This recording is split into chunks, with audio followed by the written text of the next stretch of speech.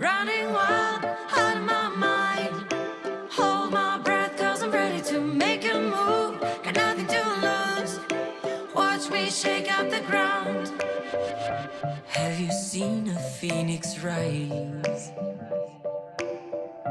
Rising up above the deep blue open skies.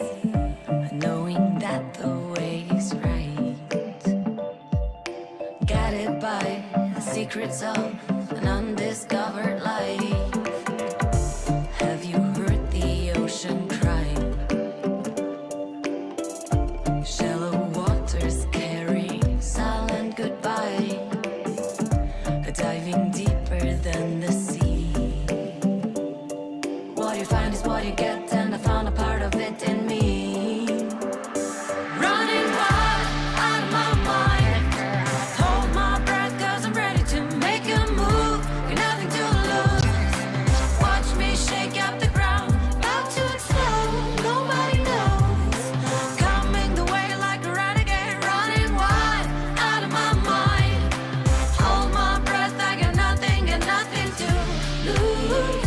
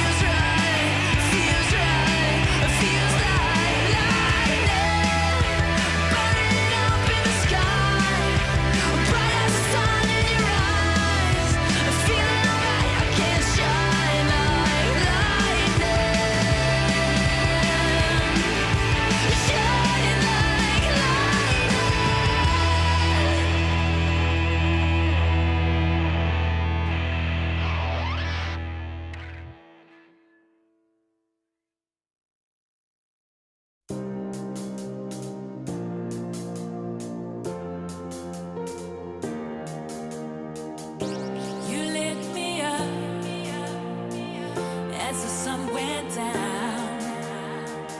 Now my search is over, over, over.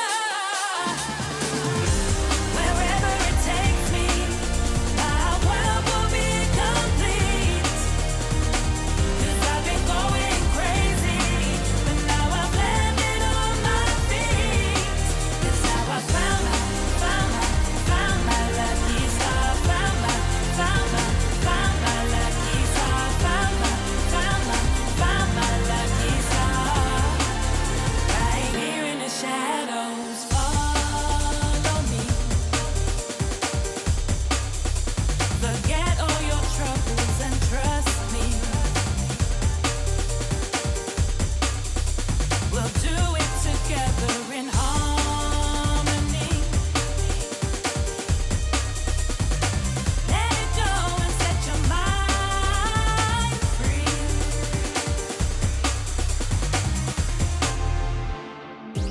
You lit me up as the sun went down. Now my search is over, over, over. Wherever it takes me, my world will be complete. 'Cause I've been going crazy, but now I've landed on my feet. 'Cause now I found my lucky star, found my lucky star, found my lucky star. Right here in the shadows, right here in the shadows,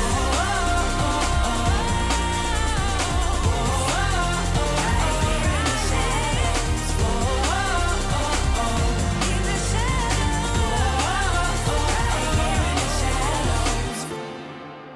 right here in the shadows.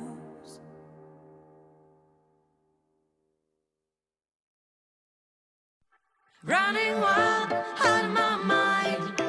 Hold my breath 'cause I'm ready to make a move. Got nothing to lose. Watch me shake up the ground. Have you seen a phoenix rise? Rising up above the deep blue open skies. Knowing that the way is right. Guided by the secrets of an undiscovered life. Have you heard the ocean cry? Shallow waters carry silent goodbye. Diving deeper than the sea. What you find is what you get, and I found a part of it in me. Running wild out of my mind. Hold my breath 'cause I'm ready to make a move. Got nothing to lose.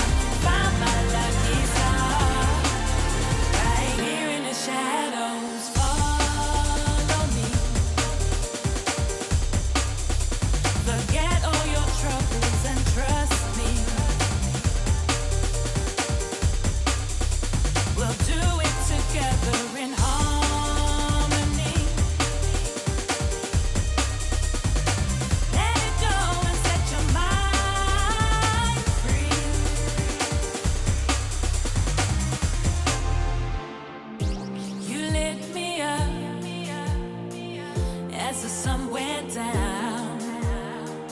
Now my search is over, over, over. Wherever it takes me, my world will be complete. 'Cause I've been going crazy, but now I've landed on my feet. That's how I found my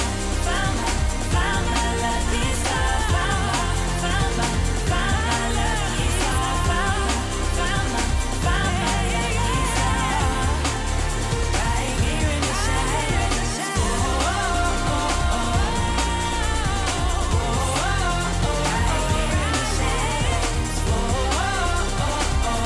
In the shadows.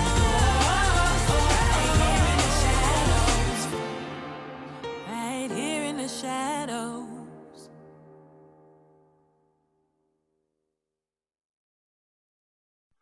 Running wild out of my mind. Hold my breath 'cause I'm ready to make a move. Got nothing to lose. Watch me shake up the ground. Have you seen a phoenix rise? Rising up above the deep blue open skies. Knowing that the way is right. Guided by the secrets of an undiscovered life. Have you heard the ocean cry? Shallow waters carrying silent goodbye. Diving deeper than the sea. What you find is what you get, and I found a part of it in me. Running wild out of my mind. Hold my breath 'cause I'm ready to make a move. Got nothing to lose. Watch me shake up the ground. About to explode, nobody knows. Coming the way like a renegade. Running wild out of my mind. Hold my breath, I got nothing to lose. Lose. Da da ba da ba da. Lose. Lose. Da da ba da ba da. Have you felt a human grow? Open up and step right out of the shadow. Wondering what is left inside.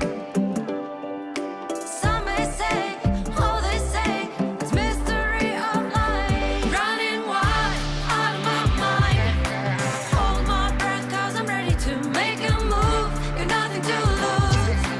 Watch me shake up the ground. About to explode, nobody knows. Stop and refocus. Get a clearer perspective. See things from different angles. Power up and set your eyes on the prize. It's time to step up and rise to the challenge with the Redmi Note 11.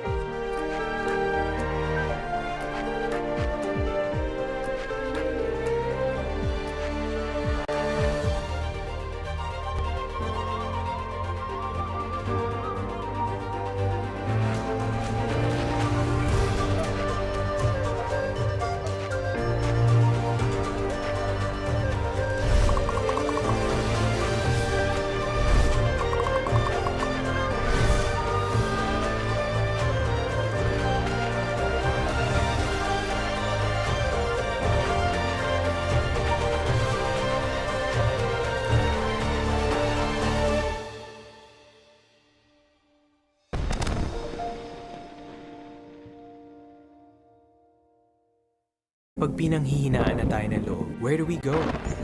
We go where our power lies. With Go Plus 99. 8 gigs for all sites, plus 8 gigs for our favorite apps. Let's own the future with Globe Prepaid.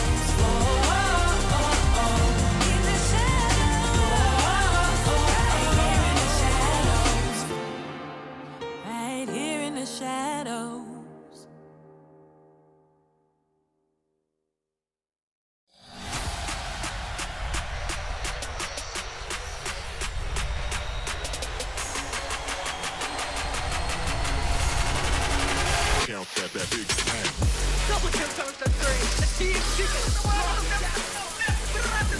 Take him down. They don't have the damage. SVTC.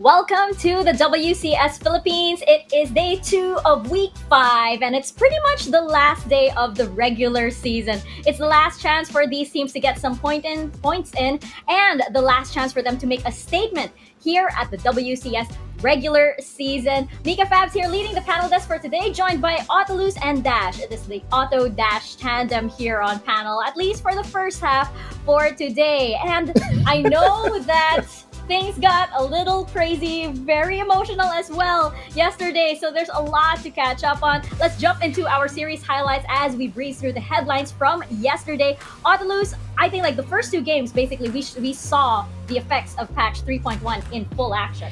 Oh, definitely. We also saw Fiesta, right? Multiple kills handed over to, either squad. And we saw Grindsky getting the better of Oasis, of wonderful performance of course, Tactical. We also saw, a couple of drafts that we did not really expect. Wukong being played here in competitive. At least this is the debut of Wukong in WCSPH. We also saw Annie, we also saw Nasus. So there's a lot of champions that are now stepping up to the plate. I'm not 100% sure if it's part of their experiment because, again, we are on the new patch. Yeah, and we're bound to see more too. I think we're gonna see more experimentation today. And Dash, as Autolus mentioned, we saw the Annie and we also saw Cerebrum's win against RRQ. Yeah, and that was really surprising. Honestly, that game was... I wasn't expecting it. I was also think the one anybody was that they expecting casted. it. Yeah. Like what was that? During that time, CE had only one chance for them to win, and they were able to breeze through that game in the last seconds, and that's where it all snowballed in their favor. For that part, it might be also because of the Annie pick that came out of nowhere, and also because of how they use most of their champions, especially in the third game. How was really on the rampage with all those light bindings hitting, and also the way that the people adapt to the new patch using the new items, the Hull Breaker, the Divine Thunder has been super effective during this times. During yesterday's games. Yeah, and that's the thing, right? Now there's suddenly a new meta that is forming right before our eyes over here. And just a week, just a few days before playoffs. So now I think it's the time for teams to go crazy. It is the best possible venue for them to actually try out, any theories that they might have about this current patch. And as we mentioned, we're seeing new champions suddenly come in the middle of the season, well, at the very tail end of the season. And we're seeing a new pace of the team suddenly because of especially the new items that are making a huge difference. Now, there was also a very important moment. I just want to bring this up at the very end of yesterday's broadcast, a very emotional interview with Orthros from Team Underground, and it's a reminder that we're all human here. And sometimes it's easy to forget, of course, because we're behind the screen and we're all online. But we should always remember that, of course, there are humans, there are stories, there are actually feelings behind the screens. And Team Underground has been having a very heavy week, so I hope you all will join us and just giving them that extra boost of support. I know all of the teams are behind their backs as well because there's a lot of friendly sportsmanship going around here at the WCS, and that's just something that WCS, that Riot Games, and all of our sponsors also promote, just like PPGL, the largest multi-game esports league in the country, together with our mothership Riot Games. And our official mobile partner will always be there for us, Xiaomi. The hashtag Redmi Note 11 is equipped with 90Hz AMOLED dot display, making it possible for you and me to experience powerful and responsive gaming. Less waiting time with 33 watts pro fast charging enabled by the all-new MMT technology and a 6nm Snapdragon 680 for high performance while improving battery life. More information about the Redmi Note 11 is available at the Xiaomi Philippines Facebook page. And you can have the best time in the Rift with Globe Prepaid's Go Plus 99. Get wild with 7 days of 8 gigs of data for all gaming apps, 8 gigs of data for all sites, and only all net text. You can always be prepared to take up the challenge in the Wildrift, so download the new Globe One app now to register. It's the one with the red. I said this a few. I think I said this last week. Yeah, I saw it too. There are two Globe One apps. You get the one with the red one. Yeah, I got confused. And of course, this tournament is under the supervision of the Games and Amusement Board. And now, thanks to all of our sponsors and everybody here at the WCS, you guys have a chance to win a Timo or Pengu pop socket. It's really, really cute. All you have to do is guess the winning team. Join us in our little panel predictions here of our featured matches. Predict the score. Comment on our post in WCSPH page with your most creative answers. Let us know why you think this team is going to win, along with the hashtag WCSPH. The top 5 best entries will receive the cute little Timo or Pengu pop socket of your choice. I want the Pengu one.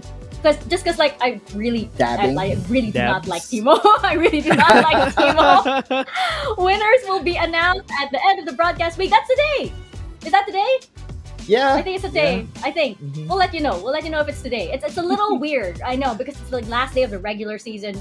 And we're anticipating, we may anticipate some tiebreakers here. Actually, we'll get into that a little bit. There's a lot to discuss regarding those. But just so you guys know, our featured match for today for those pop sockets is our last match of the day. So I hope you guys are going to stay with us until the very end. It's going to be Team Underground versus Fennel Adversity. So yeah, help us predict those matches. Let us know why, and you might see those cute pop sockets right by your phone's little thing. Not today, but like on the WCSPH, I learned that a pop socket is the thing that you put on your phone. I picked up my phone, but of course the only phone here that matters is the Xiaomi one. So we're gonna steer clear of that. But going into our tournament format here and our standings now. I'm going to hand this over to Otulus because there's a little bit of math that, Tita Mika, cannot comprehend here. But there's a very special reason as to why today is kind of special and why tomorrow may or may not happen, because tiebreakers and the current standings, it gets a little weird. There are a lot of what-ifs happening. Yeah, I kind of want to fast forward to the standings. Again, just looking at the format, we started February 25, and now we are at the end of things for the regular season. And towards the end of the regular season, of course, we have to put into consideration the tiebreakers that we will have. Now, as we look into the standings, we should see over on the standings that we already have a locked number 1 seed, and that's going to be Team Underground. Now, for Team Underground, basically, their game today, which is against Fennel Adversity, somehow non-bearing, but they could actually play spoiler to Fennel Adversity's quest to reach number 2. Now, looking at the standings that we have right now, Grindsky Esports, Team Secret, and Fennel Adversity are so close to each other that there is a potential for them to have a 3-way tie. Now, this is the catch. If Grindsky Esports, Team Secret, and Fennel Adversity ties for second, it will be Team Secret that will be advancing as the number 2 team here in the Philippines. Crazy, right? That's because of the tiebreaker rules that we have, that the head-to-head won't really matter if there are only 2 teams that will be tied. What will matter if there is a 3-way tie is the strength of victories. When we say SOV or strength of victories, we are taking into account the strength of the opponents that you beat. Remember, Team Secret was able to win against Team Underground. Fennel Adversity was also able to win against Team Underground. That gives them the upper hand. So this is a very crazy day just to think about it, because Grindsky Esports, we're looking at them right now. They're currently at number 2. But after today, could potentially be number 4 because of our tiebreaker rules. Same goes for RQ and the Oasis Gaming. Looking at my notes here, I believe that RQ currently has the upper hand when it comes to SOV and when it comes to head-to-head. So we will see how this day progresses. All I can say is the game number 1 or series number 1 will tell really if we will have a lot more succeeding stories to unfold. Speaking of which, let's check out today's match schedule, because as Otulus explained, there's going to be a lot of movement in our standings right now. And as you check out the match schedule, you can see that every single match that we have here, there's going to be some kind of shuffle in the standings for better or for ties, I would say, for today's matchup. So it's going to be really, really intense. And I think that everybody here, everybody watching right now, we're going to be looking at the standings every single game, pretty much. And this is the last day of the regular season. So Dash, it's going to be so crucial. It's going to be so important for all of these teams to get those points in. Yeah, what I'm really excited for, especially for these matchups right here today, would be the third game. CE versus SS would be a lot of things all together. And that's why I want to see what's going to happen with them. Will they experiment a lot? Will they show or flex their muscles during the game? But overall, these matches, they're all solid. Everything relies on what GS versus RRQ would do, like what Autolus said a while ago. So it all lies on if Grindsky wins or if Grindsky loses. That is what's going to unfold right here on this game. And I'm really all up for what's going to happen today. Yep. And I do think that, Cerebrum and Sunsparks is going to be sort of like our swan song series, because unfortunately it is mathematically, unlikely that we will be seeing them at the playoffs. But of course, it's going to be an important matchup because it is going to be their last one for the WCS. And I think it's going to be a fun one, of course. Yeah. I mean, come on, we saw an Annie yesterday. So we'll get into that, of course, as we discuss that series. But first up, it's a big one. It is going to be Grindsky versus RRQ. Now, Grindsky Esports, this team really turning the tide here at the WCS, and we've been calling them, we've kind of been calling them the underdog in several matches before, but they've managed to actually beat several favorites like Team Secret, like Oasis, Autolus. This match is pretty much hyped because we were talking about this previously. The only two teams that Grindsky has not beaten in the WCS are Team Underground and RRQ.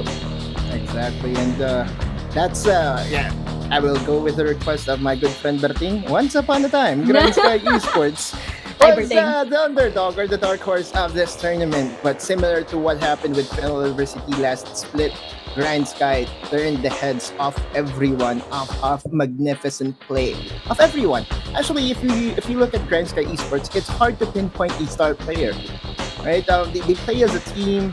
If one player pops off, the next day you could not really bet that he will be the same player that will be popping off, and that's the nature of this team. That's the identity of this team. I did say, or we did mention about the fact that Grindsky hasn't won against RRQ. Apparently, there is some sort of a kryptonite, or in anime references, I would say that Grindsky Esports is like Naruto with the character progression, and on the other side, RRQ is like the Sasuke.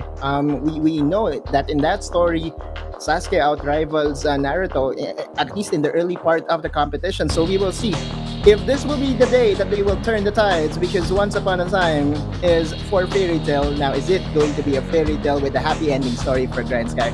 We will find out real quick. Now, heading over to our solo player highlight, that's going to be Bambi, the princess, okay? The deer. Let's go. All right, Bambi here in the mid lane. Again, we hyper-focus on the mid laners, or on the solo laners, because they now have a new toy to play with.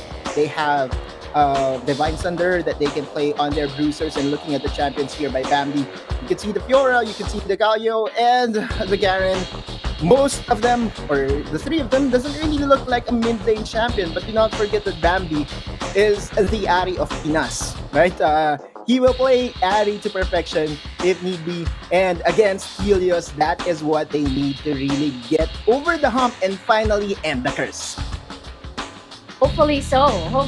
And you know what, Grindsky, it doesn't seem like they are cursed at all with all of the success that they've been enjoying so far here at the WCS. And, Autolus, of course, we've seen this team from the Icon series last year, and it's amazing. Their progression has just been incredible, and it's a testament as well to the organization backing them up. Now, on the other side, we do have RRQ, and very clearly, the momentum is not quite on their side right now. I mean, they were, of course, thrown off by the Annie. We all were yesterday. They're currently in 5th, just a game difference away from Oasis Gaming and Dash. Here's where this win matters for them, because they're playing for better placements for the playoffs brackets right now.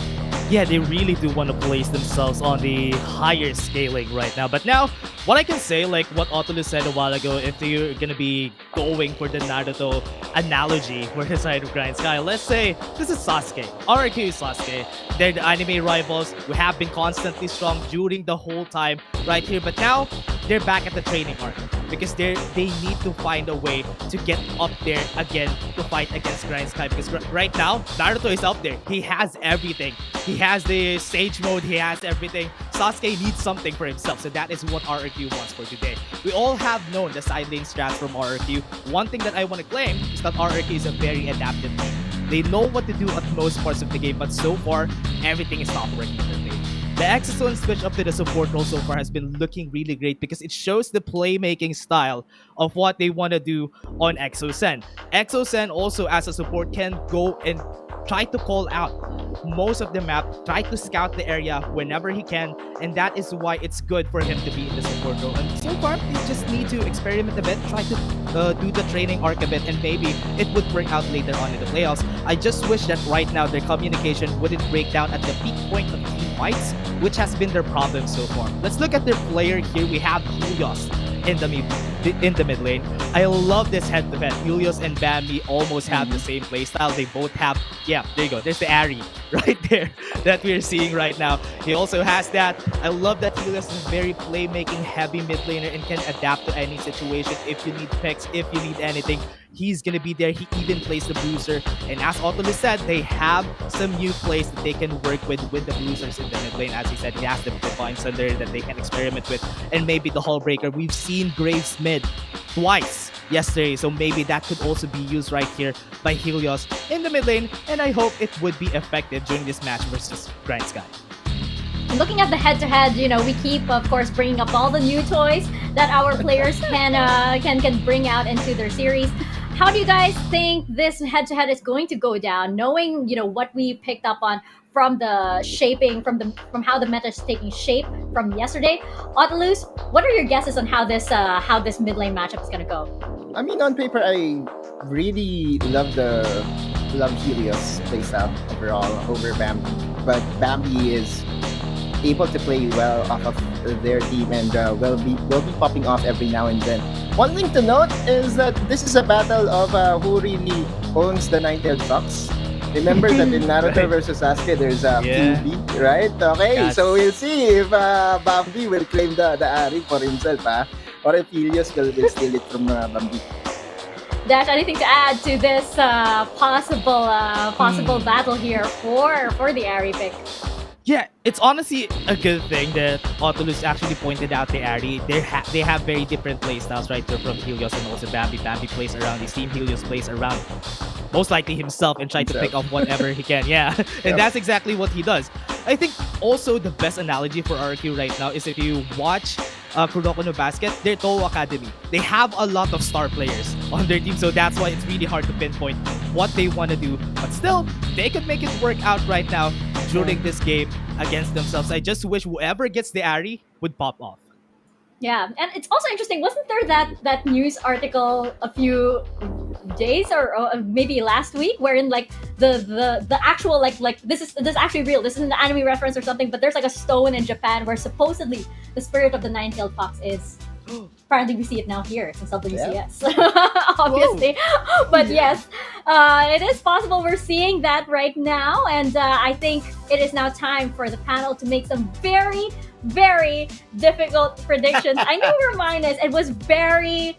This is really hard. I'm prepared to be tagged. By the way, just putting it out. I'm prepared to be tagged, but I am pulling it's either over. Kaigo or GS, right? Yeah, I am. Right. Pulling now our consequence of the day. I'm running out of consequences, by the way, guys. So if you have any suggestions, let me know. I mean, you can always use the hashtag WCSPH and tag us as the panel. But our prediction part, Naruto cosplay. No, should we? It's kind of like that. You have to draw the team secret eye on your forehead. Okay. Okay, sure. I'm game for that. I'm game for that. So stay tuned on the post show to see who is going to have that that eye, a third eye. Or I maybe guess, we can on choose the a logo. How about that? Or we can choose a logo. Yes, we can choose a logo. Why not? Other There's logos some- are hard though. I But know. okay, sure. I was like, What's Grindsky is the kind of easiest logo though? yeah. I'm trying to Grindsky is kind of, remember. Well, maybe easy. later. Let's decide. You want to try Cerebrum? Cerebrum's is like art. No, Cerebrum, I'll just, let you examine It's my like brain. brain. CT It's scan. like- Let's go.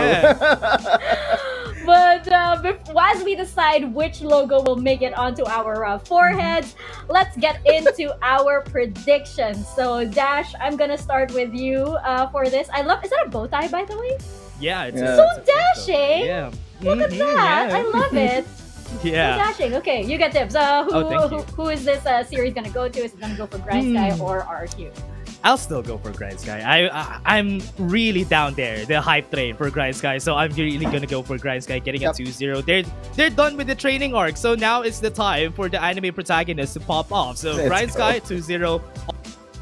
Kagebunchi, Oculus? let's go. Yeah.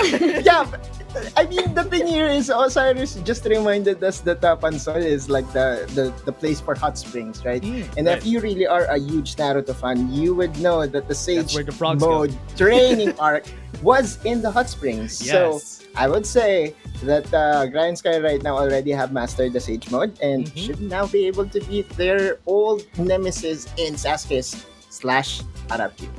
So The my prediction- Pansol buff is making sense. Yeah, exactly. Yeah. Come on. So my Yeah. prediction is Grindsky will be getting this and will be locking themselves as the number 2 team for WCSPH season. Oh, you know what? You know what? Yeah. I've usually voted for RQ. This time around, though, on the last day, I'm voting for Grindsky. Hey. I think that I do believe, like, now that we've unlocked that secret of the Pansol buff, I think, Yeah. okay, it's real. It's real. Who's It's the real frog, now. though? I Yeah. think. I want to know who's the frog. I think that this is gonna go in the way of Grindsky Esports. This team has just been doing so well, and I think they're ready. They're ready to lock in that second place seed for our playoffs. Now, let us know if you guys agree. Use the hashtags #WCS or WCSPH or Wildrift Champion C, and let us know if you agree or disagree, or maybe want to add in some analogies of your own. We're very much welcome to that. Now, before we jump into the series, I just want to clarify something for everybody out there who might be wondering how the new items. It's still a very, very fresh patch. But before we throw it to our casters, I just want to throw this to Oculus over here. Oculus, we keep bringing up Divine Thunderer over here. Can you let us know how crucial it is exactly for certain champions and how crucial it is for the meta? It seems to be a very, very recurring, more so than the Hullbreaker actually, or maybe it might have just been the games from yesterday. How crucial it will be and why our audiences need to look out for it in this current patch. The thing with Divine Thunder is it's good against bruisers or champions that have a lot of HP. And you could see that in the draft alone of our WCSPH teams. You could see a lot of bruisers, a lot of fighters, and so Divine Thunder is actually the Trinity Force of choice for most of our champions right now. She now has 4 iterations. You have Trinity Force, you have Lichbane. We used to have Iceborne, well, we still have Iceborne Gauntlet, which is basically now being forgotten for some reason. And now Divine Thunder comes into play that is very good against bruisers, gives you HP, and that's the reason why if you are all about the extended team fights, all about the sustain, go for Divine Thunder. Can't go wrong with that. There you have it. Dash, anything to add to that before we throw it to a quick break? I really don't want to give this strat to everyone, but everyone, if Iceborne is being forgotten right now, there's a certain use for Iceborne. So if you think about what Thimble Winter is right now, it goes with the slow. So if ever you want to try and experiment something, try it with tanks. Thimble Winter and Iceborne is gonna be as strong. The only way you're gonna use Iceborne right now, except for Ezreal, that is that use it with Thimble Winter, and maybe you'll find something really interesting. But back to the Divine Thunderer and Triforce, there's still the really great choices right here for the game. The Hullbreaker, it's very situational on what champion you're gonna use for the Baron lane. Yeah, that's why it's really hard to place it in the meta right now, especially that everyone wants to go for 5v5 fights. So for now, yeah, Divine Thunderer is up there right now for the meta. Yeah, so these are just things that you can keep your eyes on, especially as as the stats and the items pop up, because this patch is, of course, the meta is really shifting with these certain items in play, and we're seeing it, as I mentioned earlier, right before our very eyes. We're gonna see it in effect in our first series of the day as well, between Grindsky Esports and RRQ, right after this quick break. Let's go.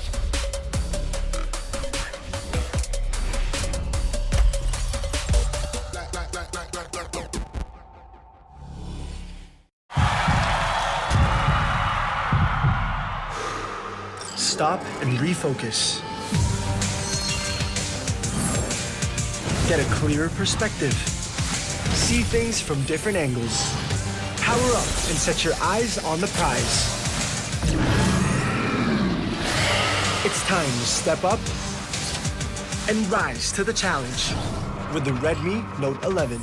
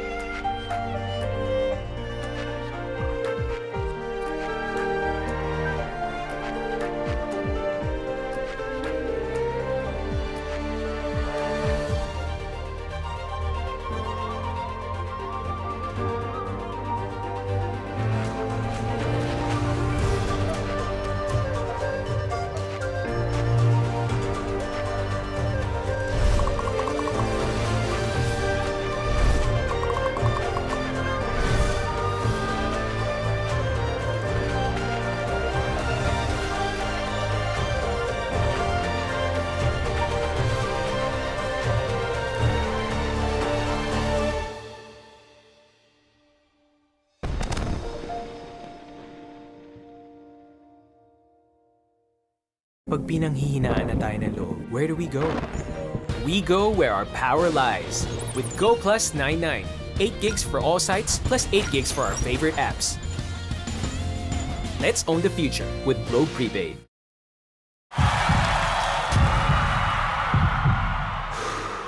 Stop and refocus. Get a clearer perspective. See things from different angles. Power up and set your eyes on the prize. It's time to step up and rise to the challenge with the Redmi Note 11.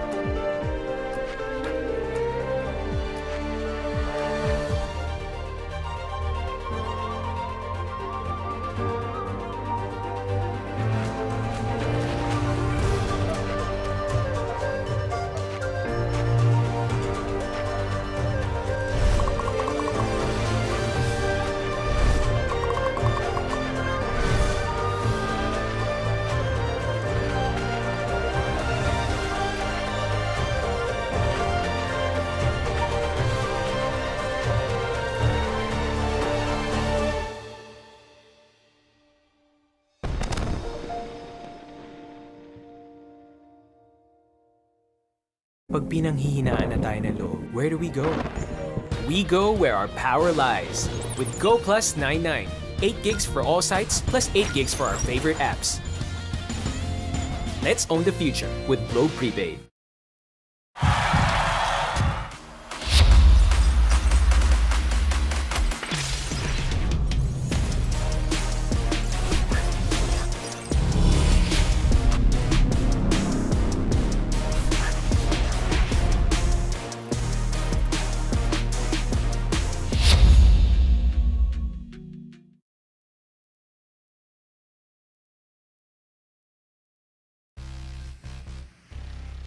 Over 4 weeks in the making, within the round robin from these teams to conclude for the top 6, and we are now here for the last hurrah.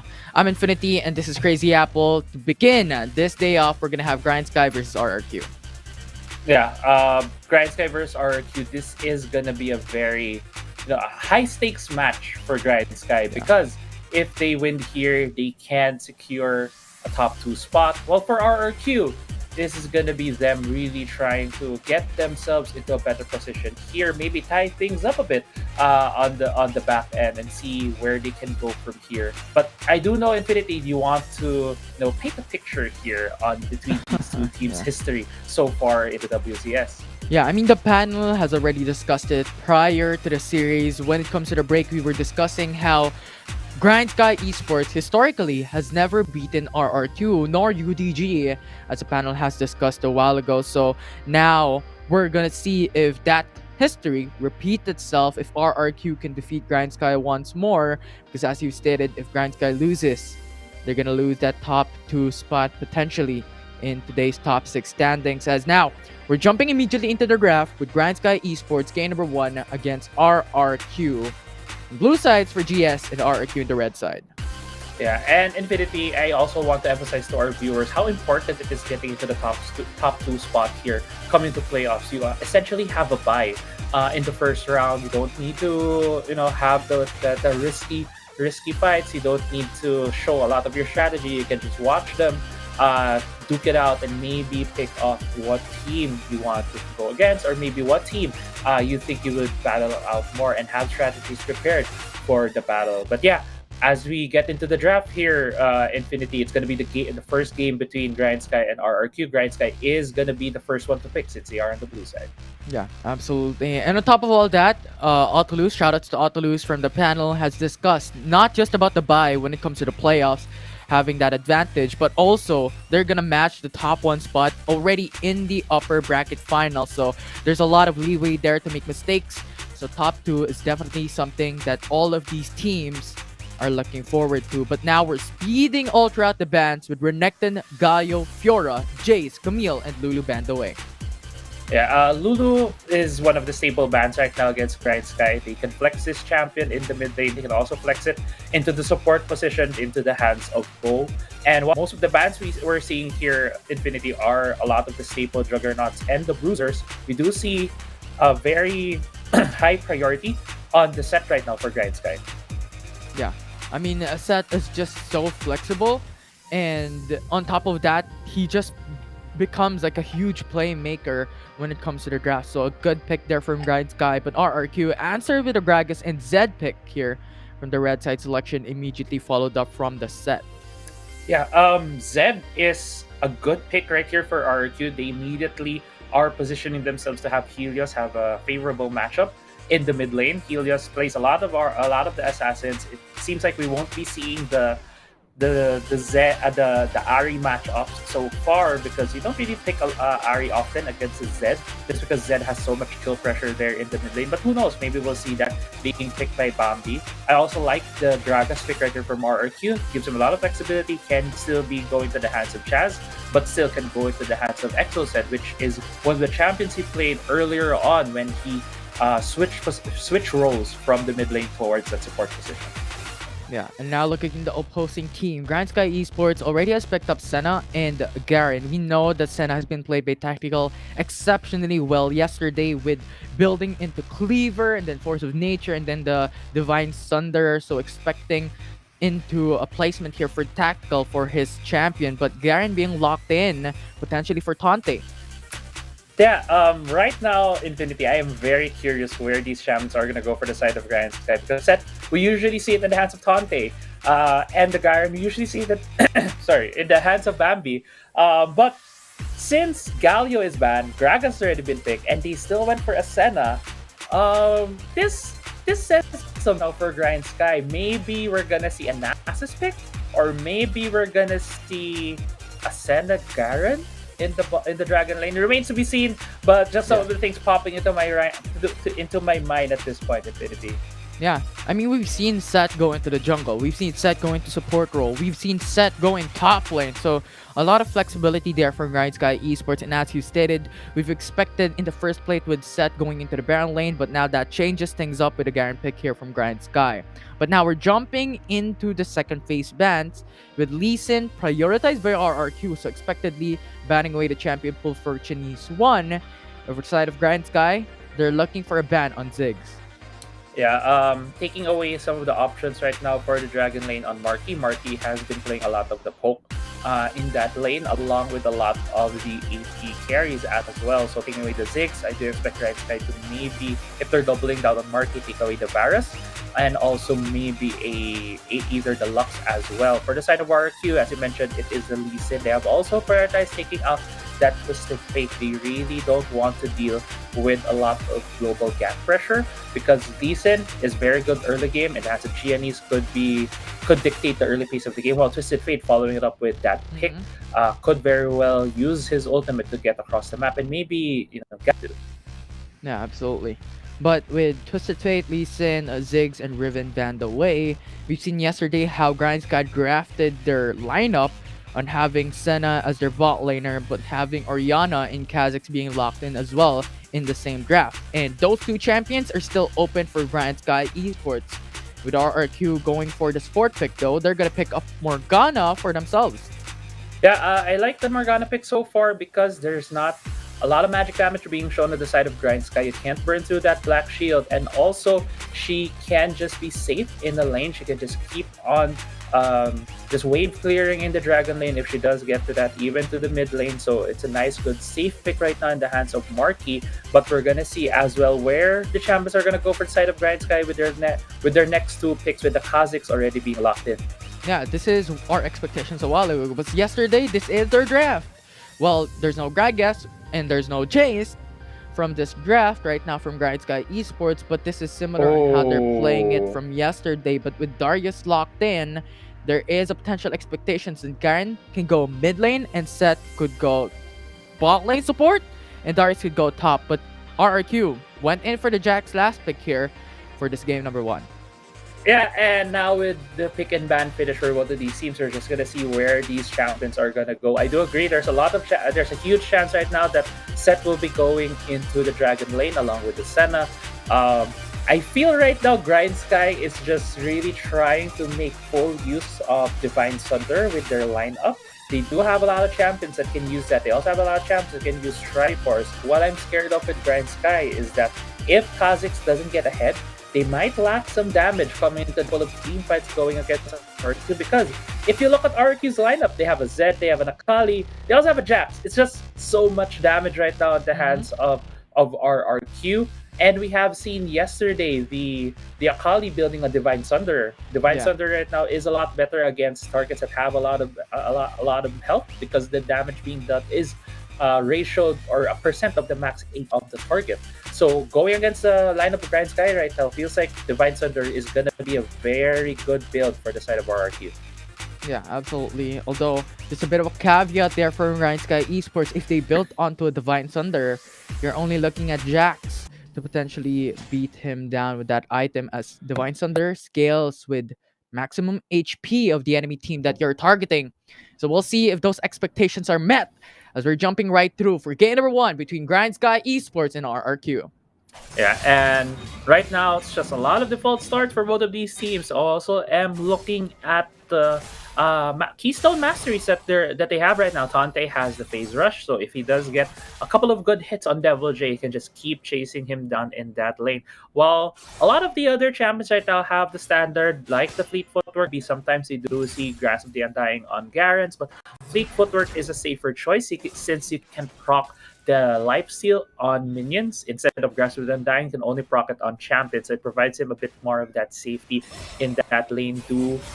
We do expect that Bambi won't just keep falling here in the mid lane, but rather trying to play a more defensive posture, and maybe we'll see a couple of scuttle contests for both of these teams.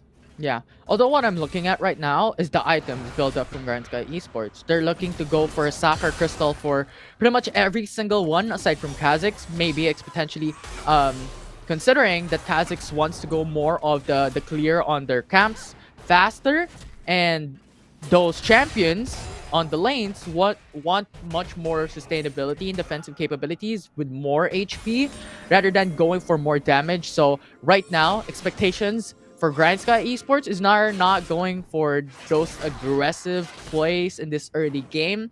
They're going more for that playstyle on the 4-minute mark on those Dragons and Rift Herald. Yeah, I think that is the expectation. And with these amount of Ruby Crystals, it feels like they are building a lot of HP on their side.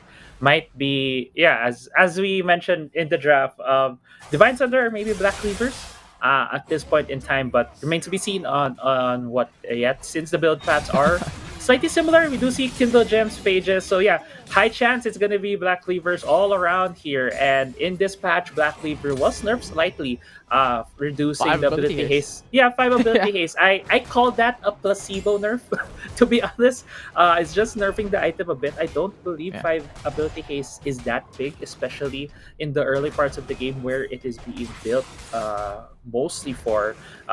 We haven't really seen a lot of third or fourth item Black Cleavers, and if it does happen, it seems very inefficient. So Black Cleaver's power really is in the AD and health that it provides. The passive is a good bonus, and it's something that we do see as a good usage for, but it's mostly for the later game because no one really builds armor in the first couple of minutes, especially when we get into the 4-minute mark where we're gonna see the first couple of fights for the Dragon and for the Rift Herald.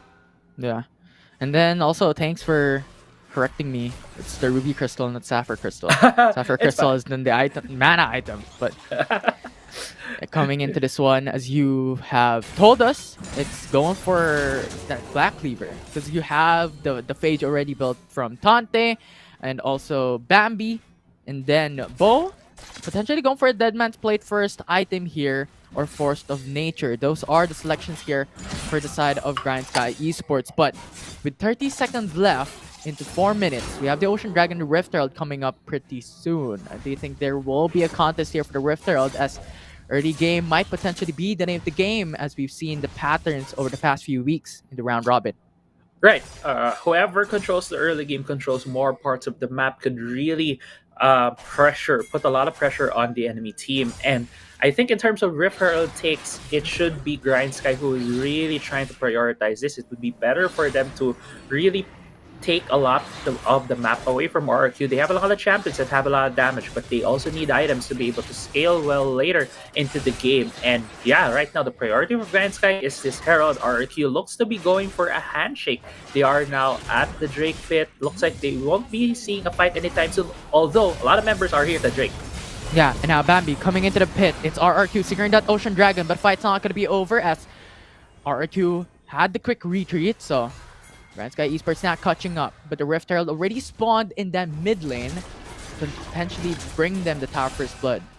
Yeah, almost right there. The tower still a bit healthy with 1,000 HP. Just a quick summon right there to really take it off, at least getting some more gold infusion and having that a bit of pressure right there, because our killer right now needs to think about the mid lane. They also need to try and go back to it whenever there's a lot of members from Grindsky. And looking at the first couple of items here, Infinity, we are not seeing a lot of fights yet, which is very indicative of the RRQ style. So let's go into the items. Bo getting caught out, but with the Divine Thunder right now on Akali, on Devil J. This is a build we saw yesterday into the hands of Azar when he was the one playing Akali there in the Baron lane. And you would think that having a Divine Thunder would lessen the damage of Akali, but it doesn't. She still deals a lot of damage, but Qeon is here. I think he might be getting caught out here. Yeah, forcing out the flash. Shaz comes through with another flash here. Double J missing out the shuriken flip, but that's the first blood secured by RRQ. Now Tante is stuck pinned down under the turret with another kill for RRQ. Yeah, but two members right now from Grindsky. Not sure if they want to go for this fight, but looks like they're just retreating from the members of RRQ. There's still four members of RRQ are falling back here. So if Grindsky gets a bit too aggressive, they might be getting caught out. But yeah, does it look like the fight's gonna continue? Great punish right there from RRQ. Chianis was a bit too far forward and it spilled towards the top side of the map. Tante will also take it down. Two quick kills right now on the side of RQ, giving them this 2,000 gold lead. Yeah, absolutely. And amazingly enough, Devil J is not immediately going for the Lich Bane, but instead building his path to Leandris. Might potentially be just half of the Leandris purchase to then go for the Lich Bane. It's still gonna be a question here. They're really going to play for that mid-game fight as everyone is building towards their first core item, with Tante already securing the Trinity Force. Chinese 1 with the Humus Ghost Blade, so a lot of damage coming through. Yeah, he showed himself too early here. That mark already down, and Bambi with the Damation Justice alongside with the ultimate from Tactical, securing their kill. Yeah, it didn't matter. I thought Chenny showed himself too early. Helios could have done something to get away, but with the global ultimate from Tactical was able to get that kill. RQ though, look to answer back. Chaz and Exosen is coming through to the bottom lane. Chinese 1 is already down. Bambi has to retreat. He's down very low. And that's double for RRQ. Now Chaz is looking for another as he jumps towards Tactical. The casket might be there, but he has already used it just a while back. Tactical is down low as well as Chaz secures the kill with a root from Marky. They get another. That's a 5-kill lead from RRQ. And this looks to be the start of a repeat in history here. RRQ getting the early lead, already 4-0-2 on Chaz on the Jax. And we were talking about how RRQ needs a lot of resources because they have a lot of carries on their side. They do have a lot of damage, but they need to get some gold over across the map. And Chaz is getting it with these skills as we get into this replay. I think Grindsky here stayed a bit too long in the bot lane. They were trying to shove it out, trying to hit the tower, or maybe even thinking about getting it. But RQ already with the rotation going to the bot side was able to get 2 quick kills and even following it up with the tower dive. It's just a very souped up team at this point for the side of RQ. Yeah, absolutely. But now, as the Infernal Dragon is alive, one of the most important dragons in the Rift, this Grindsky is looking for that dominance in the river. As Chaz starts the dragon, Bambi is there, getting the vision. No all in as of yet, but RRQ is still continuing with that Infernal Drake. Yeah, RQ is starting it. They have control over the river. There are a lot of pings right here. Grindsky looking to contest. It is at almost 3k health. Bambi's in trouble. He's pinned from RRQ. He has to go away. But on the other side of this pit, it's Devil J going for a 3v1. Bambi is already dead. Numbers advantage for RRQ, so they have to release the Infernal Drake. Yeah, this is going from bad to worse at this point for Grindsky. They are the team that doesn't really have a lot of damage, and if they don't get ahead early, they're gonna have a hard time. Although that was a quick kill right there in the mid lane, but still the objective is gonna go into the hands of RRQ. The trade back that they're looking for. They needed that kill. But RRQ now secures their second dragon in this game. But with both members down from a while ago as Devil J got traded. Now Grindsky Esports starting that Rift Herald with handshake on objectives. Yeah, right now, RRQ has the scaling on their side, has the 2 Drake, although this mid lane turret might look, yeah, it's gonna fall for the side of Grindsky right here. Also the Rift Herald right now in the hands of Chianis. If he summons the top side, that mark though. That mark is there, Helios. A lot of damage coming through, but you have Bambi going for a flank to get the kill as Helios falls. Yeah, good answer. Bambi also right now sieging down this turret. This turret is gonna fall into the hands of Grindsky, and 2 quick tower takes. Even the Herald getting that tackle in the top lane tower. I think it's down to about half HP. Yes, RRQ has been winning fights, has been getting the dragon, but at the same time, Grindsky has been answering back. They have been trying to scrounge up some gold across the map, taking down the standing structures and still getting some things for themselves. At this point, they really need to look for a couple more picks to get Chianis ahead, to get that buffer for Tactical to really scale on Descent and to provide a lot more damage for the team. But at the same time, it looks like the plan for Grindsky is a bit different. We do see a Hull Breaker now in the hands of Bambi on that Garen. Yeah. It's going to be quite a difficult time. But now RRQ is looking for the kill on top side as Tante is pinned, and he is in trouble as RRQ secures the kill. Yeah, quick kill right there for RRQ. 4 members were there. I think Grindsky was also looking for kills on the other side of the map. Bambi having that. Hullbreaker is a bit different. I don't think you usually see Hullbreakers on Garen. So with this implies Garen to be more of a split pushing champion for the side of Grindsky. And with their lineup, they could very well try to be as annoying as they can be by splitting the map, by trying to pull RRQ to different ends of it with the split push from this Garen, because Garen is not traditionally the fastest split pusher, but he does have some auto attack resets on his first ability to take down towers faster, and also is a very annoying champion to deal with once he gets his very tanky portion. So this could be a point of pressure Grindsky tries, even though they are currently behind. I do see a way out of here for Grindsky to eke out a win in this game, but so far RK is doing a lot of good things. Now for the 1v1, it's both with the ultimate as Double J falls down, and they get their 3rd turret in this game. But as we're seeing right now, it's a mid lane and bot lane being looked at by RRQ to push. Oh, looks like Chaz is Grindsky. there. They have a ward. They know Bambi's there. Absolutely, but no one wants to go for an all-in here as Helios just securing that turret in the bot lane.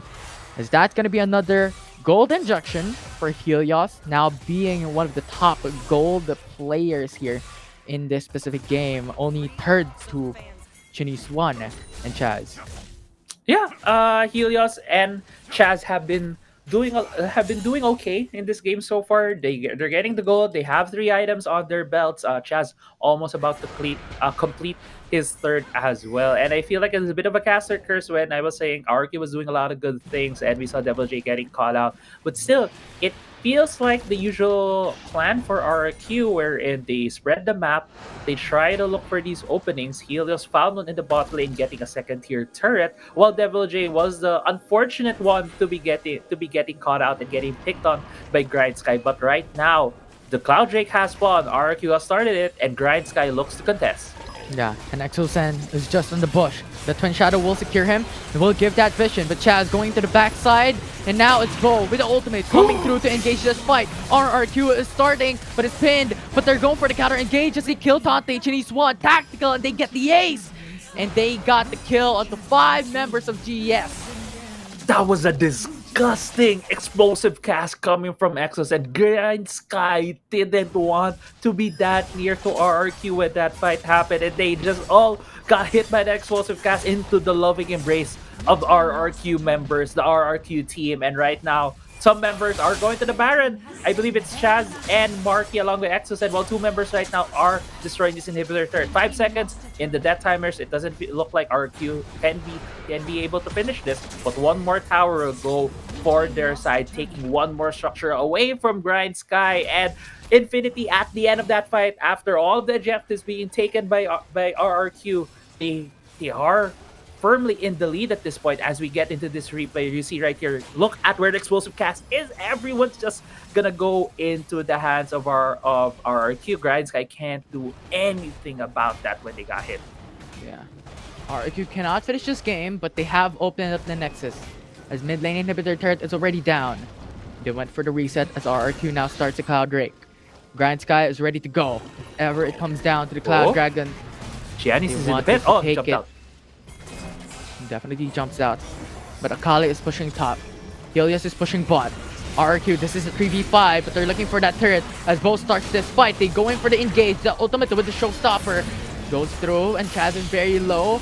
But with a counter attack, he gets the stun in. Chinese 1 is there. Bo is there. They're pinned down, and Chinese 1 is the only one left. But RRQ is looking for the Nexus. They're going in to finish this game, as game number 1 will be secured by RRQ.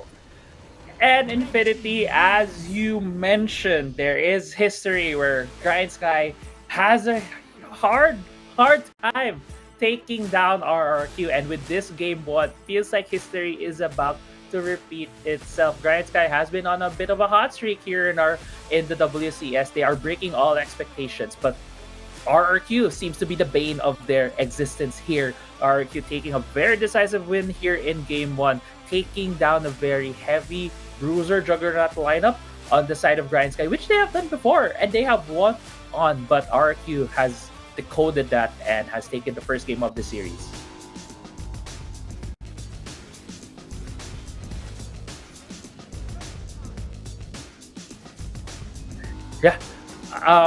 RRQ here getting into this highlights at the moment.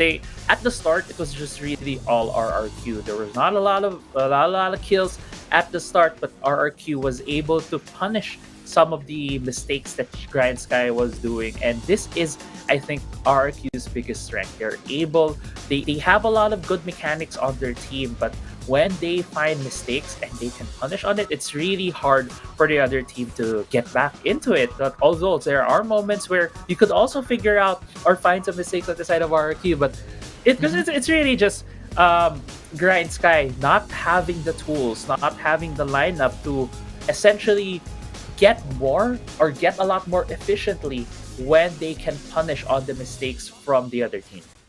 Yeah, and they just don't have any damage into certain game. And that is the reason why they were hoping for that late game with that first item, Ruby Crystal, to gain HP, to gain that later on advantage. But it's not that fast, as RRQ just finished this early on from that game number 1. But of course, the Globe prepaid player of the game, Chaz on the Jax. Yeah, Chaz on the Jax. And Chaz has been one of the pivotal carries for RRQ. They are still the King of Kings. They still have a lot of members that have the potential to carry a game for their team. And Chaz has been looked at as one of the best junglers, or the best jungler here in the WCS before. Although right now it feels like Sayonara is really having a run for his money in terms of that title. But still, Chaz on that Jax, able to get a couple of quick kills early on, extending just the lead that he had and being able to snowball the game into RRQ's favor.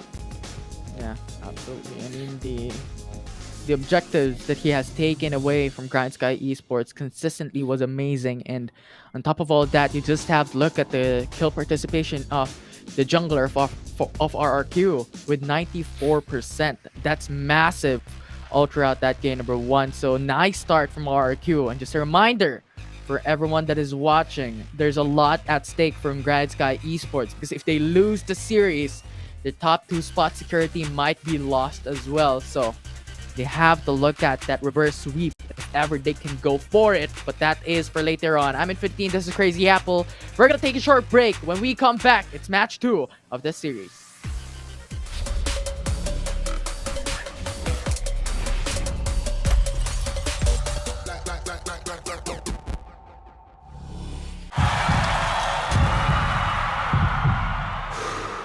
Stop and refocus. Get a clearer perspective. See things from different angles. Power up and set your eyes on the prize. It's time to step up and rise to the challenge with the Redmi Note 11.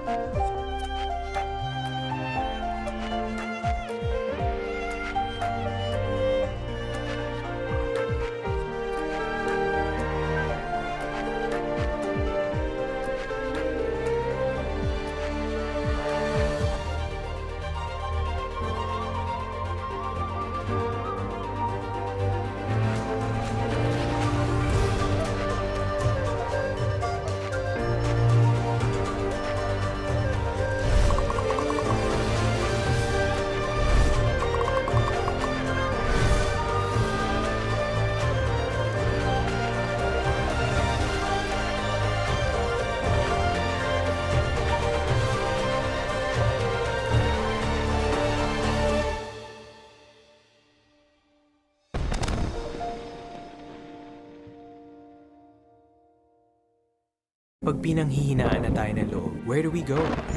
We go where our power lies. With Go Plus 99. 8 gigs for all sites, plus 8 gigs for our favorite apps. Let's own the future with Globe Prepaid.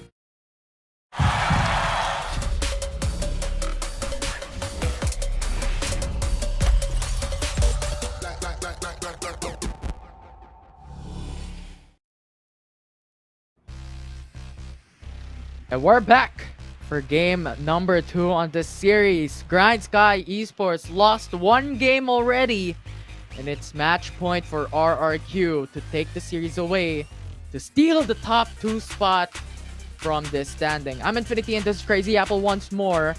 A lot of stakes on the line here for the series.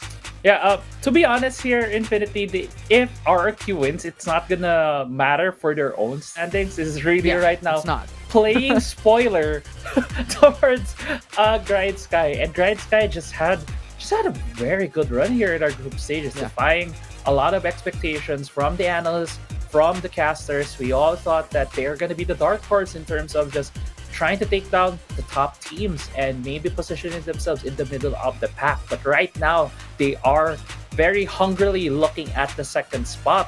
And game 1, it felt like RRQ was just really wanting to put their stamp that we are the actual dark horses of this tournament. It's not Grindsky. We can take down these teams anytime if given the chance. While here, Grindsky is trying to prove that they are not only the dark horse. That was the moniker for them when we started this, where we started the WCS. Now they are wanting to prove that they are one of the elite teams here in the WCS.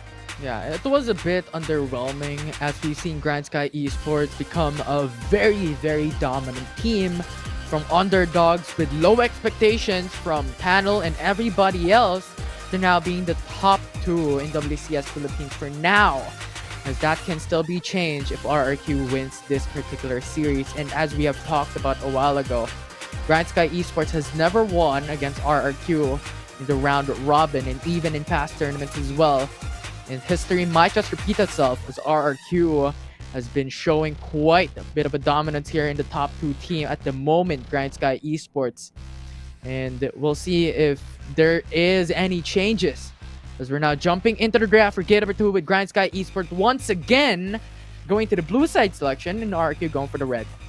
Yeah, usually here in the pick and ban phase, if you are on the blue side, yes, you do have priority on the first pick, which the tendency is the red side will be banning a lot more strong champions that are very flexible. That's why we usually see the side of the red team banning the likes of the set, sometimes the Galio, which is now have been banned by Grindsky, but still a lot of the more stronger meta picks are usually banned by the side of the red side, although there is a lot of this creativity wherein since you're gonna be the team who picks 2 champions first in the rotation order, you can leave out a lot of the strong picks, especially if these picks are some of the stuff that are utilized by your team.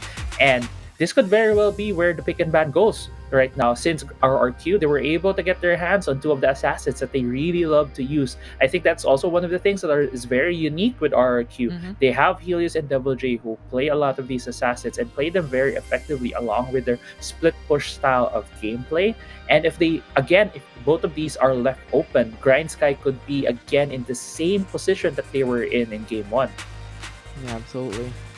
A lot of champions can be picked, especially with Helios, as you stated a while back. One of the players that has the most champions in his champion pool. That's important to take note as it is really hard and difficult to bring him down that easily. But now, as we are near the conclusion of the first phase bans here, we have Galio, Gragas, Camille, and Lulu banned away. Yeah, and this is a more slower pick and ban phase that we have seen before. But with some of the key picks being taken out, like the Jace, like the Camille, at least RRQ is taking away some of the stronger picks that we have been seeing from Grindsky. Like that Jace has been used often by Bambi, and it's a pick that helps Grindsky take control of the game early. But honestly, right now for Grindsky, if they're gonna look into having a similar game 1 draft, it's the problem there was they didn't have enough damage. I feel like maybe if they switch out the Senna, maybe have a different carry on that side. It could have worked better. But let's see, since they have already started out their draft with that set pick. Yeah, at least it's gonna be a good pick for Tante. Yeah, absolutely. And the reason why yesterday it worked, right? You have the Senna Gragas bot laner, and then you have the Orianna mid lane. So a lot more dependence on the mid lane for damage, or even Gragas to be Right. that body block for Senna from tactical. And right now, they need some more leeway on the damage aspect of this draft if they want to utilize Senna once more for this game number 2. But right now, we have Ziggs and Fiora from RRQ. So expectations with Fiora being that split pushers, a late game insurance if ever they get a bad start here for game 2. Yeah, usually we see Fiora being flexed into the jungle position, could be used by Chaz, but right now with the current item set, we have the Hullbreaker and the Divine Sunder. I think she's a better solo laner. So usually, I have a feeling that's gonna be in the hands of Devil J. Hullbreaker, second item or first item on the Fiora is very strong, gives her a lot of stats. Although I believe second item is a lot better since you need some more combat ready stats as your first item. So it could be the Divine Sunder and the Triforce. She becomes a monster in the side lanes, can 1v1 almost anyone there. And right, that's why we see a lot of Fiora bans yesterday. And now we're gonna see it coming through in this series. Yeah, absolutely. And right now, Ooh. we have Grindsky Esports finishing this up with an Ezreal and Thresh. So a lot more mobility and safety for that bot lane duo, especially that we have the Divine Zunderer and expectations for an item for an Ezreal. Yeah, but I think the Ezreal pick is a bit too early right now, unless Grindsky really wants to hide something for their second round of picks. At least Thresh is there for the comfort for the side of Bo. I just think Ezreal could have been picked in the second round of picks because the strike of Divine Thunder is really good against bruisers, a lot of tanks. And also, if you couple it with a Blade of the Ruin King and also Muramana, it's just going to be this really huge item spike for the Ezreal. But still, it's a lot more useful against tanks. So I think if you would have got them later on, it could make more sense. But still, there's still a lot of open for Grindsky here. Yeah, and I like how you mentioned that it could potentially just go for a second phase pick. Because Ezreal is not really a priority. When we think about duo lane, we think about Vayne, we think about Ziggs, we think about all these champions that has been seeing has seen a lot of picks over the past few weeks and days in WCS Philippines. So definitely an option there from Grindsky Esports, but maybe something hidden there for their last 2 picks for Grindsky. That is the reason why they're saving this up. But now, the second phase bans, we have Kha'Zix, Ari, and Zed banned away. Yeah, and briefly, I just also want to talk about at least the first couple of picks for the side of R2, which has been the Ziggs and the Rakan. Most likely, Rakan's going to go into the hands of Exos and on that support, while Marky will be having the Ziggs. They have already secured their Dragon Lane, and it is a magic damage series of champions, especially that Ziggs. So that's why Grindsky has banned out the Zed, has banned out the Lee Sin, taking away a lot of that AD damage, and RRQ taking out the Ari is comfort for Bambi. But I think one champion right now in the minds of Grindsky is the champion that you were mentioning earlier, which they used yesterday, was the Orianna. Can still fit into the composition right now for Grindsky, having that magic damage on their team. Yeah, they're still lacking that AP category when it comes to this draft, except if they want to go for a monotonic type of lineup here for the side of Grindsky Esports. But those last 2 picks is now the question with Orianna, as your expectations has been locked in here. Now the last pick, their jungler is still missing. Kha'Zix is no longer that option for them, with Rengar still being up. Can be an option for Grindsky. Yeah, Rengar could be an option. I'm thinking they could use a ball delivery system kind of champion. I'm not sure if Chinese plays Vi, but Vi could work here on their composition, but maybe either a better frontline or a damage dealing champion. Riven is unfortunately banned, so it's gonna be the Rengar for the side of Grindsky Chinese. Rengar could be a ball delivery system, but at the same time could also be a very good early pressure kind of champion in the hands of Grindsky. Yeah, these are the expectations that we both have for the Grindsky Esports draft, but they're now looking to go more of a glass cannon composition with only Set being that tanky bruiser in the front lines. But for the side of RRQ, now they're locking in for Action as their last pick here. Yeah. Akshan, have been seeing this now in the second half of the WCS more and more. Now it's gonna be, I feel it's gonna be in the hands of Helios. In the mid lane, gonna go against an Orianna. It's mostly a free lane for him. There's not a lot of kill pressure from the Orianna to take down the Akshan. On the other hand, Akshan could very well utilize a pressure point there in the mid lane to really harass the Orianna early on.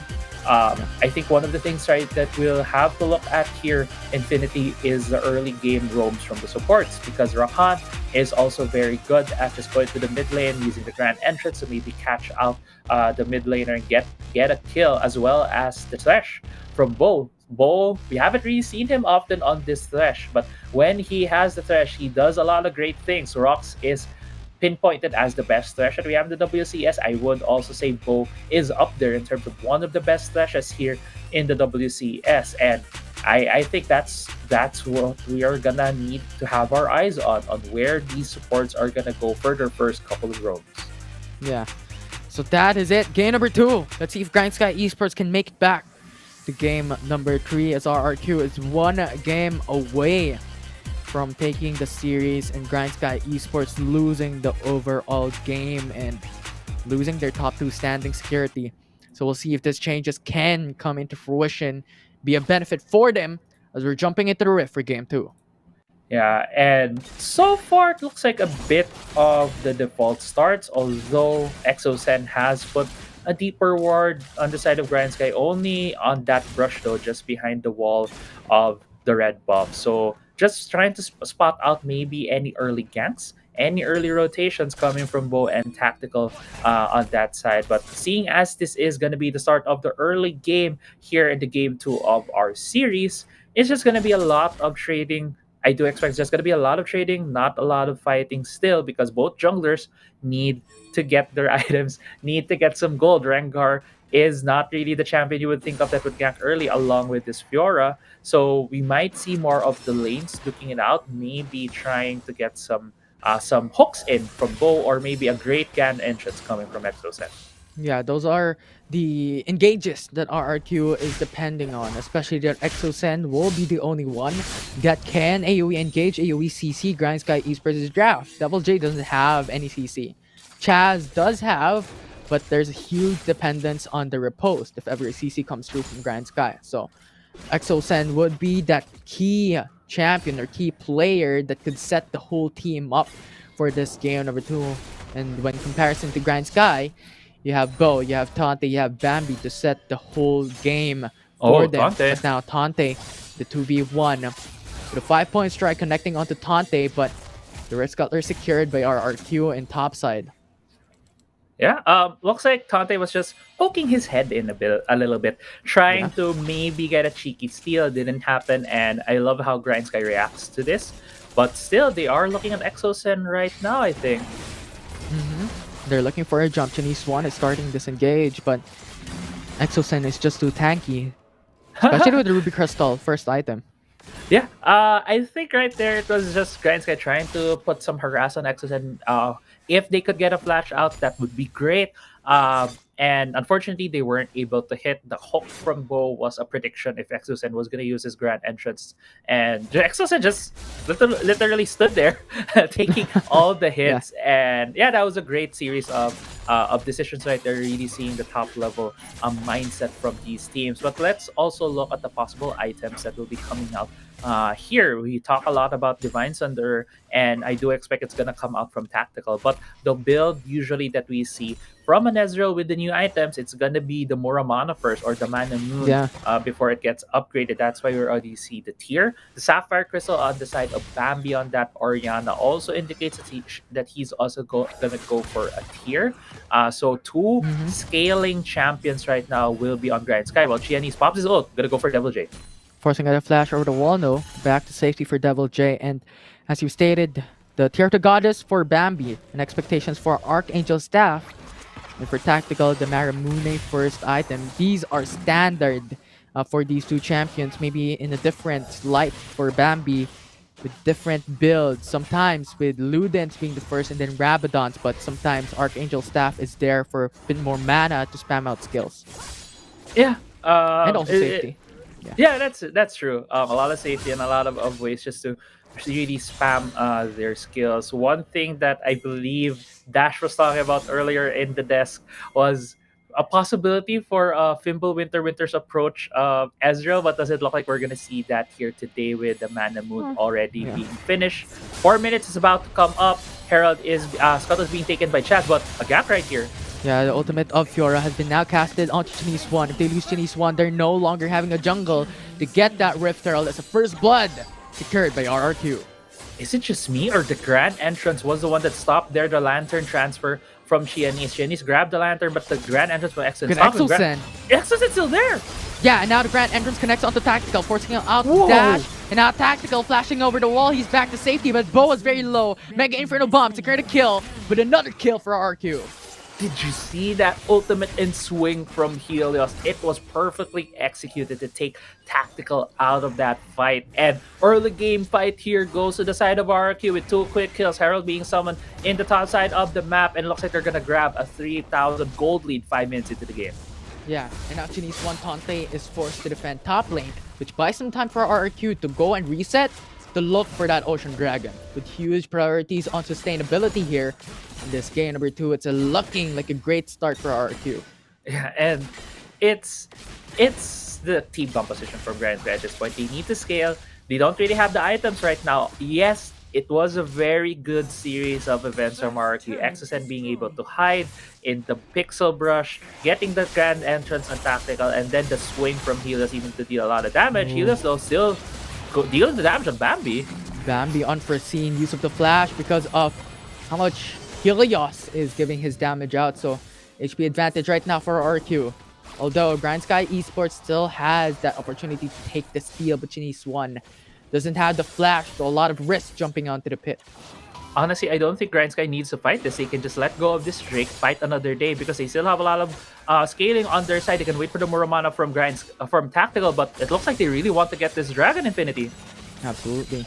And now with the ultimate from Helios, giving more damage onto Chinese One. With the Exosen zoning them away, RRQ secures their second objective 6 minutes into the matchup with 4k gold lead.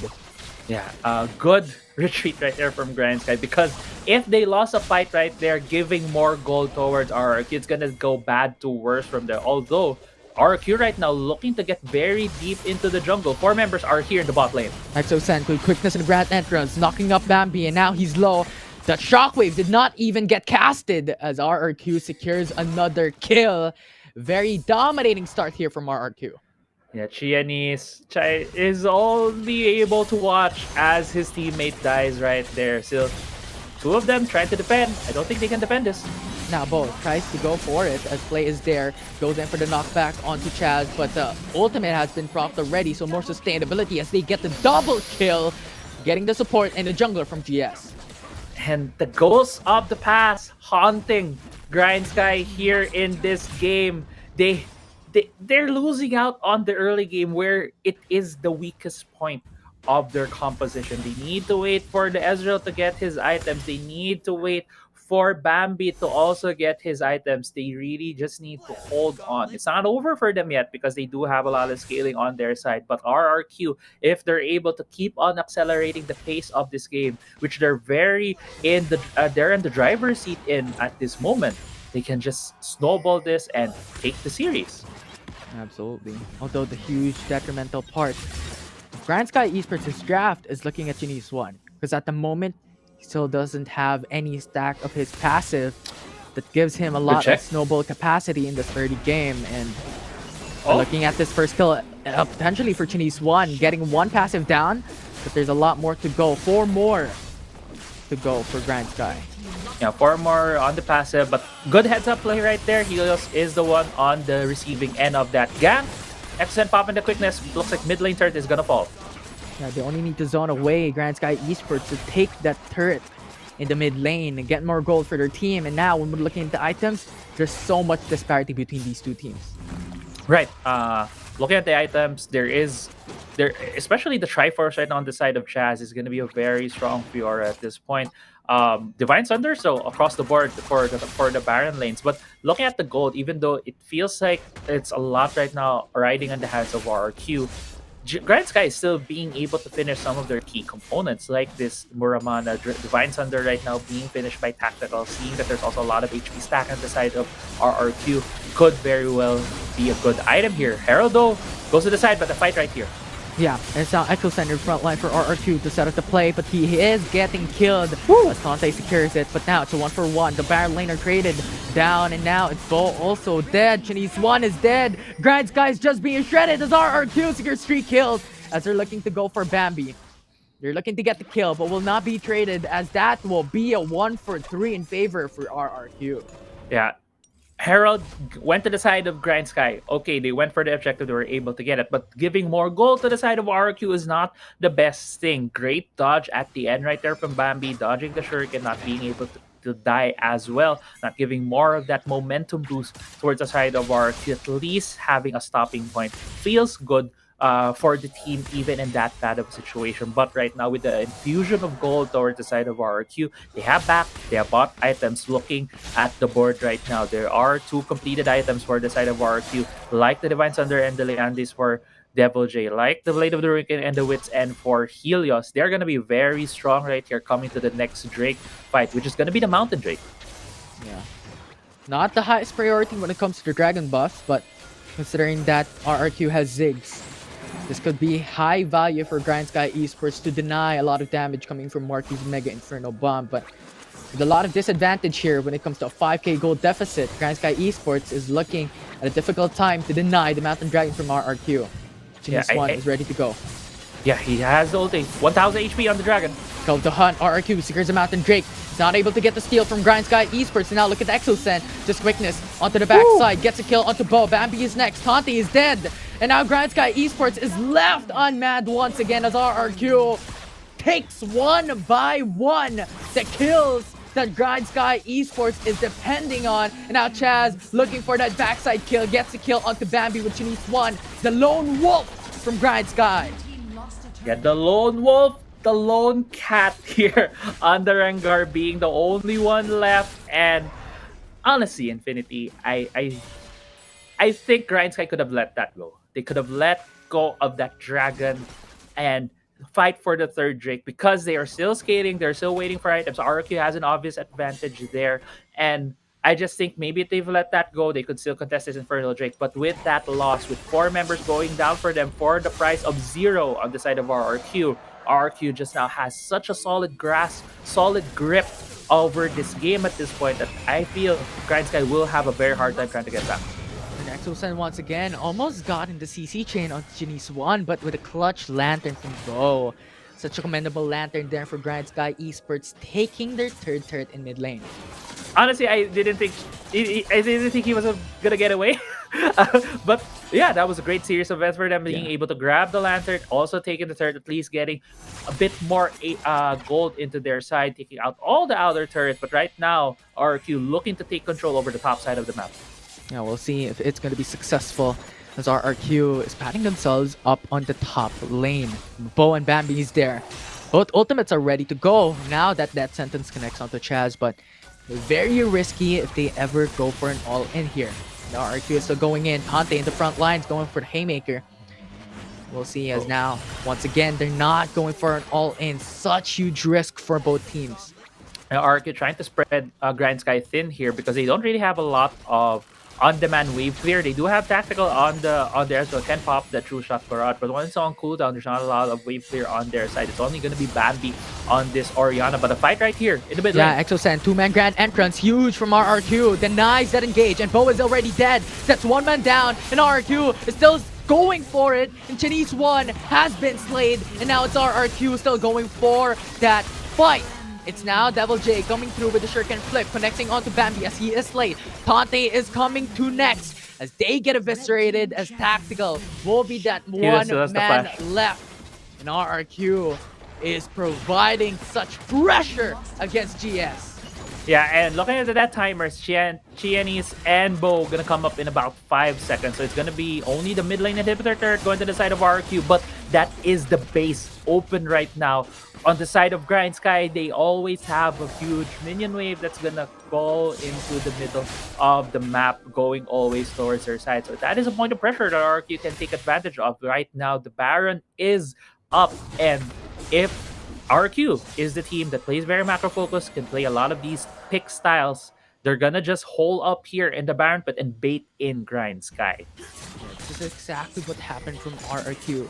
In game number 1, opening up the mid lane inhib turret, getting all the dragons in this game. And so far, it's looking at a repeat from game number 1 on the series for game number 2. And as of yet, it's only a bit passive, accumulated by Chinese one in this particular game, not even completing the whole thing, as there is still Ziggs not being killed by Grindsky Esports, but now they're patting themselves way to the Baron Nashor. If ever RRQ starts the Infernal Drake, they want to make that trade happen, but now Chinese one jumping onto the bush. It's now Helios, CC Chain with the smite coming through, but that Stasis, he goes golden, buying some time, and Tante getting the kill though, but is that gonna be enough to bring them back as RRQ quickly responds? And now Bo went for the flay onto Exocen, but kill secured still from RRQ with a 2-for-1 trade.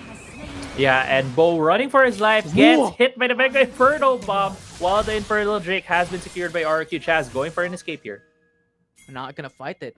It's Chaz, this is a 2v1, but Tactical doesn't have any mana to be able to go for a sustained fight. And we're looking at Exocen going for a They need flank to get here. away. They need to get away here, Infinity, because Exocen is on the flank. Yeah, they're now going through. They're going for the Grand Entrance, 2-man knock-up. Look at Marky, he's going for the flank as well, going for the pincer attack. As RRQ is looking great, and Tactical jumping through, buying some time, but they secured the kill. It's now Chinese one, but Devil J going for the 2v1. Devil J with the shuriken flip coming right back in. But the shockwave secures the kill, so Devil J falls, and now RRQ has to retreat with a 1-for-1. Yeah, a bit of an overzealous play right there at the end by Devil J, but still, it was RQ winning a lot of that fight. If we all started it off in the jungle, they were able to get a lot of kills and then transition to the bot lane. Chaz even stealing the blue buff away from Grindsky, and that's just showing right now how bad to worse this game is getting for Grindsky. Baron is still up. In terms of gold, it's 11k gold lead for the side of RQ with all 3 of the Drakes on their side. If RQ wants to really secure the win right here, they can just keep on baiting Grindsky into the Baron pit, picking them off one by one, or even waiting for the Elder Drake to come up and then forcing Grindsky to make a choice. Because yes, Grindsky needs to scale into the late game, but with how far RQ has already scaled, I don't think that matters at this point. GS doesn't have any vision on this Baron Nashor, and RRQ is starting it already. And now with a 2-shot barrage, Grindsky Esports knows, but half HP already for Baron Nashor. And Exocen is zoning them away with 2-man Grand Entrance. RRQ going in and collapsing on the pit, and now it's Bo dead, Bambi's dead. This is 2-man already eviscerated by RRQ, and Tactical is very low. The Leandris is burning him down. 1 HP as Chaz jumps over the wall, gets the kill. RRQ with an ace, and Grindsky Esports has lost, with history repeating itself in this series, and RRQ securing the win against Grindsky. And congratulations to RRQ for playing spoiler to Grindsky, but still, that was a great game from them nevertheless. They were able to really punish Grindsky, take advantage of the weaknesses in the compositions that Grindsky used here, and this is a good momentum for RRQ getting as we approach playoffs next week. Getting a win here on a possible second place, on a possible top 3 team in the WCS is a good morale boost for RRQ, and I just can't get enough of how RRQ was just able to keep on pushing the tempo. Although I feel like most of that game, Grindsky could have maybe tempered their aggression, waited for the Ezreal, waited for the Orianna to scale a bit more before pulling the trigger in a lot of these fights. Yeah, and we talked about how Exocen will be the dependence on initiating fights for RRQ.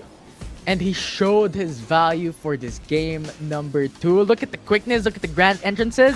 Like always consistently zoning away Grindsky Esports to hinder them on initiating this massive fights with Tante and Bo and Bambi being that AoE setter.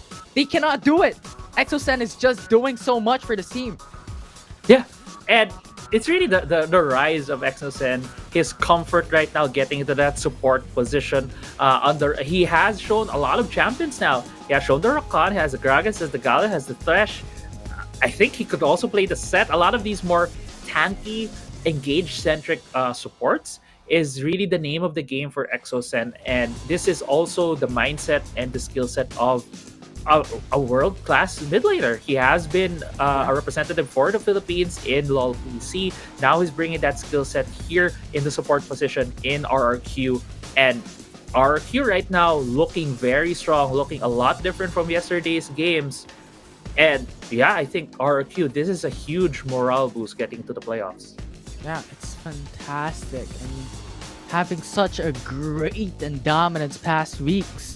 And RRQ repeatedly just beating them down. And once again, what we talked about just prior to looking at the MVP, it's Exosen being that Globe prepaid player of the game, that setter for RRQ.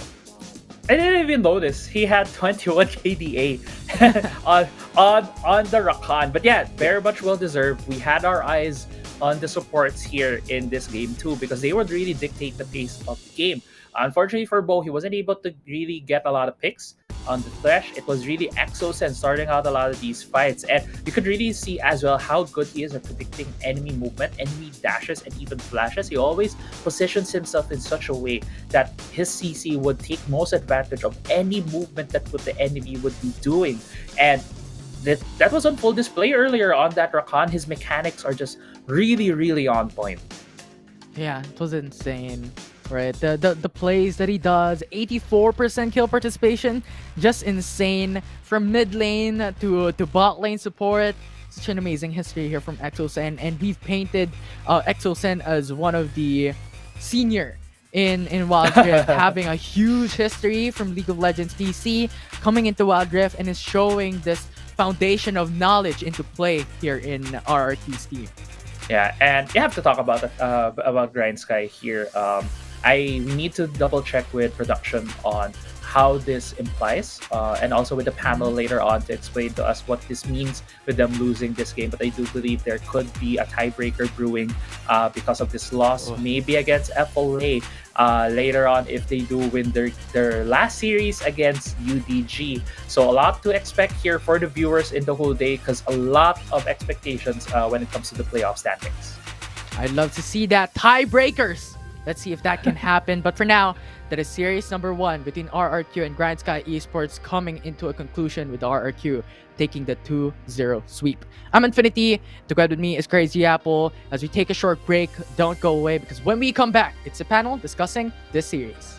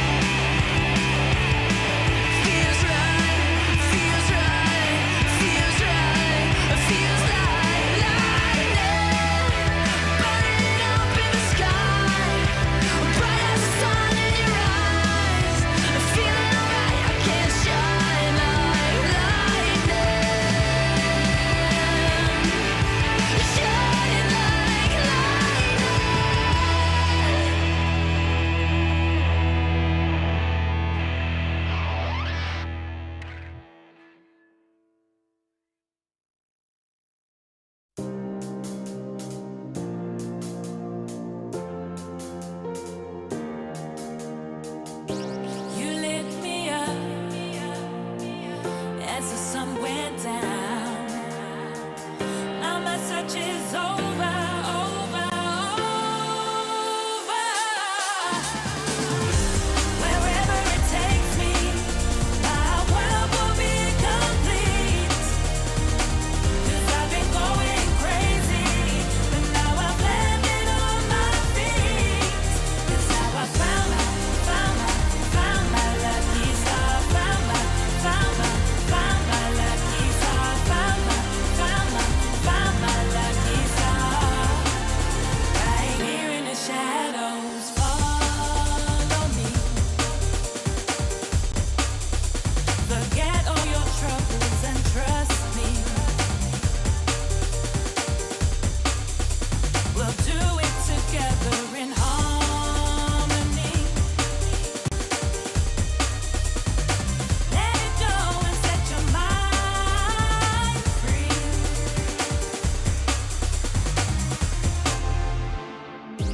You lit me up as the sun went down. Now my search is over, over, over. Wherever it takes me, my world will be complete. 'Cause I've been going crazy, but now I've landed on my feet. That's how I found my lucky star. Found my lucky star. Found my lucky star. Right here in the shadows. Right here in the shadows.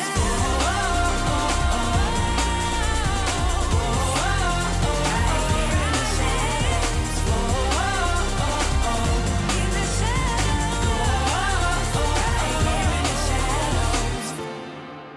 Right here in the shadows.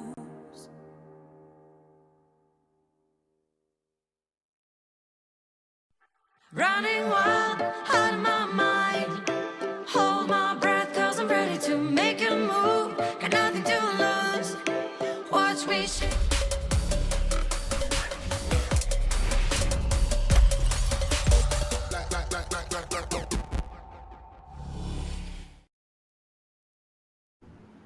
Welcome back, guys. You are watching the WCS PH, where RRQ takes the first series versus Grindsky Esports, and we're gonna be tagged for sure. Hi, Coach Kaigu. Hello. But hindi ako kasama dyan. Yeah. Excuse me. No. Coach Kaigu, please screenshot Crazy I'm Apple really a as satisfied, well. by the way. as well. So I was you know. not part of the first You're round. you're representative. You're representing What's the Dash. team Oh. Dash over here. So this is our representative for Team Dash, who also voted for Grindsky, but RRQ managed to take this one. Let's jump into our series highlights over here, because there's a lot to break down, both on the side of RRQ and on the side of Grindsky Esports. And Otalus, I know you guys had a lot to say about this in the fans' voice room over here and in the fans channel for PPGL Discord. I know that there was a lot to say about it, especially since we had Berting on board. Oh yeah, especially for game number 1, we saw the double ninja composition here, coming from RRQ. Just it's not just Sasuke being the lone ninja here.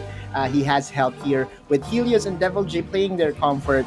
It just allowed them to play the side lane very, very well. Not to mention that Exosin was on a comfort champion in the Gragas, and on the second game, we also saw him on a comfort champion in the Rakad. Now, one thing to note though is Bambi and Tonde here with the Garen and Darius. It could work. Okay, a 5v. I see a picture that it could work against RRQ, but RRQ drafted the Jax last pick very, very well, to a point that, again, against melee champions, against auto attack champions, a counter strike would actually be very beneficial. Not to mention that Devil J was actually playing out of his mind today. This Akali was the perfect execution of Devil J, is so commendable, and I believe that that's the difference maker. If I could choose one or two MVPs, I would put Devil J up there. Yeah, Devil J really showed up, and also we're seeing the power of Divine Sunder with Liandry Akali, because it provides her with a lot of health, and she can stay longer in these fights because she keeps getting the regen and keeps getting a bit of that life steal whenever she gets to proc the stacks with Divine Sunder. We usually see Akalis go in, throw everything, then miss. then wait for Sage's wait to get bailed out. But here we saw even yesterday from Azar and also Devil J's play here. She gets to stick to the fight longer. She doesn't need to pop miss early. She doesn't even need to use stasis. She can just keep on chasing down the enemy team and the backline over and over again. And I think, yeah, this is gonna be a champion that we're gonna see in the rest of the league. Yeah, when you mentioned that Akali's usually throw everything and miss, medyo tinamaan ako dyan na Crazy Apple. That's how I Akali. Don't worry, that's why I don't. That's how I play too. That's why I just don't, right? But of course, that's why, of course, we have the pros over here showing us how it is done.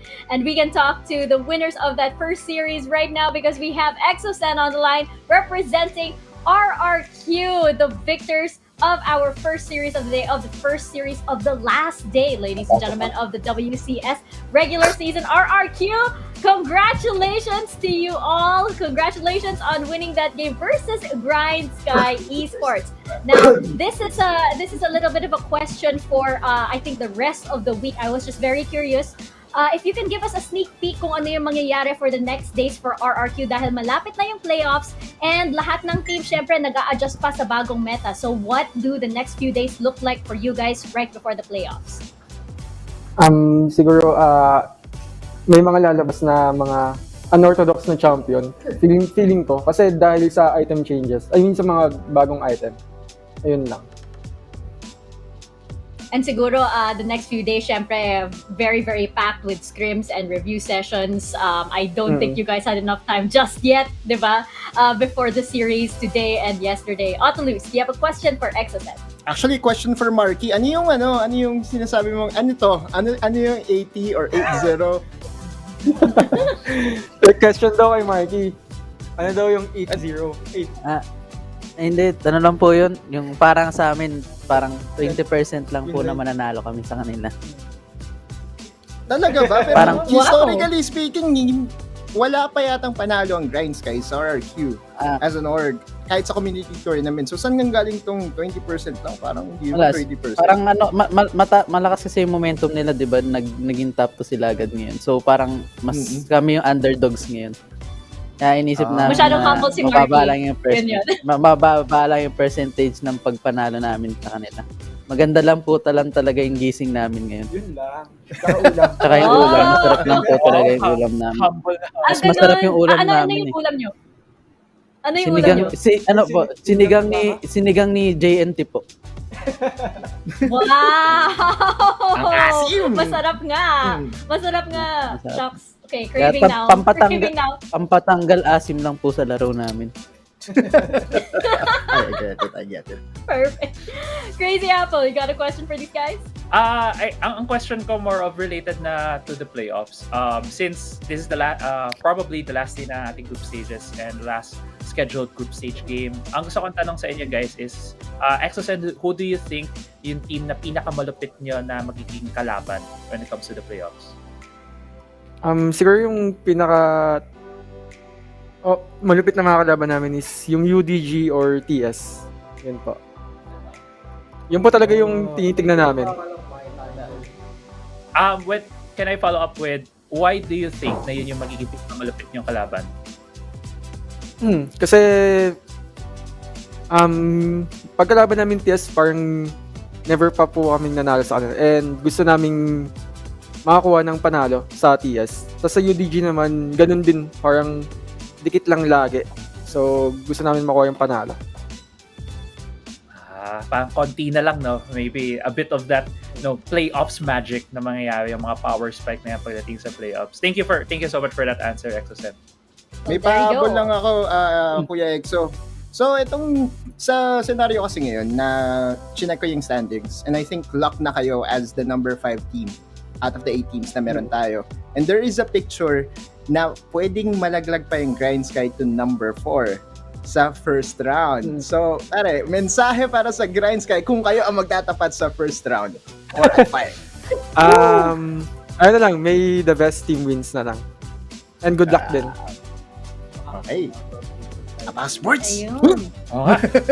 Professional. May unfinished business ito yung RRQ heading into the playoffs. So they're there with a purpose. They're there with a mission.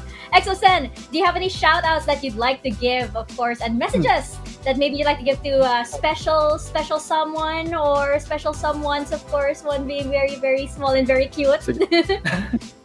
Sige po. Shoutout to Boss Ricky, Boss AP, Boss Nano, and the whole team RRQ. And shoutout sa asawa ko, si Suzy. Yun na! Hi, Suzy! Hi, Suzy! Si Eri, of course, also. Shoutout din sa baby ko, si Eri, kahit di niya pa naintindihan. It's okay, alam niya yan. At least she can play this back years later and say, oh, shoutout siya. Very, very cute. Thank you, ExoSen, and congratulations, of course, to RRQ. And we will see you guys in the playoffs. Okay po, thank you po. Bye-bye. There you have it. That was our RQ. And yes, before we head into our, I love the shoutouts, by the way. Hi, Susie. Before we head into the second series of the day, I just want to have a quick little standings watch here with Otlus. So it seems as though Grindsky is still a little bit in limbo right now. Yes. There is a picture in where we could see Grindsky tying with Team Secret and Fennel Adversity. And again, if that happens, they get relegated to the number 4 spot, with Team Secret against all odds advancing to the top 2 and getting that bye. Now, if, say for example, Fennel Adversity does not get to win against UDG, even if Team Secret wins against their opponent today, there is the scenario will be the tie for number 2 will be Team Secret and Grindsky. And remember that Grindsky has the head-to-head over Team Secret because they were able to beat Team Secret twice. So if you are a Team Secret fan, you definitely want Team Secret to win and Fennel Adversity to win, just so you could secure the number 2 seed.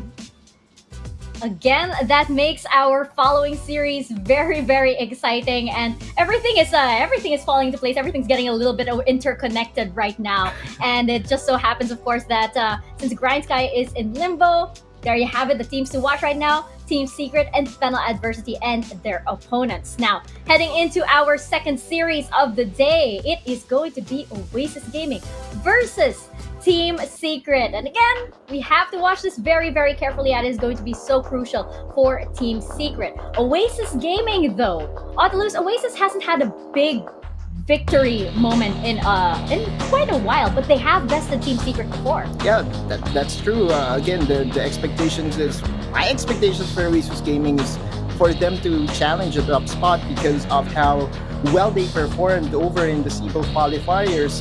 Apparently, we have a substitution and we will have it now. We'll confirm that in a bit. We received word that Renzi will be the starting jungler for at least week number 5. But if Ataf will be the one playing, I like it better actually for Oasis Gaming because I feel that they are more aggressive, but in a more controlled sense when they have Ataf. Again, Oasis Gaming, if we look at them as a whole, Demon Kite and Dragon carries the bot lane so well. So the question is, the upper side of the map, Esela has been targeted when it comes to champion pool a lot by all the other teams because Esela has been favoring Seth and Darius. Now, Fiora is also a champion that I believe Esela has full mastery on, but for some reason Esela is not picking that champion. So it is very interesting to see as to how he will be faring against Azar because again, if there's one person that we will remember as, I would say, the best Baron laner in the Philippines, it's Azar. That's it, right? And then Esela, if he wants to challenge Azar here, given that we saw Azar being the pioneer of Divine Thunder on that Akali, will we see Esela on on the champion that is being favored by the current meta right now? Looking at the stats, you can see here that the average KD of 2.36 is pedestrian at best, and you also see that the average damage percentage of 18% just goes to show that he plays the tank or the playmate for the team. So it will be very interesting to see as to how Oasis Gaming will fare against Team Secret. If they can relive the magic and get another win against Team Secret, then they will be playing spoiler. Yeah, and just to confirm, of course, on the lineup, it will be Renzi playing today instead of okay, Ita. Renzi. And on the other side, of course, Team Secret, and of course they've got their eyes on that second place finish right now. They they ran their own calculations, of course, after the ending of that first series. Yeah. And especially since Crazy Apple, the team has been looking so much better lately, and the new patch seems to be serving them really well. Yeah, the new patch they had a really good showing yesterday, and as Autolus mentioned, it was Azar showing us the full force of the Divine Thunder Akali from yesterday, and I do believe we can see that again today. Although it has really been shown Akali is rising in importance and significance in the next couple of matches. We might see an Akali ban later on, but yeah. Team Secret overall has been getting a lot better. Chemistry, you could really see, has been getting better and better. Rox right now looks to be very well fitted for the team, which there have been a bit of doubts because he is the only player here new to the roster. But come second round robin, just feels like a very solid Team Secret at this point. And when we were highlighting from Oasis earlier, Esila here for Team Secret, we are also going to be highlighting Azar there in that Baron lane spot. Yesterday, Azar was able to throw out the Akali. I do believe we do have the solo player highlight graphic as well for Azar. But let me talk about him, is that he is one of the best. As you mentioned earlier on, Mika, Azar is the best Baron laner in the Philippines, one of the best right there, along with a lot of pocket picks that he also has. I do also want to mention here the Garen pick. We heard before, I believe in the PPGL watch party, that this guy doesn't play Garen, but he did play it in a very good fashion once, but still in a very good fashion. And it shows the depth of the champion pool of this guy. He might not have the best of stats, but when Azar pops up, it can really be the foundation, the rock that Team plays out of. And with the new buffs, with the new changes here, the 3.1 meta, split push being a lot stronger, a lot more of a prominent strategy, we could probably see Azar utilizing that here along with the team. Yeah, and I think this head-to-head matchup, it has been a long time coming indeed, as we turn our focus to the Baron laners here, especially with the new patch. And, with Asila and Azar here, it's going to be pretty fiery. Like you mentioned, Crazy Apple, these guys are, once they pop off, it's like, okay, the team has got their momentum. There's no stopping them now. So it's going to be very, very crucial for them as their team works around them to make those amazing plays. And Autolus, you mentioned how, the stats are like, a little bit, it might not be as evident, the impact that they make to the team just because of the numbers alone. But we know them. When we see those plays happen, they are undeniable. They can solo carry teams and games by themselves. Esila is known to be... I mean, if Oasis decides to play around Esila, then Esila could carry the game for themselves, especially if he's given, the Fiora, that you could actually even augment further by the Hull Breakers, by the Divine Thunder. And again, on the other side, we have Azar that has the Akali show started, right? And this is going to be very interesting because so far, I believe that Baron plays a more important role now than ever in the current meta, just because of the items that has been added onto the game. But not to mention, there is also some experience adjustments that is favoring the solo laner. So this is going to be very interesting as to who is going to better the other, because Asila versus Azar is a classic Baron lane matchup. Yeah, and I would also like to add there, I think one of what we're gonna look at here as a panel, and also our viewers, in terms of how the game is gonna progress, or rather how the series is gonna progress between both of these players, is the champion pool, which has been pointed out by Autos for Asila. He has been favoring a lot of the Darius, has been favoring a lot of the usual bruisers. He does have the Fiora, but on the other side, Azar has shown that he is very flexible. He also has the Akshan there. He has a lot of different champions in the Baron lane, and I think that could be a point of contention if Team Secret does decide that they really want to prop up Azar as the main carry for the team in this series. They could look at banning out a lot of the champions, or maybe even taking away a lot of the champions away from Asila. And let's not forget, of course, the bigger picture here with how this is going to have, a lot of bearing, of course, on the standings. Team Secret have their eyes on that second place that they can actually possibly steal away from Grindsky, Esports, and Fennel Adversity, depending on how the rest of the day goes. Now, of course, we're going to head into our predictions. And I mentioned this before. I'm not predicting against Team Secret. I'm like, 2-0 Team Secret.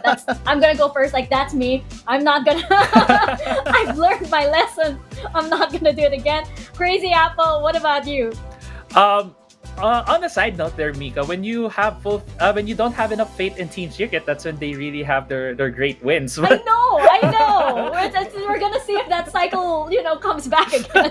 But yeah, for me, my prediction, I really think Team Secret has shown to have a really good hot streak. On the other hand, Oasis has shown to have a lot of flaws so far in the couple of games. I'm going all in Team Secret here 2-0. Luis? The last time that Oasis won against Team Secret, it was off of a 5-man strat. I would say, no man gets left behind, and that's how I see Oasis being at their best form.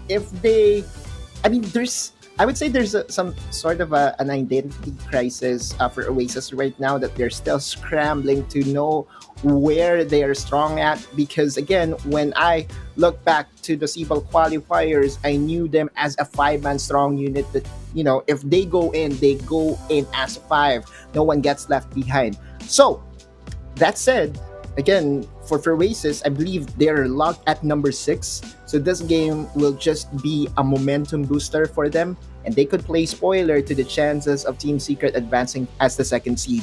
That said, I believe it will be Team Secret that will be getting that series over Oasis. Indeed. So I think it is all, we're all pretty much in agreement over here, and we all, by the way, have no points on our board just yet. The consequence for today is actually to draw the Team Secret eye on your forehead for the post show. But it's actually like we have I think we're changing this to pick a team and draw their logo on your forehead. I'm now realizing that I'm a little bit scared because what if we don't draw the logos on right, and we kind of butcher the logos. I hope I suck at drawing, so I'm now a little scared about this because I'm gonna go ahead and draw the Team Secret logo, but am I gonna do it right? Am I gonna look like that beautiful eye over there? I'll go for the RRQ logo, by the way, because I just got tagged now. I'm trying you just got tagged now. Yeah. Shout out to Kingmaker, Luka Doncic. Let's go. There you go. You know what? I might as well. RRQ. That's kind of easy as well. It's an R. Yeah, it's an doable. R. It's doable. Now I'm wondering Oasis. Oasis is kind of a little bit complicated, I think. I don't even want to think about it. I'm now looking I'm wondering what kind of art materials do I have here if I need colors or something to make up for this. I don't know. I'm getting a little bit. I think I'm excited now to just draw on my face, regardless of whether it will come out on top or not.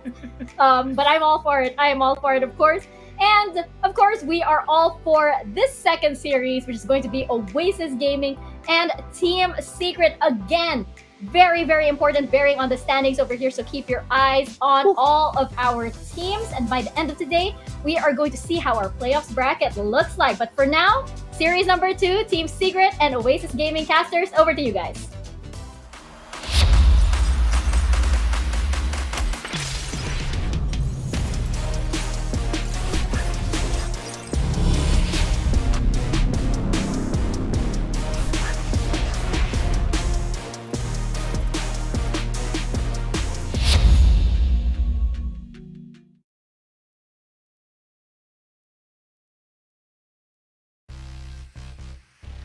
Welcome everyone to the 2nd series of the day. I'm Infinity and this is Dash with me. And Dash, we're in for a treat. It's Team Secret against Oasis Gaming.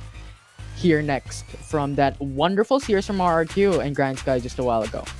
Yeah, this was an interesting series a while ago. We have seen a lot of the domination of RRQ. It's like a rock, paper, scissors games that the Grindsky wouldn't always win against RRQ, but I hope that changes. But now, this is a different matchup. It's going to be Oasis versus Team Secret. Team Secret has, so far, during the first round robin, lost against Oasis on a 2-1. And now, Oasis has the advantage. But now, the difference is, Team Secret has the momentum.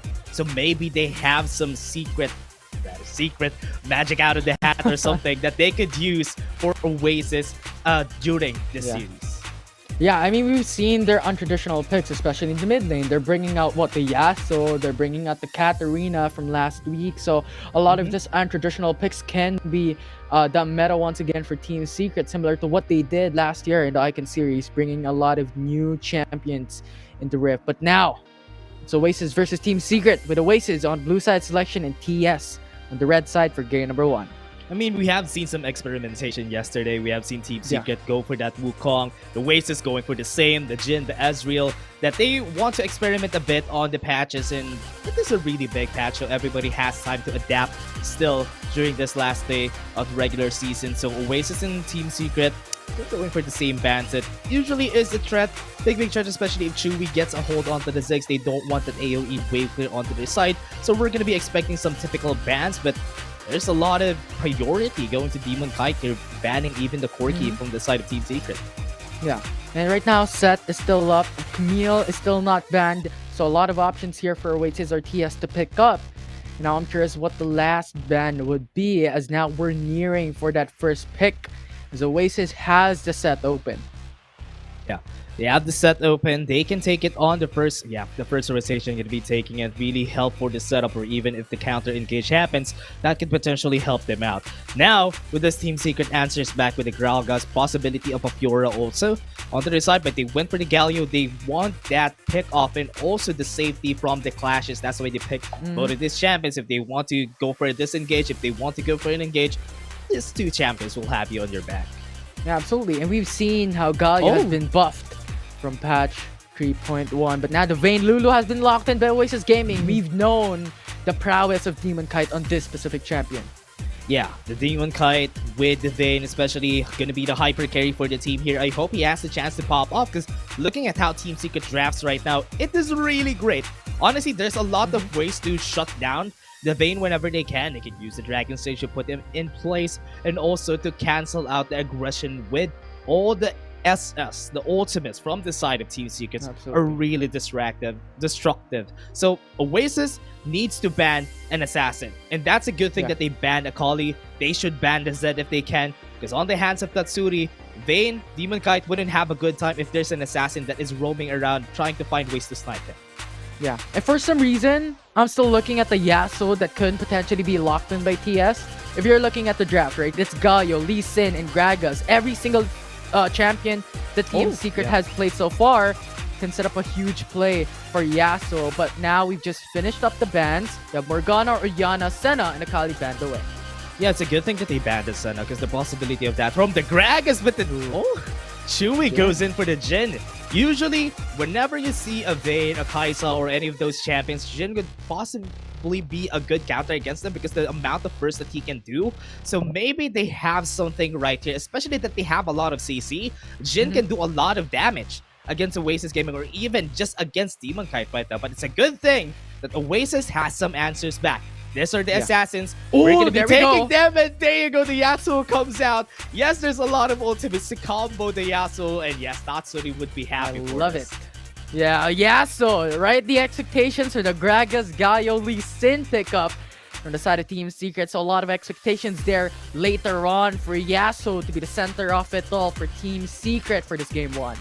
Yeah, the centerpiece of the team. Get her with the Jin just to shut down the Vayne whenever he can. Yes, they don't have any assassins on their side, but there's a lot of ways to make it work. Just with the Yasuo there, it's just gonna make it easier for them to do God's work for their side. But Oasis, what's the good thing about this is that they have the Vayne insurance in the late game, and they have the Ahri in their Vanguard to shut down the Jin or even the Yasuo whenever they can. What I love about Team Secret though is they have a lot of ways to CC those assassins, and that is where it's gonna be hard for Oasis. They need to find a way to pull that off with a charm. Is gonna be super crucial during this game. Yeah, and another point to take note for the side of Team Secret, yes, you have Oasis Gaming, right, with Vayne being that late game champion, but just look at the early game potential of the side of Team Secret. You have Lee Sin for that early game engage at level 3, at level 5, having that power spike, and Gragas having a lot of that damage as well if ever he goes for that AP build in the early game. So a lot of expectations here. The early game would be the name of the game for Team Secret, and late game would be that eyes on the prize for Oasis Gaming as we head into Rift for game number 1. Yeah, game number 1 is where you set the pace, where you get the advantage and the momentum during the whole series. Yes, it's still easy to turn things around on the best of 3, but getting that easy 1-0 would just snowball in your favor onto the second game. Sometimes it doesn't work, but most of the time it does. So Team Secret knows how to come back, so they just need to stack some Drakes. That's gonna be the objective here. They need to get the Drakes just so that even in the late game, they still have the possibility to turn things around, even with the Vayne from Demon Kite. Yeah, absolutely. Those dragons are gonna help quite a ton. Not just from one team, but for both teams. But here in the early game, expectations are a bit more of a standard laning phase. Not everyone going for quite of an aggressive play, as Jin and Vayne isn't really that great when it comes to a level 1 standing. It's a bit of a poke. Or Yeah, rocks there's- that taunt, those damage are crazy. Chewie's damage is just a lot. Remember the buff onto Whisper from the Jin is now level 2. They might go for a fight here. Yeah, potentially be, as Dragon is quite low, but 2 summer spells are still up for both teams. But now, Azar and Essela just having a bit of a fun there on top lane, with Essela just losing Prio against Gragas with so much damage. Yeah, I love the fact that Azar just picked up the Gragas onto his side just so that if ever Essela tries to engage, you know how aggressive he goes for. Now in the mid lane though, Grindsky and Eda trying their best to get that, but with the wards that they have, they won't be having any fights anytime soon. Yeah, and Renzi has been seen because of a ward that has seen Pincer Renzi. attack.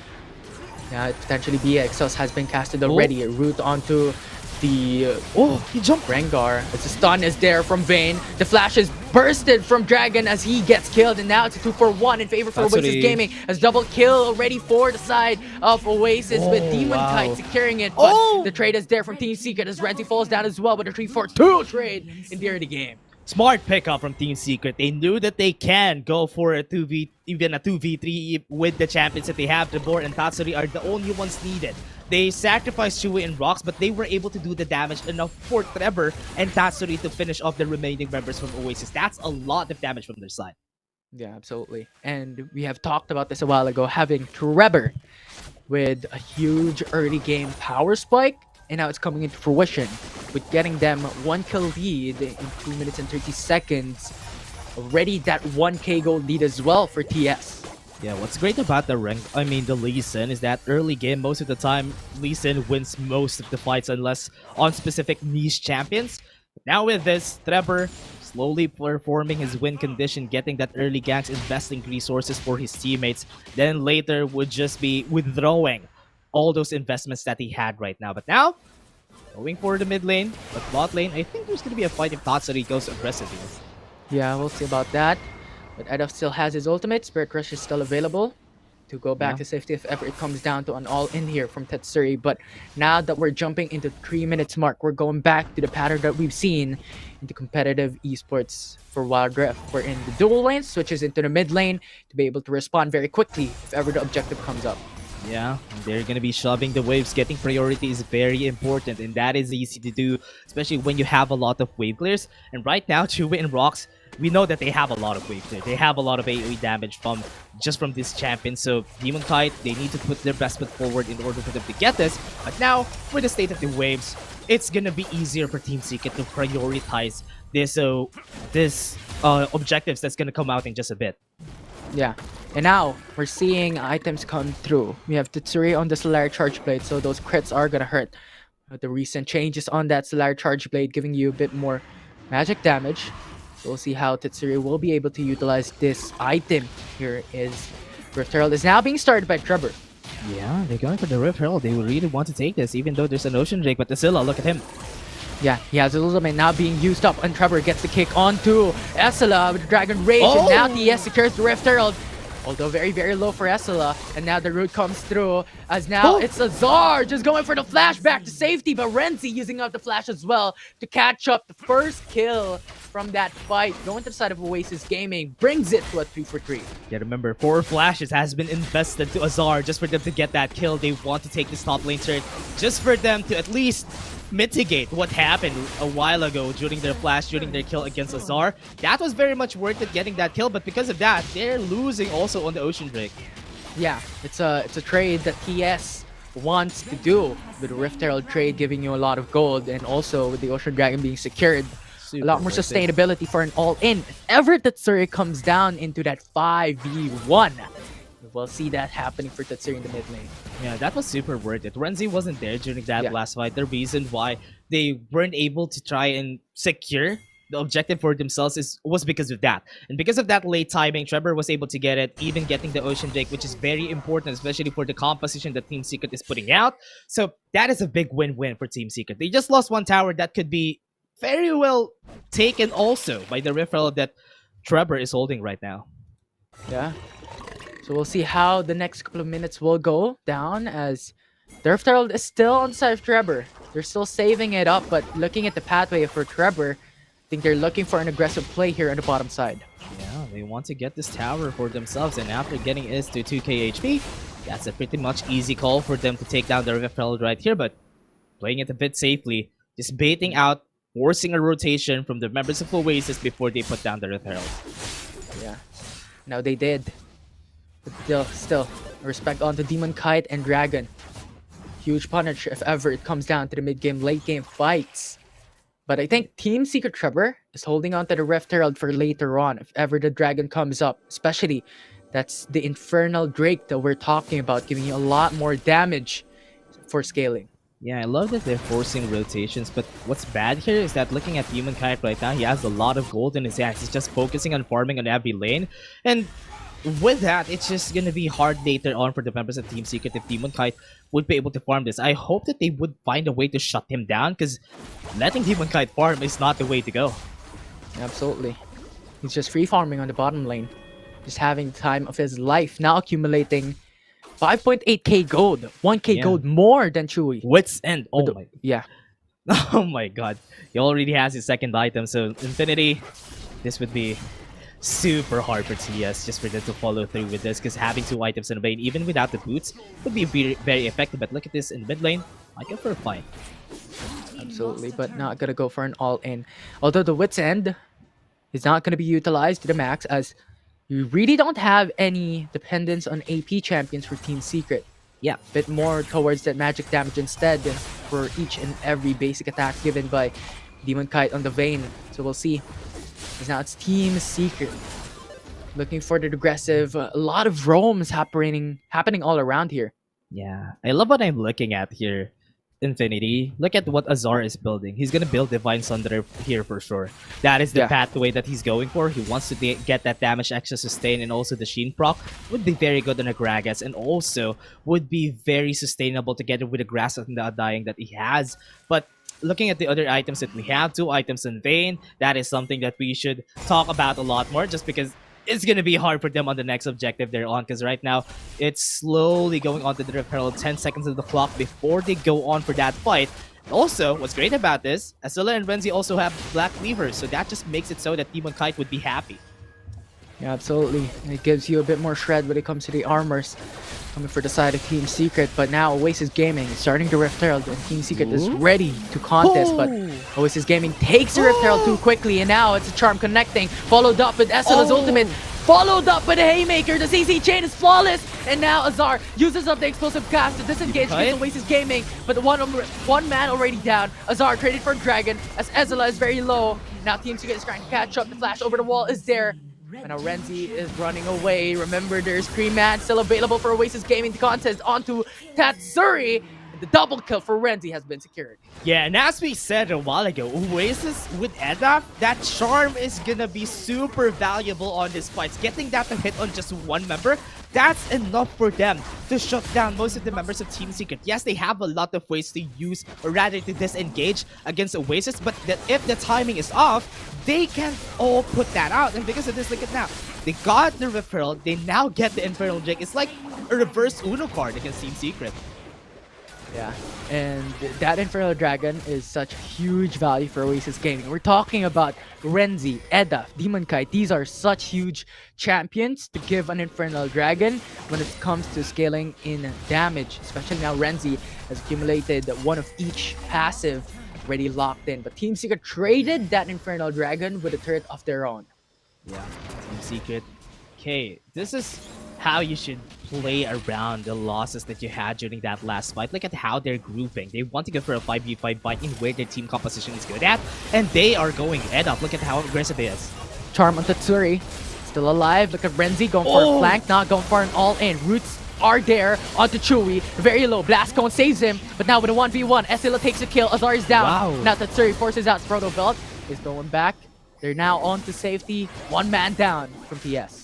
Yeah, it's a good thing that Oasis is always pulling the trigger whenever they can, because Team Secret, they can't find their groove. Every time that they do that, Team Secret doesn't know how to play when they're the ones who are getting engaged first. Because most of the time, what you want to do is let Azar engage, then Tatsuri goes in. And that's usually the case for this composition. But Oasis, they know that. So that's why Edda, even Renzi, they try to go aggressive whenever they can. And if Asilla finds someone who's kind of out of position, he's just going to throw him to the back line, gets the showstopper, and now this assembly on Team Secret. Tatsuri, Charm followed up with Renzi going through with a lot of damage as Oasis Gaming takes the kill on the mid laner of TS. Yeah, wow, what was that against Team? I mean, Oasis still really going for that script. They're just following their win conditions. Whenever they get the kill, they will go for it. And now they want more onto the bot lane because of the Rift Herald. And we're talking about history here. Team Secret, their first look onto Oasis Gaming. They lost with a 2-1 standing against Oasis Gaming. So we'll see if that history repeats itself once more. A Series 1, it definitely repeated itself. So we'll see how Team Secret will do it for the Series 2 with that Rift Herald being utilized quite a lot, getting that charge in Hinib turret. Yeah, Team Secret is just losing on a lot here. There's not a lot of damage potential on their team composition. It already relies or wraps around what Tatsuri could do. Especially, it's super hard to use a Yasuo when you do have a lot of ways to use the last breath whenever you can. But right now, they can't do that. And they can't fulfill their win condition because what they want is get the combos, let Tatsuri pop off onto the last breath. Yes, he has the Solari Charge Blade, but right now, it's not enough damage to shred most of the members of Oasis. Because looking at their items, even Demon Kai, even Renzi, they can sustain most of the damage from Tatsuri at this point in the game because he picked up the Blade of the Ruined King right here, which is, he doesn't really have, most of this doesn't really have much HP. That's why you won't be able to burst down Demon Kite and Dragon that, or rather, these three squishy members from Oasis that easily. Yeah, and on top of all that, on top of the sustainability of Renzi, of Adolf, and Demon Kite, you also have Lulu to be able to sustain the other members, and on top of that, you have a lot of mobility from Renzi, Edov, and even Demon Kite. So those Dragon Rages might not connect that easily, and Yasuo's Tornado might not connect as well. But now Renzi looking for a fight. Curl of the Hunt jumps onto Rocks, and now Rocks uses up the flash, goes in for the Justice Punch, back to safety, but the ultimate from Esila jumps through to the backside. Rocks is now dead. One man down from Team Secret as they use the flash to go back, but Chewy is down, Azar is down, the double kill from Demon Kite has been secured to follow up with Azar being killed by Oasis Gaming. Oh wow, Team Secret gets a 4-for-1 during that fight again, starting the fight to make it awkward for the members of Team Secret. Oasis knows this. That's why they start the fight whenever they can, even if the charm doesn't hit, as long as they get the kill. Trevor though. 1v1? Do you think you can do it, that Trevor? No. You can't! It's a 1v1 with Oasis Gaming followed up with an ace. Wow, gets the Baron. That's a very, very big win from the side of Oasis. They can even take the Cloud Drake because Trevor is not up in the 20 more seconds. So this is looking really bleak for the members of Team Secret. It's a 10k gold lead at 13 minutes. That's a really big lead. They can still turn things around if they are the ones starting the fight. But because it's the thrill of the hunt, look at how this fight started. They went for Rox. Then when Rox was out of position, Azar is put back into a showstopper. Asilla has very big showstoppers since a while ago, and that's why Team Secret can't even react whenever they try to go in. And that's a very, very big win for the members of Oasis. Another fight though. Yeah, Charm has been connected onto Rox, but now Spirit Rush just puts out a bit more damage. And from that fight a while ago, we've seen the replay. No, ultimates was pretty much used by Team Secret. Rox wasn't able to use his ultimate. Pretty much Tatsuri Chewy did not use his ultimate as well. So it was just huge detrimental play for the side of TS here up against Oasis Gaming. And we're looking at huge pressure from Oasis with the Baron Nashor buff minions. Yeah, this is what's hard about the whole melee composition together with just one range. Every time that they try to go in, anybody is a juicy target for Isilla to put down in the backline. And that's an easy combo to the face breaker every time. So that's why Team Secret is having a hard time during this fight, because this set is just making it so hard for them. And also Edap, whenever he gets a charm, it's also always going to be good. Trevor though. Oh! Trevor with a flash, with a kick, use it up. Tatsuri just set it up to play, but now they're looking at a huge deficit as now it's Dragon Dead traded for 2. It's TS. Just not having enough sustainability for this early game, and Oasis Gaming just shredding them down. The Oasis is looking for that next as the charm connects. It's Azar going in with that body slam, but Esla with the ultimate going through, and now it's Rocks with just this punch. Renzi goes golden to buy some time, but the Nexus falls down, and Oasis Gaming takes game 1. Oh my, have you seen that Condemn? That Condemn was so good. He was able to cancel Trevor, wasn't able to do what he wants to do during that game. It was super hard for Team Secret to do anything. They can't even fulfill their win conditions. It's just so good. The draft was great for Team Secret, but because there's a presence of Vasilla, they're always disassembled whenever they try to go for a fight. Yeah, it was fantastic. I mean, we all know that Yasuo scales much later on, not really that early game, but with the pressure that Oasis Gaming has provided from that early game number 1, it was such a huge hindrance to their scaling potential for that later on. So we'll see how this would turn out, because now it's match point Oasis Gaming in the series. Yeah, and as we said, in a best of 3 it's still easy to turn things around onto even just one win, but when you get that momentum, that will just snowball, and it's hard to turn things around after that, especially the mental. You need to reset after that. So Oasis Gaming having that easier mental here, they would be more confident on getting those fixed. But right now, the problem is, what do they need to ban for the members for the side of Team Secret? What they need to ban is that set. That set them made it so hard for them to go for fights. Look at this. Escilla is just in front of them, and nobody is doing damage against him. And that's the reason why they can, even though that Escilla is a threat, nobody has the shred, the max HP shred against a very tanky set to stop him from doing these engages. Look at that. The way the fight starts is because of a showstopper every time. Yeah, it's just so massive for the side of Oasis. Right, they have so much sustainability given that they have Lulu. Esla is there to tank for this team as well. And Demon Kite, when it comes to the early game, he got 2 kills from the bot side river fight, right? And that 2 kills enabled him to buy the BRK early on, the Wits End in a couple of minutes after. And that was just huge foundational advantage for Oasis Gaming to be able to scale much higher than Team Secret in the mid game. Yeah, it was expected for Team Secret to win the early stages of the game because they have a lot of AoEs, they have a lot of CCs, but because they don't have the damage to back it up from Chewy and Tatsuri, they weren't able to fulfill their win condition also. That was why it was super hard. I won't doubt if even Isilla is going to be the MVP. The Globe prepaid player of the game right now is going to be Isilla. Very well deserved because every time that he goes in, the fight is won already. Yeah, absolutely. Those ultimates always brings it from a front to back, being an open thing with Tatsuri and Chewy open for Oasis Gaming to hunt down and kill. So such a strong Baron laner that provided a lot of sets and initiations for his team to be able to win this game.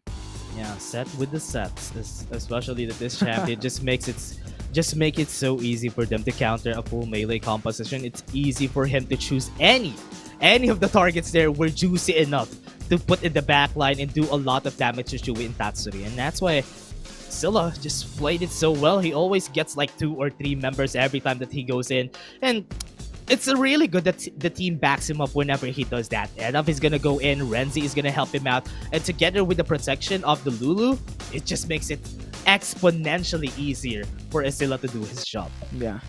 And his job is to set, is to initiate, and he definitely did his job exponentially well. Well, that game number 1 was fantastic for Oasis Gaming. Historically speaking, they have won against Team Secret with a 2-1 in their first meeting. So we'll see how Team Secret can change things up if they can go to game number 3. But that's it for now.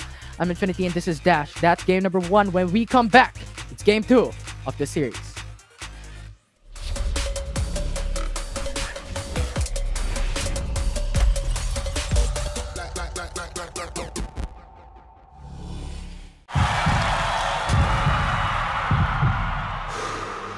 stop and refocus.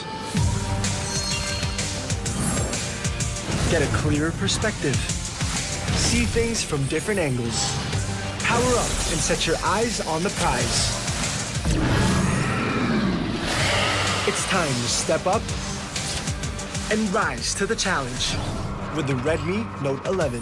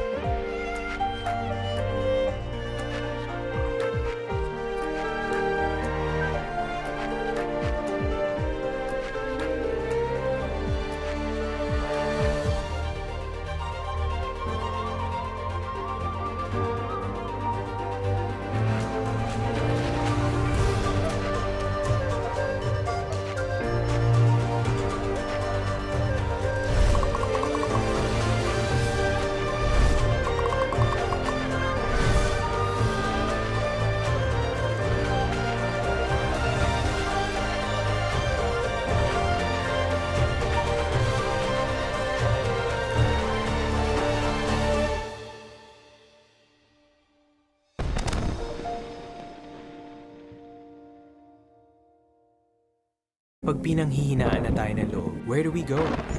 We go where our power lies. With Go Plus 99. 8 gigs for all sites, plus 8 gigs for our favorite apps.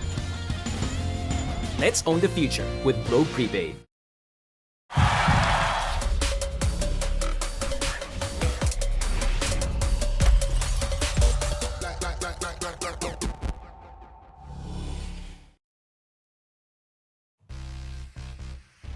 Welcome back, everyone, to game number 2 of the series with Oasis Gaming taking a lead. I'm Infinity and this is Dash. And now, Dash, it's quite exciting as history might repeat itself for this particular series as Oasis Gaming is taking the lead away from TS.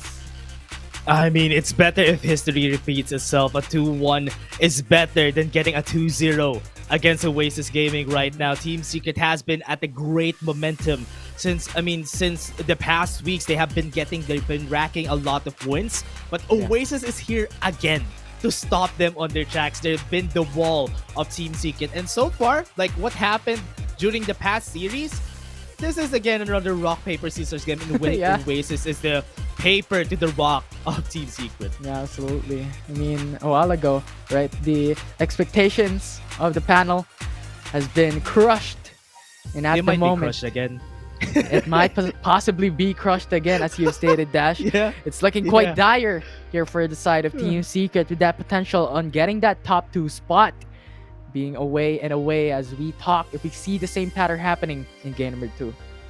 Yeah, I'm kind of surprised that not a lot of teams have been picking a lot of Fiora. Fiora could potentially be a really strong, solid pick, but because everyone wants to go for 5v5 fights, Fiora is always off the table whenever they go for it. But again, a while ago during the past series, we've seen a Fiora which was really strong also. But now, I'm kind of excited on what they're going to be picking already. They need to ban the set for sure on the side of Team Secret. If they're not going to ban it, they need to take it if they don't want the same thing happening again, like what happened during game 1. Yeah, the interesting part is from yesterday's matches, even if they lost like one game in their respective series, they're always on the red side selection. So I'm expecting, even if they lost Yeah. against Oasis Gaming for this particular series for game number 1, they're retaining their side selection being on red side to be able to get those 2 immediate successive picks. So those sets are going to be picked up by Oasis Gaming once more if it's not banned away. As you stated, it is quite an obnoxious champion for the set of Oasis Gaming. Keep on initiating fights that made Oasis Gaming get a huge advantage in that game 1. Honestly, they know how to counter a set. It was just not that game. And also, the timing for Usilla was always just right. That's why Oasis Gaming, as fast as they could, we all know Oasis Gaming is a really fast team. They played the game. If you play to their pace, you're just gonna be outraced by them. And that's exactly what they did against the members of Team Secret. Now Team Secret needs to adapt. They need to try something different on this game. They need, like what I said, they need to ban the set unless they do prefer fighting against it, and also banning away the Vayne and also the Lulu. That's why, actually, that is also the reason why they forgot about the set factor, is because the Vayne and Lulu factor is there. It's really hard to fight against Vayne and Lulu whenever they're absorbing the pressure, because you're expecting that they're going to be the ones popping off. So that gives way for the others to shine on the side of Oasis. Yeah, and you just have to leave the set in the top side. He's not going to get bursted down that easily because of the grit that he is building up to get those shields up and running. So a lot of safety there for set. So once more, we'll see how that would turn out as we're now jumping into the draft for game number 2 as expectations has been met. With Team Secret retaining in the red side selection, and Oasis Gaming going for the blue side. Yeah, they went for the ban. This respect still to Rox's Thresh is there. And also the Vayne has been banned. They do want to skip that problem. Maybe if they want to give something out, or rather cancel something out on the side of Oasis, they need to ban they want to ban the Camille. So set is again on the table for the side of Oasis Gaming. They can pick this up whenever they want to and stop again the dreams and hopes of Team Secret. Yeah, we'll see. Because right now, there's still one game to be able to make a reverse sweep for Team Secret August again to go to game number 3. But now, as we're looking at the first prio picks from both sides, we're looking at the same pattern from game number 1 with Set being locked in by There Essola you go. for Oasis Gaming. And now with the Senna Gragas, we've seen Grindsky Esports, I think, have played this yesterday to quite a success. So Team Secret locking that in, losing that opportunity for Galio for the side of Oasis Gaming being picked up. That's why I smiled right there. It's because they got the Gragas Senna. The Galio is up for the side of Oasis Gaming. They got 2 of what they need. They got the set to engage for the showstopper. They got the Galio to help the set whenever he needs with the hero's entrance. And that's a very destructive combo. Yes, it's very basic, but that's what they want. They want an easy composition to approach. They want an easy win conditions. And if they fulfill that, they can win against Team Secret. Team Secret does have a very dominating bot lane. You can't have any other dominating bot lane rather than a Senna Gragas, which has been a very classic bot lane that is very, very much effective. But now the junglers looking at this, it's again another coin flip for both of them. Whoever gets the first objective, or rather snowballs, invest resources onto their laners, that's who's gonna win. Yeah, absolutely. But now we're going to the second phase bans here with Corki Morgana removed from the side of Team Secret and Oasis Gaming, countering and answering with an Akali ban onto the side of Oasis Gaming. So we'll see what the last ban would be, as it would be interesting. It will dictate what the next pick of Team Secret would be. Yeah, they really respect their Akali from Tatsuri or even to Azara onto the top side. Has been using the Divine Sunder a lot. They don't want to meet with that Akali. That's why they've been banning it for quite a lot now. So Demon Knight has less choices right now. But remember, they still have a potential to use the 6 on the hands of Tatsuri. And also, they have the possibility of using another assassin for the side of Team Secret if they want to get the Fizz in the mid lane. That could be good, because Oasis is kind of brewing the bot lane. They still have the possibility of picking a Lulu and a Kai'Sa in the bot lane, but there you go. They picked up the Jhin onto Oasis. Quite fast. So Dari is being locked in for Team Secret and Oasis Gaming denying the Jhin away from Chewy, the champion that Chewy has picked from game number 1. So the only one missing left for Oasis Gaming is potentially support or a mid laner, depending on where the Galio would go. And Team Secret, in the same manner, is also still missing that mid lane, with Fizz being locked in. And I was saying a while ago that they need the Fizz in order for them to successfully make that work on the hands of the Senna and the Gragas in the bot lane. Then there's the Fizz who is constantly going to be a threat for them. Because for sure, bot lane would absorb a lot of the pressure. Rox and Chewy is just going to dominate the bot lane and everybody would put their eyes on them. And that is where Tatsuri shines. That's what they want for the side of Team Secret. But Oasis, I'm kind of iffy whenever a Jhin gets picked so far, because Jhin hasn't been doing a lot of damage. More on the CC side, getting the curtain call slow, getting the deadly flourish onto their hands. Usually that is what the Jhin fulfills. And I hope the damage from Renzi and Edap would be enough for them to execute most of these beefy targets from the side of Team Secret. Yeah, and on top of all that, I think Oasis Gaming might be prioritizing the safety onto Demon Kite instead of just going right through the face of Team Secret, battling in a 1v5 situation, or in some cases the 5v5 as an ADC. You want that safety net in the bot lane, so if ever, Demon Kite might expectedly just go for some pokes against TS. Right. Yeah, I was kind of doubting the composition of Oasis during game 1, but they proved me wrong, and I hope they proved me wrong again with the composition that they have. So Team Secret has a way better composition, a well-rounded one. But if Oasis again pulls a reverse Uno card against Team Secret and is still popping up with another set, and then it's easier to set up because he has the Galio to help him out. So this could potentially also go to the side of Oasis as long as Edaf and Renzi follows up whenever Estella comes in. Reverse Uno card, we'll see if Oasis Gaming takes it down the drain against Team Secret, as they are one game away from taking the whole series from Team Secret. Welcome to the Rift. We're jumping into game 2. Yeah, I hope Demon Kite is as confident as he was during game 1 with this Jhin. Yesterday, he wasn't successful with this, but now that might be a different story. He might have practiced this since the time that we had after the game yesterday. So maybe he has something in store for us. But now, State of the Jungle, usually starting off on opposite sides most of the time, and that transitions to a gank in the bot lane after Oasis gets the level 2 here as easy as they can. But so far, I think Trevor would have the better chance of getting a gank on the top side.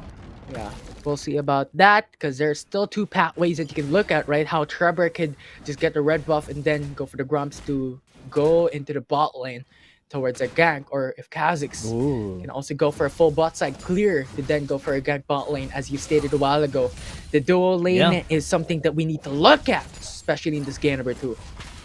Yeah, they pop the vision already, so they know that blue buff is still up and they can take it whenever they want to. The Scuttlers are going to come up right now. So yeah, they're going to be going for a gank for sure, like what you said. They went for the flu clear gank on the mid lane after this. Look at Trevor in the mid lane.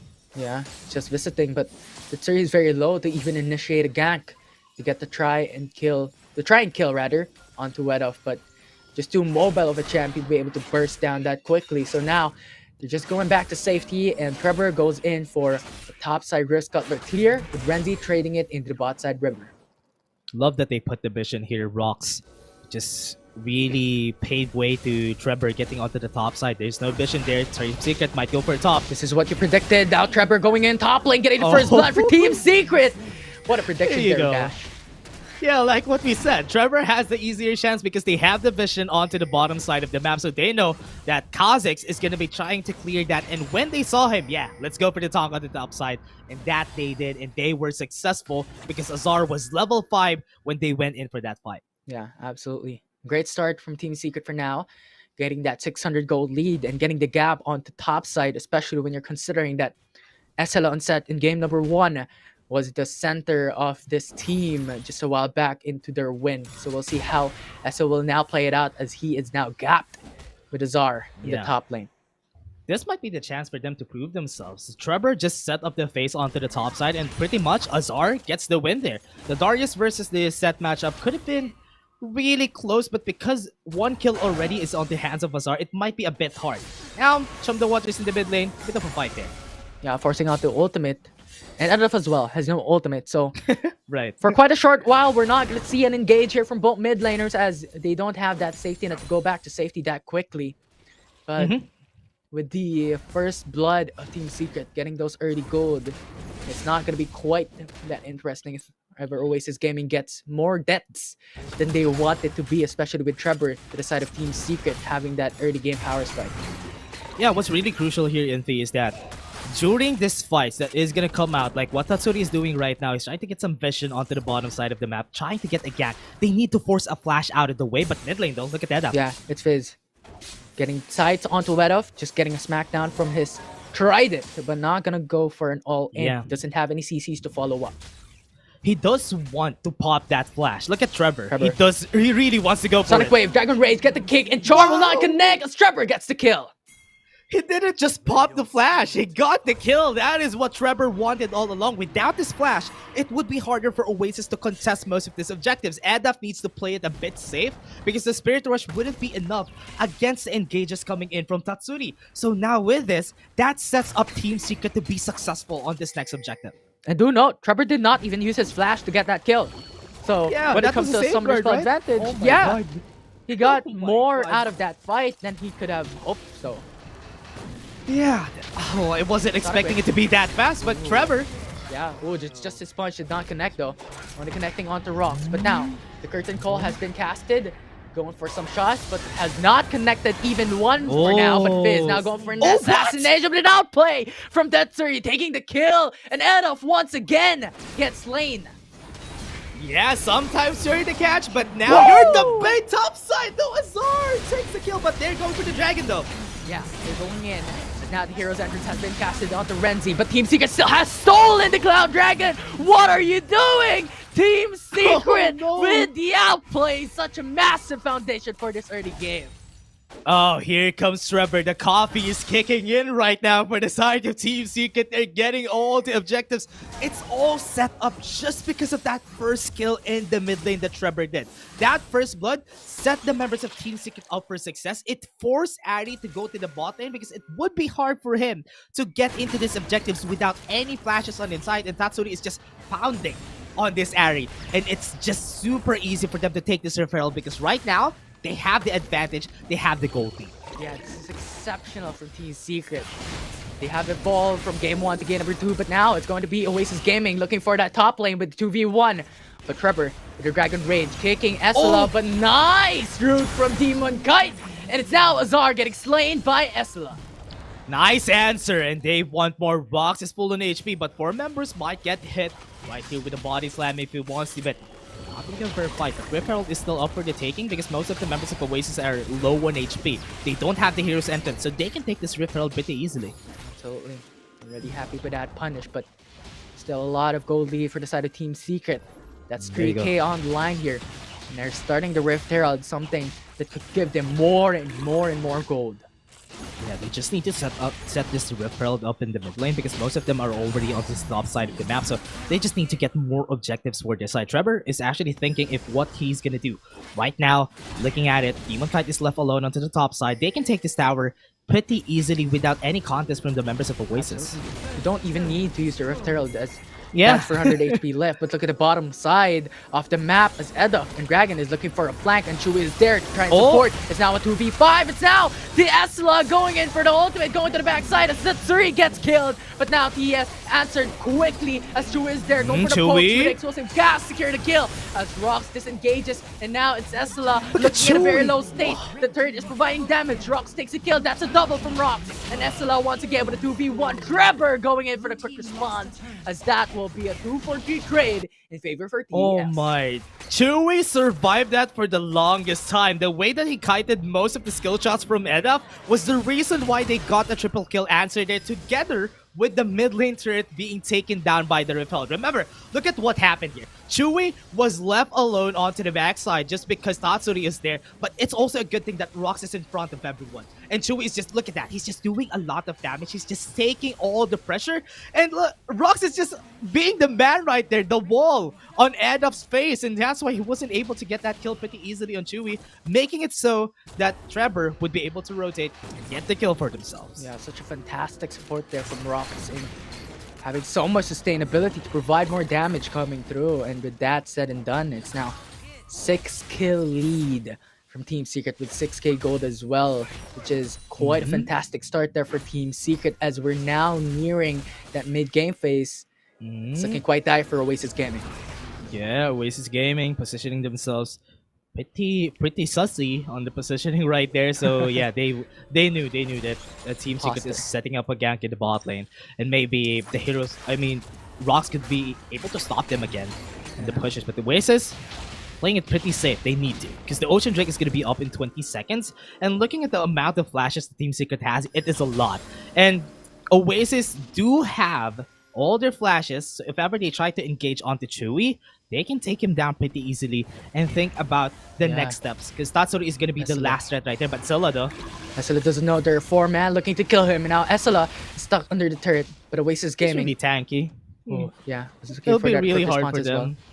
Yeah, that's why they don't really want to get him. But the Ocean Drake is now ticking. It's not going to kill himself, so Oasis needs to put themselves on a better position. But now, this might be a good pincer for the members of Oasis. Absolutely. I mean, Oasis Gaming has the vision and how Team Secret is doing. And now Edop jumps in. Spirit Rush comes through. The charm will connect. And now that's a fantastic CC onto Chewy. But Renzi will not be able to get the steal as Team Secret takes their second dragon. Ezreal is already down. Team Secret is going for the flash over the wall, getting that kill. Noxian Guillotine from Azar, getting his second. And now Edop going for the charm on Tatsuri, buying some time. And now he goes golden. No! Buy some time once again as Demon Kai flashes over the wall onto the red buff. No. That's one more kill. Edop is the lone survivor of Oasis Gaming. But with Rocks there, he might just get killed. And now Team Secret secures the ace.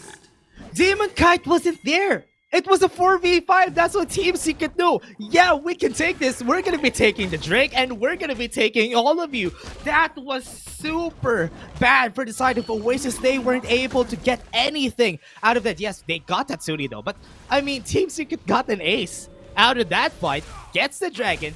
That's just a lot of losses on the side of Oasis, ballooning the goal gap to 11k. Absolutely. I mean, that is risk benefit for you. And now with Team Secret getting that ace just a while back, it's now 10k gold lead for this specific team. And now Oasis Gaming is on a dire position right now. We've seen this happen in the first round robin with Oasis Gaming and Team Secret battling against each other in the past. So Oasis Gaming has to level up. Yeah, most of the time Oasis has a hard time coming back in games. But look at this, Team Secret gonna go. Yeah, and that Dragon Rage with TS getting it. They're stealing that Rift Herald. And now Team Secret is collapsing on enemy territory. They're collapsing on the jungle. But Azar is already dead, so it's a mad advantage for Oasis Gaming. But Renzi is running away. He's 1 HP. Look at the taunts, look at the stickers. But Rox is catching up. That Batty Slum is gonna be there as Renzi is left with 1 HP. But the minions might just have killed him. And that will be the 1-for-1. Oh, that was a good banter on the top side, though. I mean, that was so funny to see, but still, they were able to get the kill there, was able to get the Rift Herald. That was a lot of wins again for the side of Team Secret, but at least some silver lining there for the side of Oasis. They were able to get a shutdown gold, a bit of a shutdown goal for their side, and that's the only thing that they were able to get. And now Team Secret is just going to use this advantage that they have. They have the tower pressure anyway, and Team Secret is known that whenever they get this advantage, they hold on to it. They don't give it out. And the Oasis, they need to find a way to stop them from holding on to it. They need to tap the hands of Team Secret right now. Yeah, hold hands. Yeah. Maybe. Yeah. So we'll see for if sure. They can hold hands later on for Oasis Gaming, as now it's a bit of an 11k gold lead here. But now Curtain Call has been casted. Shui using up the Proto Belt to go back away to safety. The charm will not connect as well, so a failed engage there. But Trevor with a Sonic Wave coming through. Edov going golden to buy some time with Essela onto the front lines, getting his ultimate onto Rocks. But look at Senna. Senna's damage is just insane, but Azar onto the front line, getting the double kill already. The Noxian Guillotine already has secured a lot of these champions. And now with a triple from Azar, followed up with Rocks going in with the explosive cast. They secure the ace. Oh wow, another great win. Just looking at that fight a while ago, Azar was just in front of everyone. And this might be the game here, Infinity. They can end this. They have the Rift Herald on their hands. 10 seconds on the clock. They have a lot of time to end it if they want to. Yeah, they're gonna end it. Team Secret is gonna be winning this, turning things around against the members of Oasis Gaming. Infinity, this is what we're waiting for. We're going for the long run. And Oasis just lost. And Azar was just too strong during that last fight. We're going to game 3, baby. Let's go. It's going to be Team Secret showing us The smiles. improvements. Fantastic play from the Team Secret. Right, this is our expectation from game number 1. Wherein Trevor got the Lee Sin, having such a great advantage in the early game, transition into mid game, late game. Now they have that advantage to scale much further than Oasis Gaming could. Yeah, that was what I was expecting for Trevor during the whole time, is for him to set up the face for the team. Invest the resources onto your laners, invest that to Azar, and let him carry most of the game. If he's absorbing pressure onto the top side of the map, everybody would look at Azar. And that's exactly what they did. Chewy and Rox weren't even a threat in the early stages. Azar was just there in front of everyone because he's getting a lot of gold, getting a lot of kills. And yeah, look at this one. He's just, because he was able to snowball that one, it was enough for him to get the pressure on the top side. Isilla was no more after that. Yeah, it was great.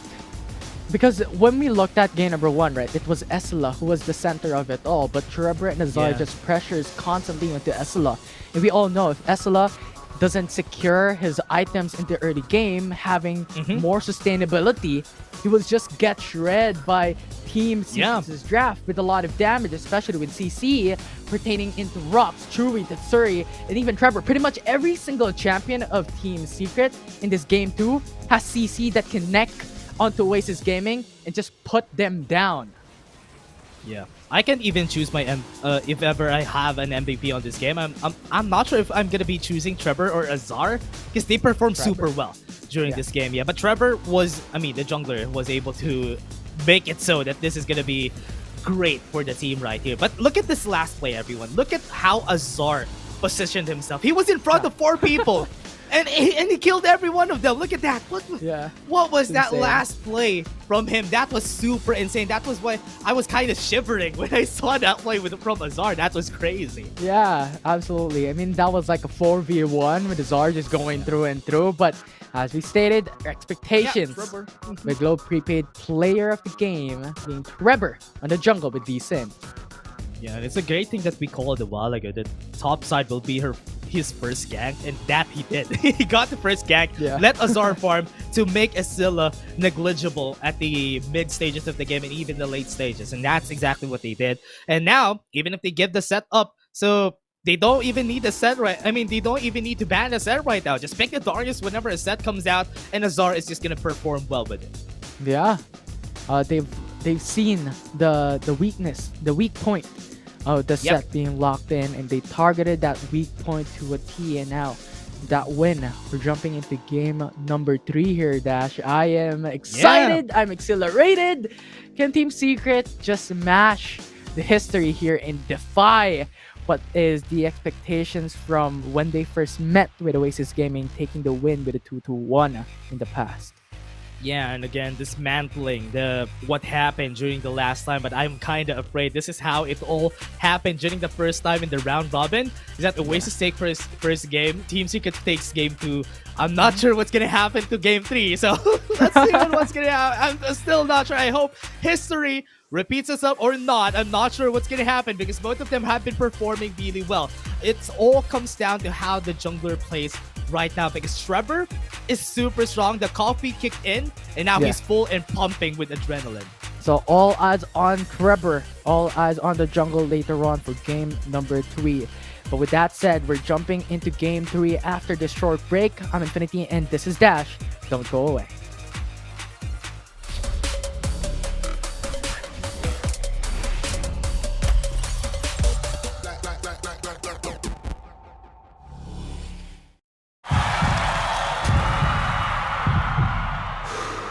Stop and refocus. Get a clearer perspective. See things from different angles. Power up and set your eyes on the prize. It's time to step up and rise to the challenge with the Redmi Note 11.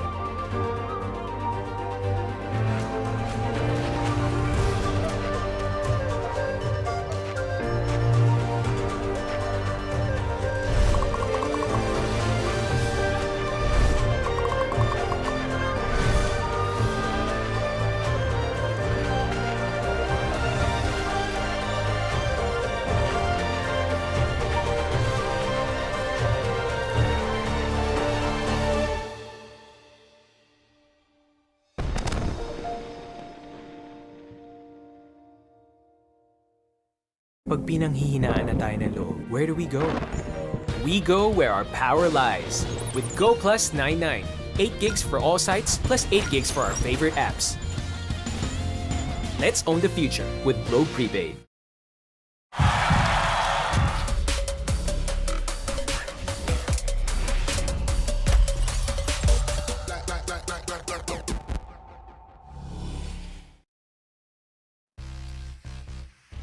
Game 3 dash. We're here back in the series of Team Secret versus Oasis Gaming. Wonderful game 1 from Oasis, a wonderful game number 2 for Team Secret. And this is the deciding game. If Team Secret can get the top 2 spot in the standing with a lot of stakes on the line for both these teams. I'm Infinity and this is Dash with me. We're jumping right in. Yeah, let's see what's gonna happen for this game, because everyone, that was a great game too for the members of Team Secret. Trevor just made it snowball in the team's favor, and he actually had the goodness of everyone in mind whenever he tries to go for ganks, tries to risk it whenever he can, because the timing of those ganks from Trevor was so important. The crucial timings, the flash that are getting popped during that time will dictate the phase of how the objectives are going to be taken. And that is exactly what he did. I love the macro plays coming from Trevor, and he really just doesn't want to get the kills. He just wants to make sure that he gets the objectives at every step of the way.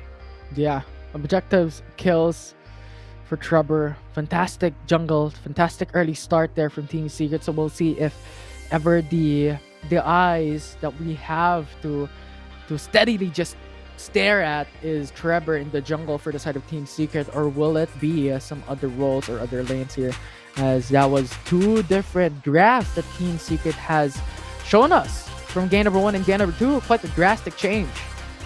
Yeah, there's a big hopium still for our panel for getting the win on Team Secret on their side, because so this is something that they need to look forward to. Game 3, this is where it all comes down to. This is like what happened during the last time, during the first round robin. Oasis winning game 1, Team Secret winning game 2. So if history repeats itself, Oasis is gonna win game 3. But I hope that doesn't happen, so that Team Secret could now prove themselves to be up and ready for the top spot, or rather the second place for this regular season. So yeah, I'm kind of excited if ever they would be able to put themselves out there. But now, this all comes down to how they play each other and how the drafts would come and go.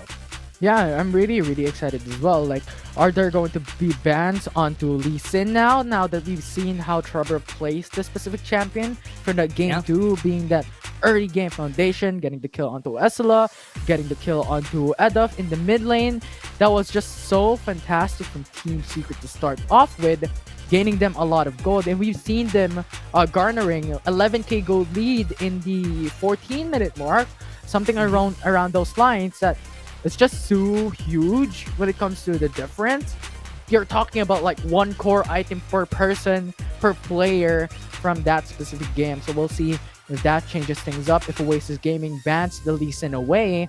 And on the other hand, will Team Secret ban away the set, because they did not from game 2. Yeah, and I mean, this could potentially be what's going to happen. If they ban the Lee Sin, they could still potentially get the Kha'Zix in the first rotation, because most likely they're going to be getting Asila's pick right here. But if they want to respect what happened during that game, yes, the Gragas in set absorbed a lot of the pressure. That's why Trevor was able to shine during that game. So that all comes down to what the priorities is of Oasis Gaming. Do they want to get less pressure in the bot lane, or do they want to get less pressure in the jungle? If I'm gonna choose, I don't want to get pressured by Trevor every step of the way. Absolutely. I mean, having a Lee Sin just visiting you in your lane, you just can't see the fear that these players will have having that specific champion. But looking at the bans right now, we're looking at quite of a similar bans for the side of Team Secret, banning Jace and then Vayne. Might potentially be Camille for their 3rd ban here, but Oasis Gaming bans away Senna, so quite different from game 1 and game 2, with the Lee Sin available for Trevor once more. Yeah, I'm kind of surprised. Yeah, they have the same bans. What they don't want to happen is to get pressured by the bot lane, so they want to get pressured by the jungle. Or Oasis might have the plan to give Grindsky the Lee Sin, but no, yeah, they're going for the set again. Gragas could potentially come out again for the side of Team Secret and getting that Lee Sin after. or they could prioritize another champion on their hands, and yeah, they're gonna go with the Corki in the bot lane, which is also a good thing. Yeah, and it's also a deny onto Demon Kite's champion.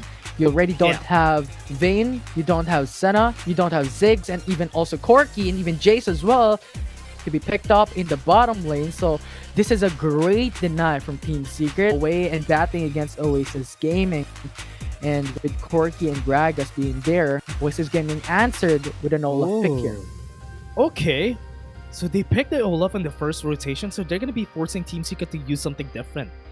If that's the case, Lee Sin could potentially be off the table, or I think, oh yeah, there you go. He forced them out of the table, so Jarvan is gonna come out. That's why they picked the Olaf there. Okay, that's very smart of Oasis right now. So on the side of Team Secret, they might be forcing Demon Kite again to pick the same champions that he used, the Jhin, the Ezreal, or maybe even the Kai'Sa on their hands if ever. Galio is open. Galio is open. So Gragas can go to Azar, and Galio can be locked in by Team Secret to go for support. If Oasis Gaming does not ban this specific champion, this is such a great combo, AoE CC combo for the side of Team Secret.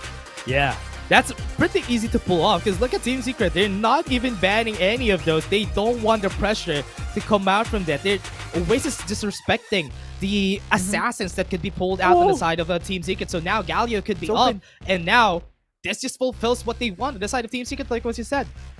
Oh, are they gonna pick it up though?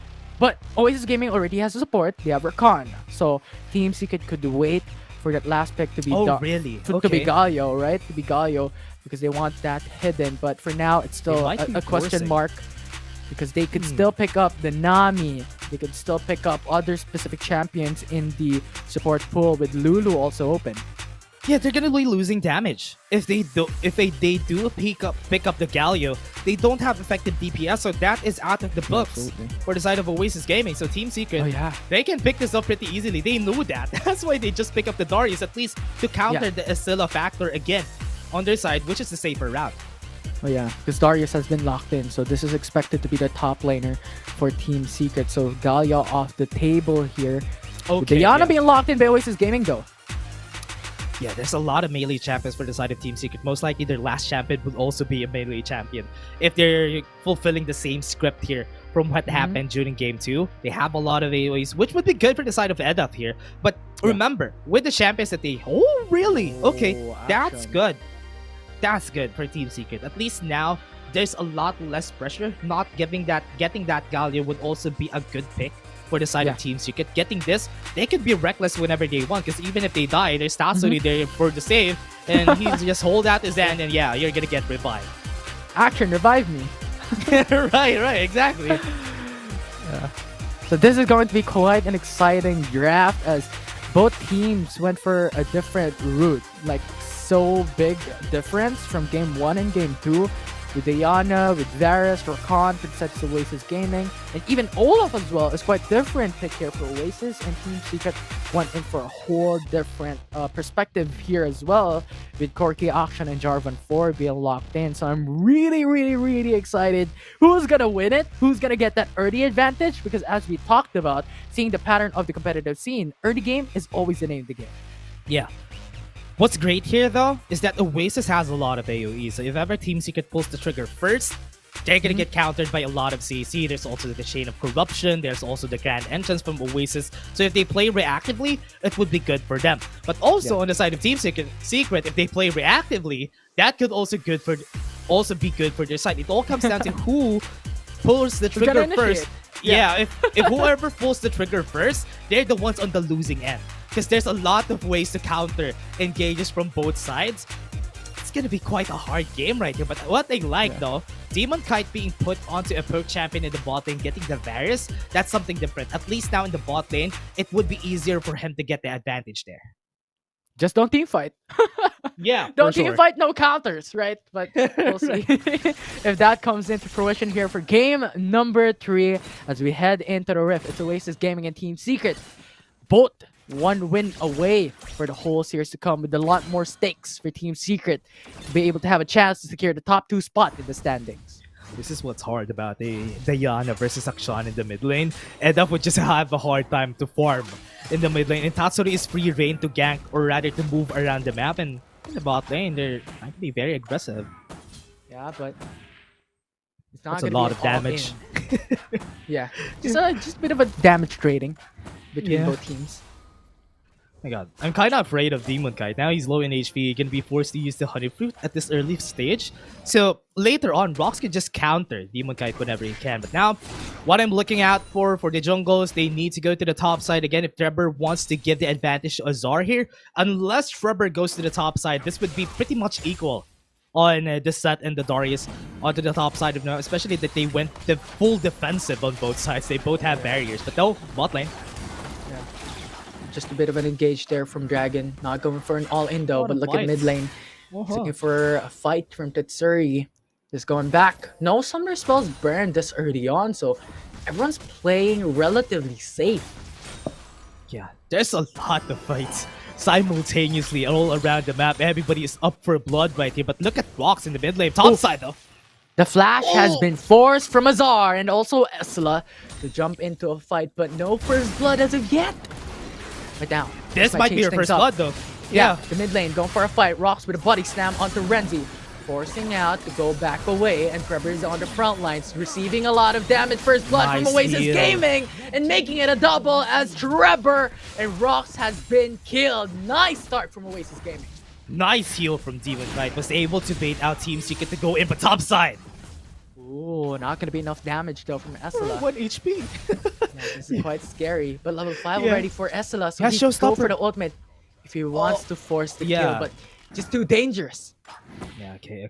It's a good thing that they went to the safer route from both of our sides, because looking at what happened here, everyone, look at how Eddup is positioning himself and also Dragon. They are baiting out a lot of the CCs from the members of Team Secret. Then they went in after that. They were able to pop the heal from Demon Kite on the right timing, and that's enough. They were able to bait out, let's just go in, and they don't even have skills anymore on the side of Team Secret.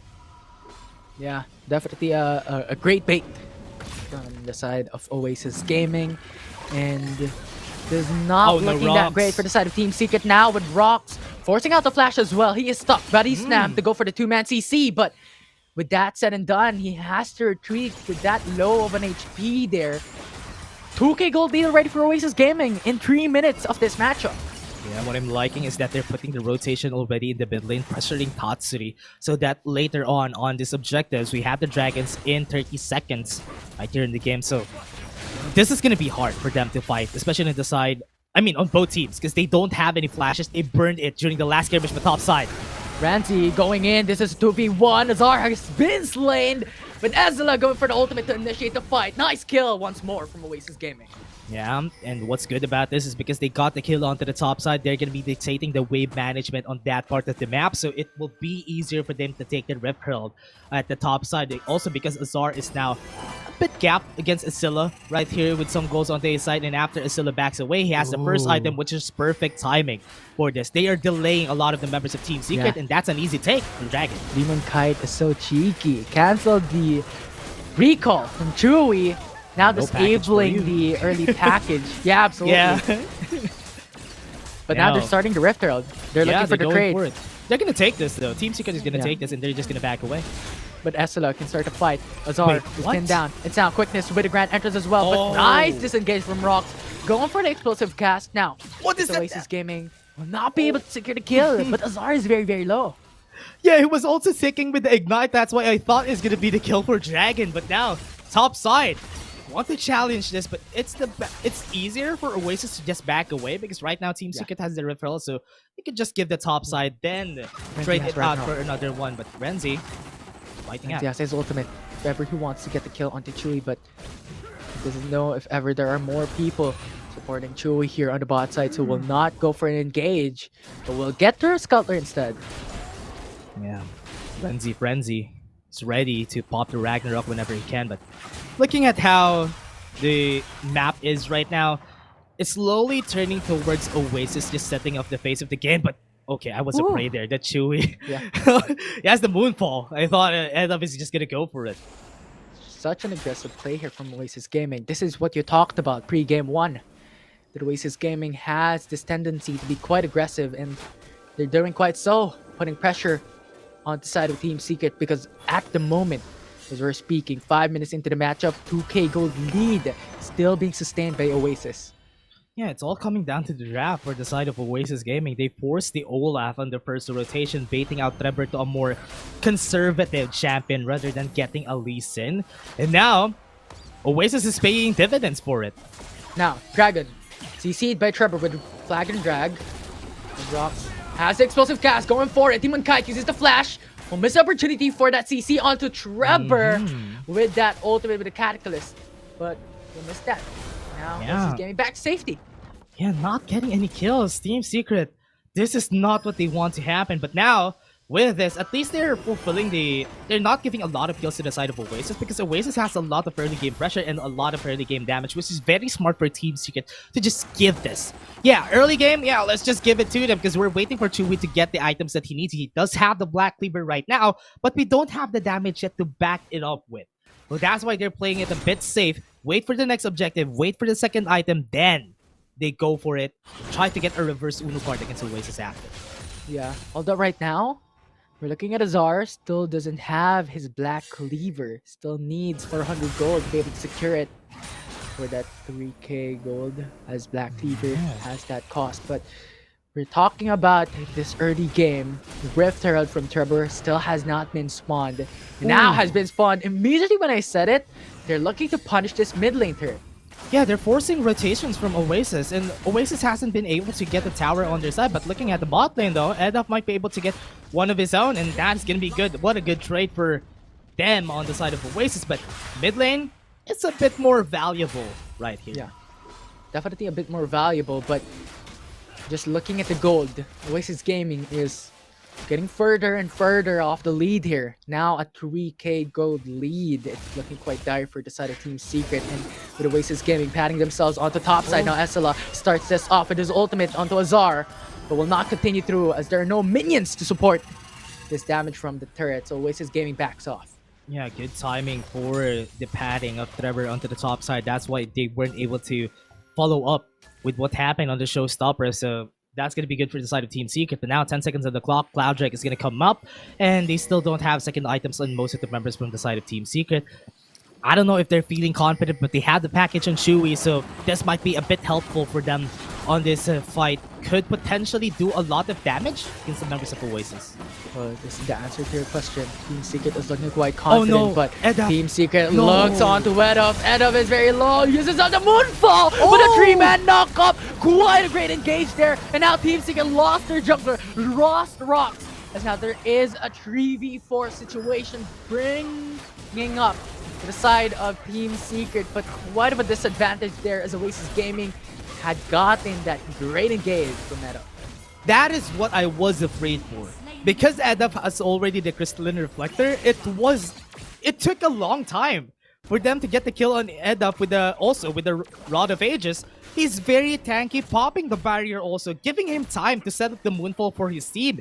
And now Team Secret lost a lot during that. Remember, everyone, look at this. They're trying to go to Edaf, but it took quite a long time. He popped everything during that time, giving way for his team to turn things around, get some kills for themselves. And Team Secret, they don't have any damage yet, but they're still contesting the Rift Herald, sorry.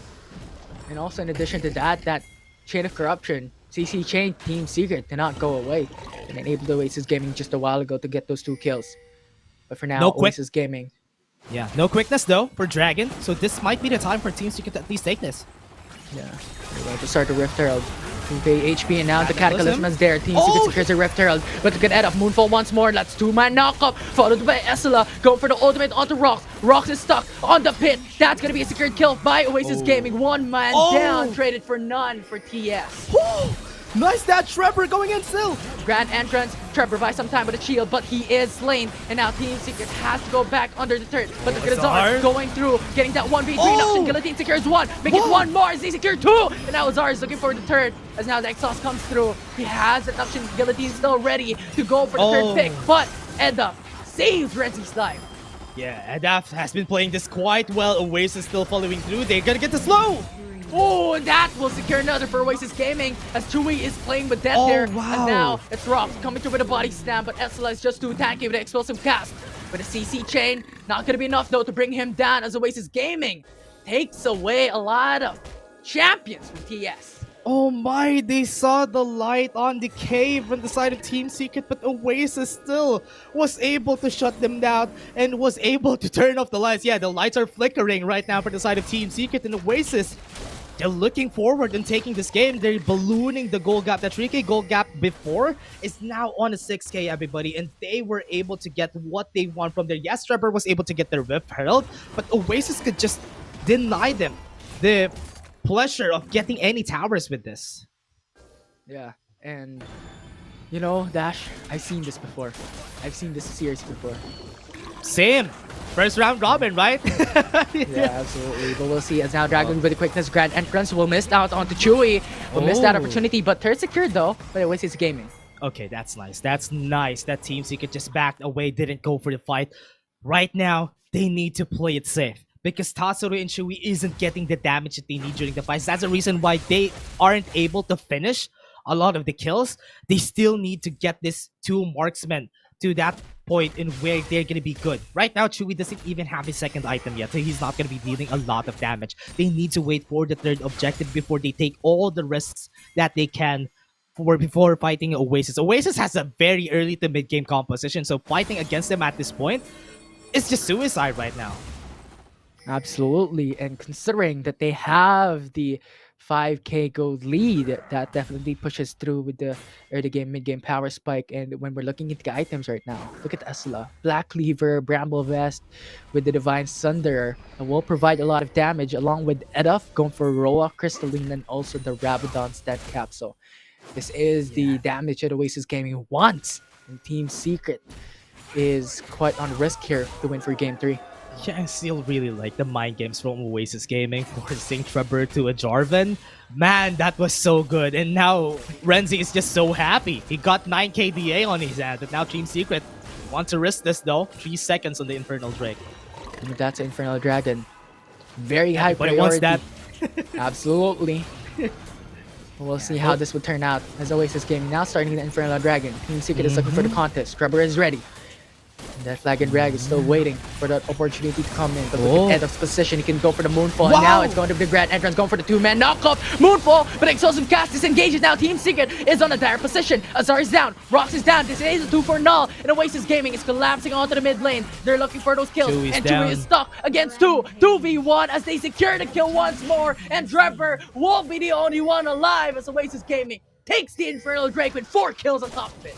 Man, Adaf and also Asilla, they were just the ones in front, and they were just the ones who were dealing a lot of damage. Yes, Demon Kite was able to help with the piercing arrow, but Adaf and Asilla were the only ones in front, and they were the ones decimating the members of Team Secret, and they can't even do any damage against them. That is very alarming, and now they got the Baron Nashor. That just puts another icing on top of the cake on what Oasis wants to go for. Adaf has been playing this game so greatly. The Moonfalls that he gets are always so great. He's getting 2 or 3 people every time that he tries to go in. Look at this. Remember this fight. Look at how they went in. Dragon went in, he started the fight, but he just paved way for Eduf and Isilla to the back line. And that is just how it snowballed in favor of the members of Oasis. They got the Dragon and they got the Baron in the end. That was just too clean for them.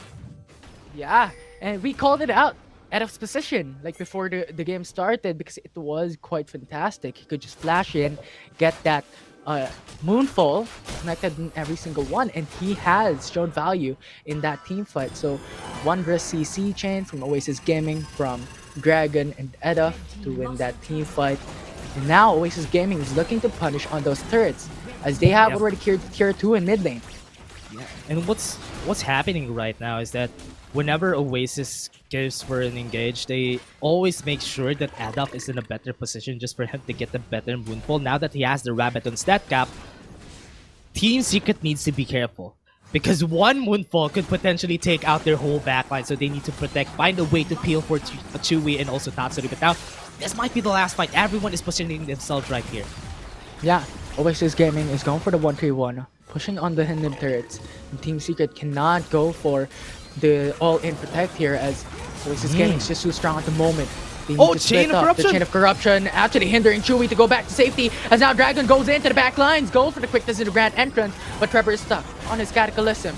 use up the Zerg's gauge. A lot of damage coming through Zero from damage. Demon Kite, but they killed Estela. This is a great start, but Oasis Gaming already secured 2 inhibitors, make it 3 as they're looking for the third one in bottom lane. And Renzi went in for the Ragnarok as well. Go back to safety. Shut down. Team Secret delayed the push of Oasis Gaming, but lost 2 inhibitors. Yeah, that was very big for Oasis, but it's a good thing that Trevor Dragon was ready to go in. He was able to get the quickness. He's supposed to get a great grand entrance, but because Trevor was able to get a great flag and drag, he was able to cancel the chain of corruption onto the backside. Chewy was held on. That's why Dragon tried to go in, but Oasis wasn't able to do that because of Trevor. Trevor was the hero of the story, but not enough at this point. Edolf, look at him. No. Tatsuri goes for the face check, looks up onto Edolf, and now Edolf just goes for the kill. Oh man.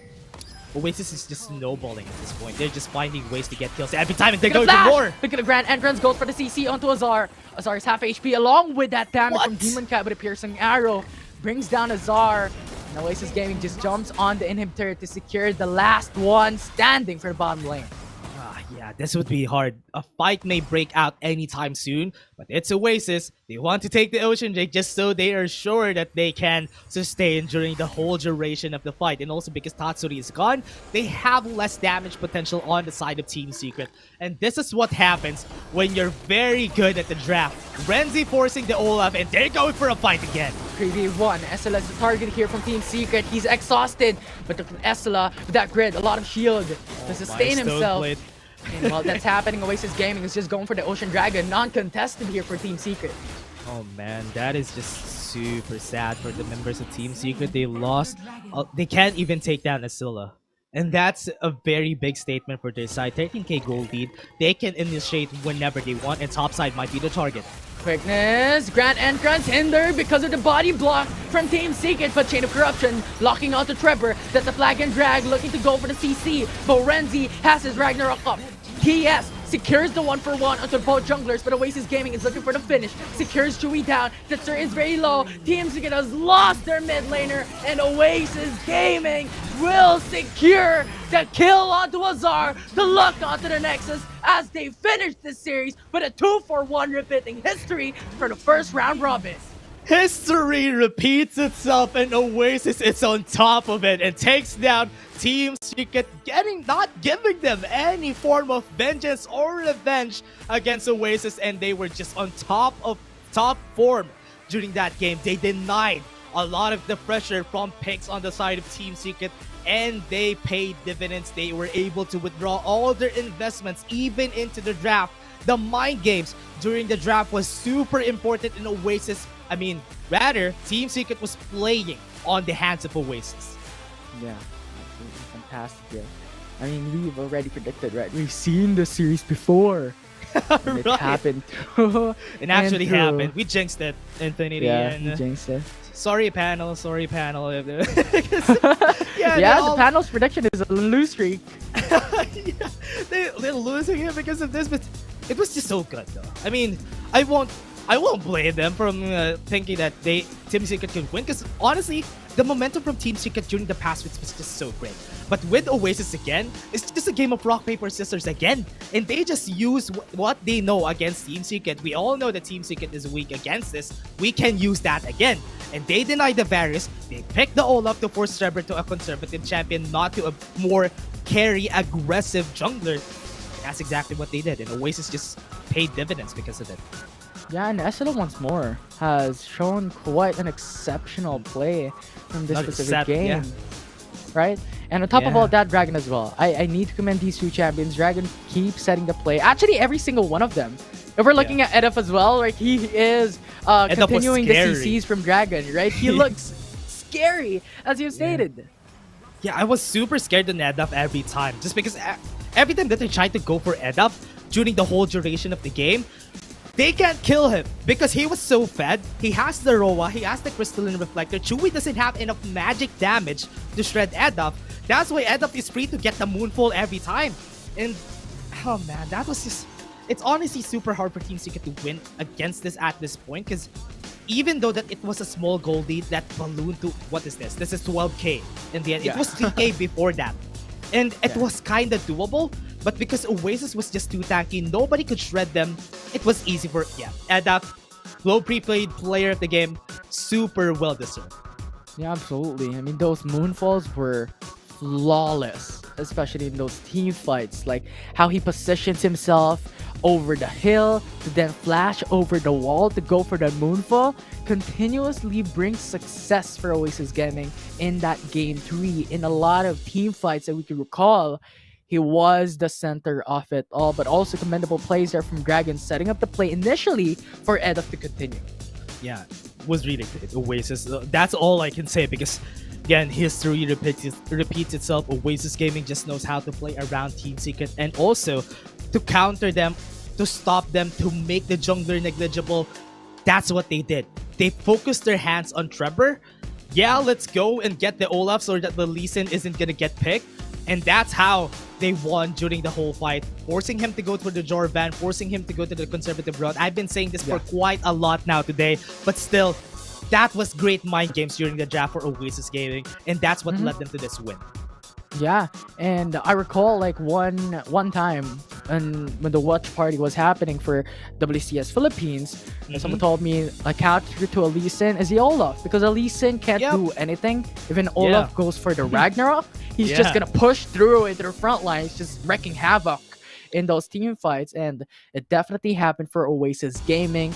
Although that was just a great, commendable counter pick from TS. Nevertheless, picking up the Jervin 4, trying to win the mini game of the draft. But when it comes to execution, Oasis Gaming showed big time from that game 3. Yeah, and they just stopped the momentum from the side of Team Secret, getting that for themselves again. Or maybe they've just been playing us though. Yeah, we're gonna be letting Team Secret win the second game, then we'll take game 3. So that, I mean, it's the same record from the last time, from the first round robin. But yeah, that was great. That was a great showing, honestly, Oasis Gaming. Yeah, absolutely fantastic plays. That series 2, we have a lot more to go. We have 2 more series to come here. And it's going to be a lot at stakes on the line, because at the moment, every prediction of the panel has been wrong. So we'll see if that can affect the next 2 series to come. I'm Infinity, and this is Dash with me. We're going to take a short break. We come back to the panel. It's going to be the panel discussing what happened in that series. Yeah.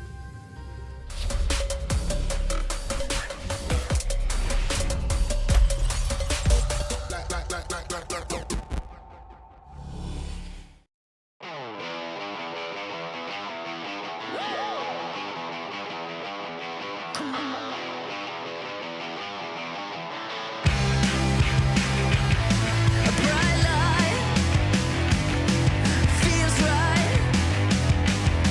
I can't lie.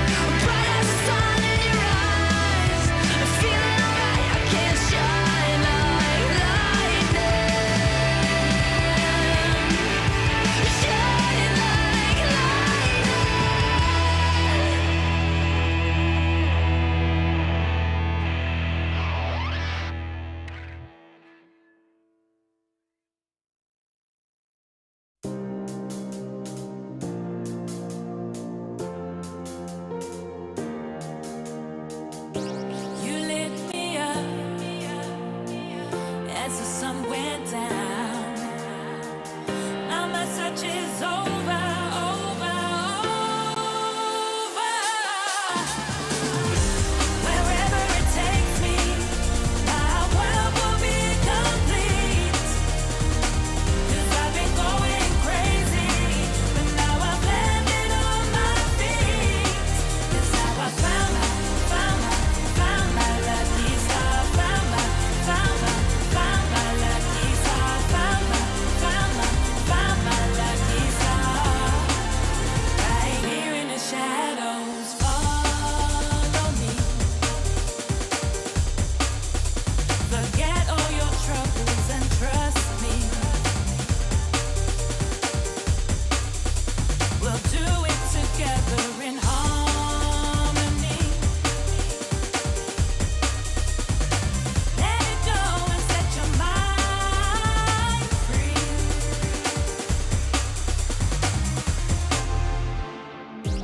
You lit me up as the sun went down. Now my search is over, over, over. Wherever it takes me, my world will be complete. 'Cause I've been going crazy, but now I've landed on my feet. 'Cause now I found my lucky star. Found my lucky star. Found my lucky star.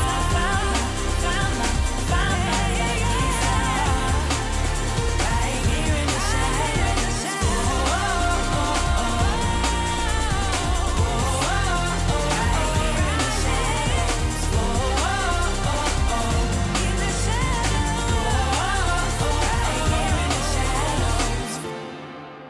Right here in the shadows.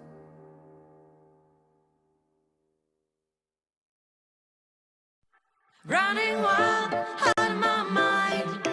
Hold my breath, 'cause I'm ready to make a move. Got nothing to lose. Watch me shake out the ground. Have you seen a phoenix rise? Rising up above.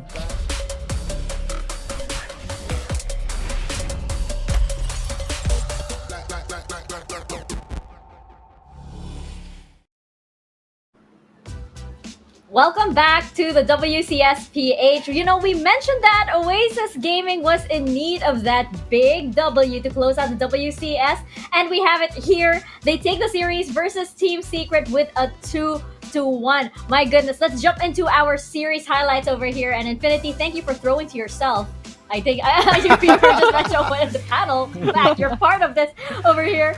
But Autolus, I'm going to throw it to you first because there's a lot to unpack here on both sides, of course, of Oasis Gaming and on Team Secret. I love that we highlighted the Baron laners. Esila stood his ground against Azar and just proven that when his name is called upon, he will turn into a Superman. And you can see it in this play. This is a wonderful three-man play or three-man catch by Esila. Then again, we saw the Yasuo, the Jhin being picked twice, no wins as of yet, and another history was made. Ladies and gentlemen, Akshan was 7 wins with 0 loss up until today, up until game number 3. And Tatsuri decided that, you know what, that's not gonna happen anymore. Akshan finally suffered his first loss. And again, at the end of the day though, kudos to Oasis. I know that they have their sights already for playoffs, and this is more of a momentum builder than anything.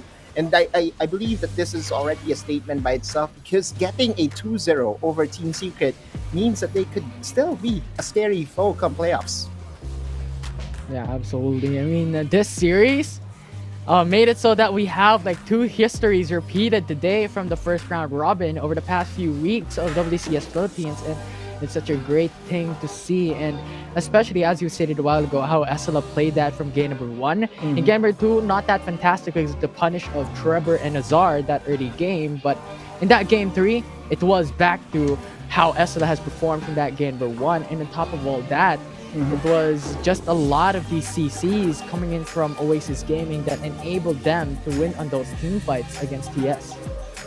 Yeah, and I think of course, there's a big question, of course, of whether Oasis Gaming, they suffered a few number of losses in a row, and I think if you compare as to who needed this win a lot more, I actually would think that it is Oasis Gaming that needed this a lot more, just in order to get that confidence boost once again into the playoffs again. Yes, I know. Hide Team Secret. I'm waving at you. Team Secret! I'm waving at you. Also, because now they don't have any access to number 2. They are currently locked at number 4, and I believe there's a space still for them to get number 3 if UDG wins over FLA, which is a tough task if we are going to look back what happened yesterday. I think that come playoffs, that's when Team Secret, I feel like, will be back with a vengeance. Okay. Oh no, I know, I just cursed them. Oh no, okay, I take it back. Never mind. I don't want to say anything anymore. Weird things happen when I say stuff against Team Secret. I'm just gonna not anymore. I'm gonna save it for next week. In the meantime, though, we do have Oasis Gaming back on the panel with an interview, and I believe it will be Edap speaking on behalf of the team. So let's bring them on over here. We've missed them. It's been quite a while since we've seen them back here. Hello, guys. Hi, guys. Welcome back, and congratulations on your win. Hello to everybody there. Edap, congratulations. Thank you. I actually have a bit of a lightning round for you guys. So I'm gonna throw this to Autolus first. And I'm gonna ask my questions later. Okay. Sige. Playoffs implication na tayo, pare. Currently, I have confirmed with League Operations, specifically kay Boss Dix, na you guys are locked sa number 6, which means na makakatapat niyo for the first round will be the number 3 team. Ngayon, dun sa number 3 team na yun, I think dalawa na lang yung posible niyo makakatapat dun eh. It's either Team Secret. Actually, Team Secret pwede pa sila mag number 3 kasi may head-to-head pa sila over. Actually, sige, padali lang natin. Dun sa tatlo, TS, FLA, or GS, sino yung gusto niyo mag number 3? Ang number 3 po. Sino yung gusto niyo mag number 3 na makatapat niyo? Ako po, Fennel po. Gusto ko po namin makalaban. Fennel? Kasi po, favorite po namin sila kalaban. Hindi kasi po, para maganda po kasi sila kalaban lagi. Yun. Okay, so Fennel ang pick ni Edap. So tingnan natin kung magna-number 3 sila mamaya after everything is well and said or well and done. Infinity.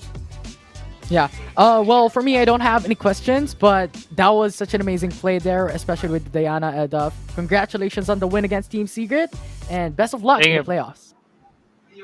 Thank you, buddy. All right. So, Edaf, I'm gonna ask you a few questions, and this is just to get you to know your whole team better. So, yung sagot mo lang is basically just yung pangalan ng mga teammates mo, kung sino man yung fit sa description na ito. So, first, sino yung unang matulong sa team? Si Renzi po. Oh! Early pala matulong Si Renzi po or yung Snipate. Apo, dalawa po. Dalawang jungle po namin. Bakit parang even though yung mga ibang teams bakit parang yung jungle palagi yung unang matutulog? Maybe there's something there. Wala natutulog. So, sino yung pinakamagaling magluto? Wala po eh. Puro po order kami dito eh. Wala po nagluluto sa akin. Puro corn beef lang ata niluto nyo nakaraan, boy. Sa puro makdo po yung jungle namin. So, sino yung pinakamatakaw sa inyo? Matakaw po. Si Renzel po, pinakamatakaw yung top po namin. Gabi po yung kumain. Tapos mag-gym po yan after. Wow. Okay, so bawi naman. Nababawi naman. Binabawi niya naman po sa gym. So, kung maghihiram ka ng pera, sino yung una sa team na lalapitan mo? Si Renzi po ako. Wow! Ano po si Renzi? Lapi po yan. Paldo po yan si Renzi. Manager Renzi. Let's go. So, sino yung mas madalas nagpapalibre sa team? Si Renzel po.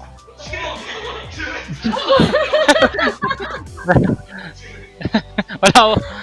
Ako po minsan. Kaso, wala po nalilibre dito eh. Kanya-kanya po kayong buhay. Wow!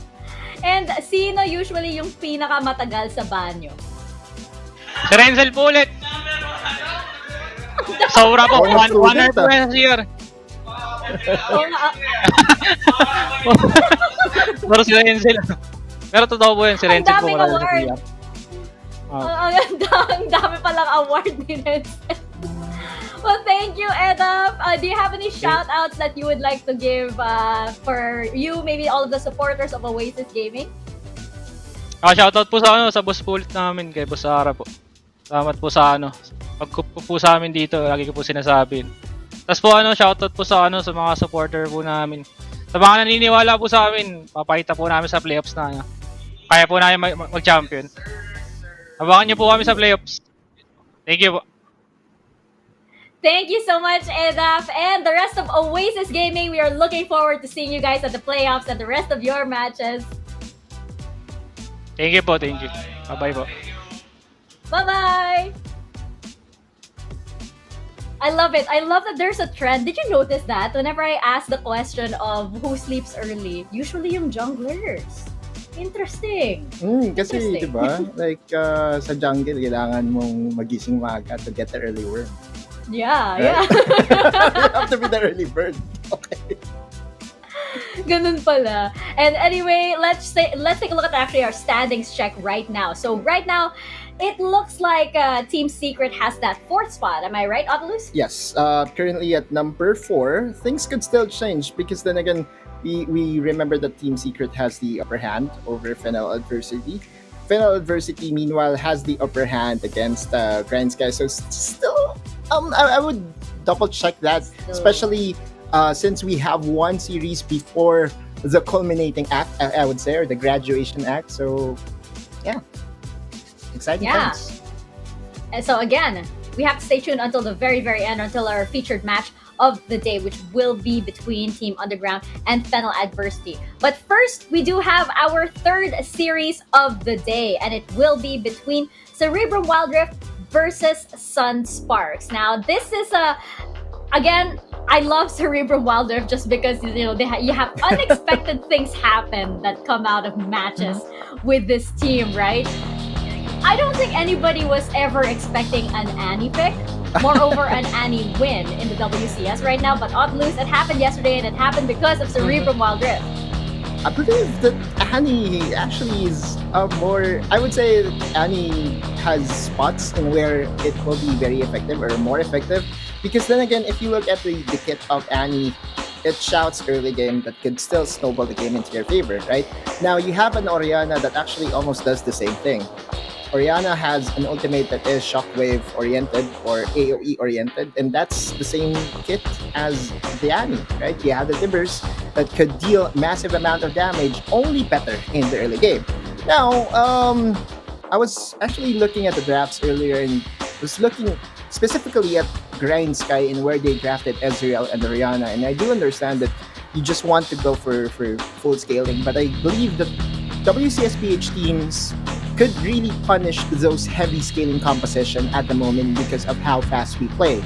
And so that's where Annie comes in. Annie basically would transition your early game into a late game and is still a threat come late game. I know Annie is easily telegraphed because without the summoner spells, Annie is basically a stun bot or anything. But if there is a team that can really make it work, it's the team that really groups as 5 as early as 4 minutes. Right? So Cerebrum, Wildrift, Dago, Zappy, Ivalice, Hao, and Fleur. Again, when it comes to Wildrift experience, especially in the pro scene, this is the most rookie team that we have, right?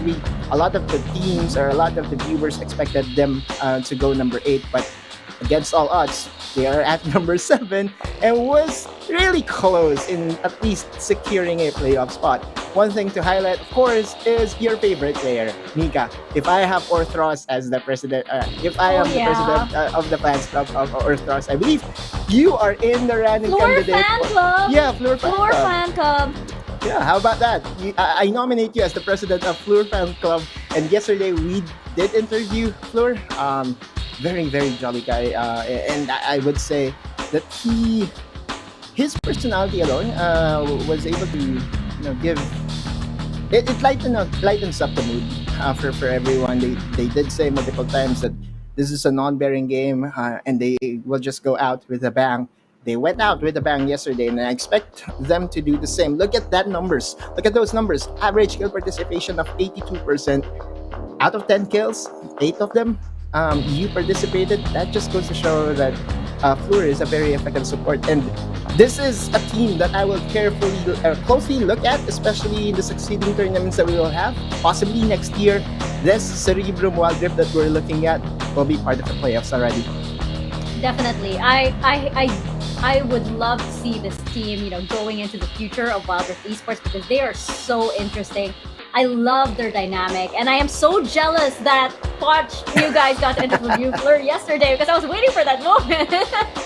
Hopefully it happens today, but on the other side, of course, we still have Sunsparks, and they've managed to take off. They have had those brilliant moments where they managed to take off games off of Grindsky, Oasis, even Team Underground, and they have won a series versus Team Secret. But Infinity, this has definitely been the team that has been struggling the most here at the WCS. Yeah, absolutely. I mean, the win against UDG in one game was yesterday, right? Wherein they played the Kazakhs, Camille, Jace, Lux, and the set, which was fantastic from the side of Sunsparks. And Ace, as a jungler, I believe, is one of the only junglers that is utilizing this tanky utility type of jungle to be able to provide for his team a lot of these engages, a lot of these utilities for the rest of the crew to be able to scale, to be able to match up with the pace of the opposing team. So definitely someone that we need to watch. And on top of all that as well, with solo highlight, we also have MJan, the support of Sunsparks here to match up against Floor, as we're seeing his champions quite flexible, and MJan is only the support player that brought out the Blitzcrank, and it was his debut in the WCS Philippines. So a lot of flexibility on the line here, and how MJan plays it is bringing out this untraditional picks to be able to support for his team, but in the same time, just throw off his opposing matchup in the duel lane. So a lot of flexibility, which is something that is a highlight for MJan here as a support. And I think that's why our head-to-head is going to be Floor versus MJan. This is going to be a very interesting one, right? Mm-hmm. Because you have Floor, who has been a standout support, like overall and everything. You have MJan as well, who did make that, that incredible mark on us with that, suddenly bringing out the Blitzcrank play, which was such a memorable moment for Sunsparks and definitely one of their highlights. So like Autolus, how is this gonna go down right here? We have Floor versus MJan, and it looks like it's gonna be a very interesting one, especially with the types of champs that they can bring out. Yeah, I just hope the MJan will go full kamikaze and go for the Blitzcrank, because there's a mini rework that was done on the Blitzcrank and allows him to make more plays. As for Floor, I expect her to, still go with her comfort picks. Yesterday we saw how controlling her champions are. Rakan, Lux, Leona. There's a lot of champions that Floor could play. Meanwhile, MJan could spice things up with unorthodox picks like the Sona, like the Seraphim. So we're looking at two very different supports, but with one agenda in mind, which is to take the victory. Yeah, and I like how you mentioned about the Blitzcrank, and that is really something I was looking for, because like he has more speed now with the rework on the Blitzcrank and with a buff that has came through. So it's such a great rework for MJan if he wants to pick that specific champion. And with what you stated, these two players have quite a significant difference when it comes to their champion pool, with MJan going for the untraditional and for going in for the Galio, the Lux, the Thresh picks here for CE. So I'm really excited with this head-to-head matchup. The road is basically, and the way is paved for MJan to just pick the Blitzcrank. It's like, go on. It's like, this is your moment. This is your time to shine over here. The stars have aligned and everything is in the right place for this player to bring out one of his best champions. But we're going to see. I mean, if Cerebrum Wildrift, of course, are using those big brains, they may just ban it out if they feel like MJan is going in that direction. Now, of course, we're going to go into our predictions for the day. And Infinity, I'm going to start with you. We have been just X'd in all of our predictions so far, but Infinity, maybe you're the lucky one here. Yeah, we'll see about that. But my prediction would be towards Cerebrum Esports as they proved a phenomenal game yesterday up against RRQ. So I'm looking forward to see Ian how they would battle it out against SS. Atalus? I'll go for Cerebrum just because of how they play. I think that they will still get the better of things and will solidify themselves as the 7th best team here in the Philippines. I will also go for Cerebrum Wildrift. And I know, by the way, that the fans over in the PPGL Discord server mentioned that like a lot of them are for Sunsparks right now. So it's going to be interesting indeed. Panel over here says Cerebrum Wildrift is going to take this. I definitely agree with you, Infinity. I think they're riding on that high versus RRQ. Definitely one of the heavy hitters here. So the fact that you can take a series off of them definitely means something. And I think it really does speak to the potential of this team. But again, Sunsparks, if they do get that spark, sometimes they can really catch everybody off guard. So we are going to be, it's going to be an interesting third series for sure. Of course, we know that these two teams, this is basically their swan song. So they'll definitely bring out everything that they've got in this series. And that's going to make it an interesting one to watch indeed. And our panel consequence for the day, by the way, because we have been doing terribly today, is to draw. At first, it was to draw the team secret eye on your forehead during the post show. We're going to change it to like any logo. We're going to pick a team and maybe have any logo. I think maybe if the team secret eye is a little too ambitious for something, we might go for something a little easier. I don't know, but looking at the logos of all of the teams right now, it's like, wow, everything's so complicated. I am not a gifted artist, so I'm gonna say it's like I'm gonna have a hard time regardless. But I'm so game anyway. I think like after like that series, I owe Team Secrets. I'm probably gonna stick with Team Secret on my head. I'm already accepting my fate. That I'm not doing well with the predictions, so I'm probably gonna have a drawing on my head anyway. And Infinity, are you gonna be with us for the last panel? Yeah, I I'm hope gonna so. be with you guys for this series and the next I one. wanna see a drawing on your forehead for sure. I gotta and find you- a marker for that. yeah. You can find a marker.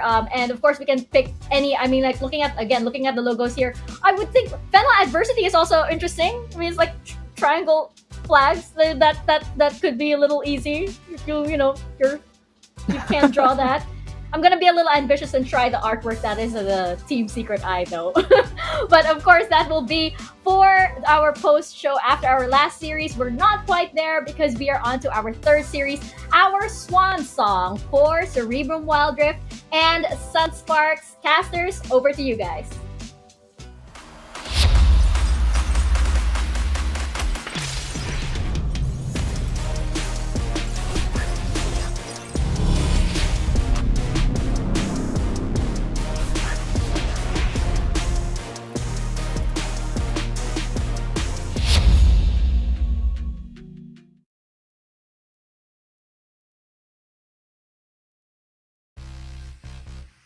Coin flip, heads or tails for both of them. The stage has been set for both of these teams to show everyone that they deserve their slot here in the WCSPH. It is a curtain call, the showing before the end credits. I'm Dash and I'm here with Crazy Apple.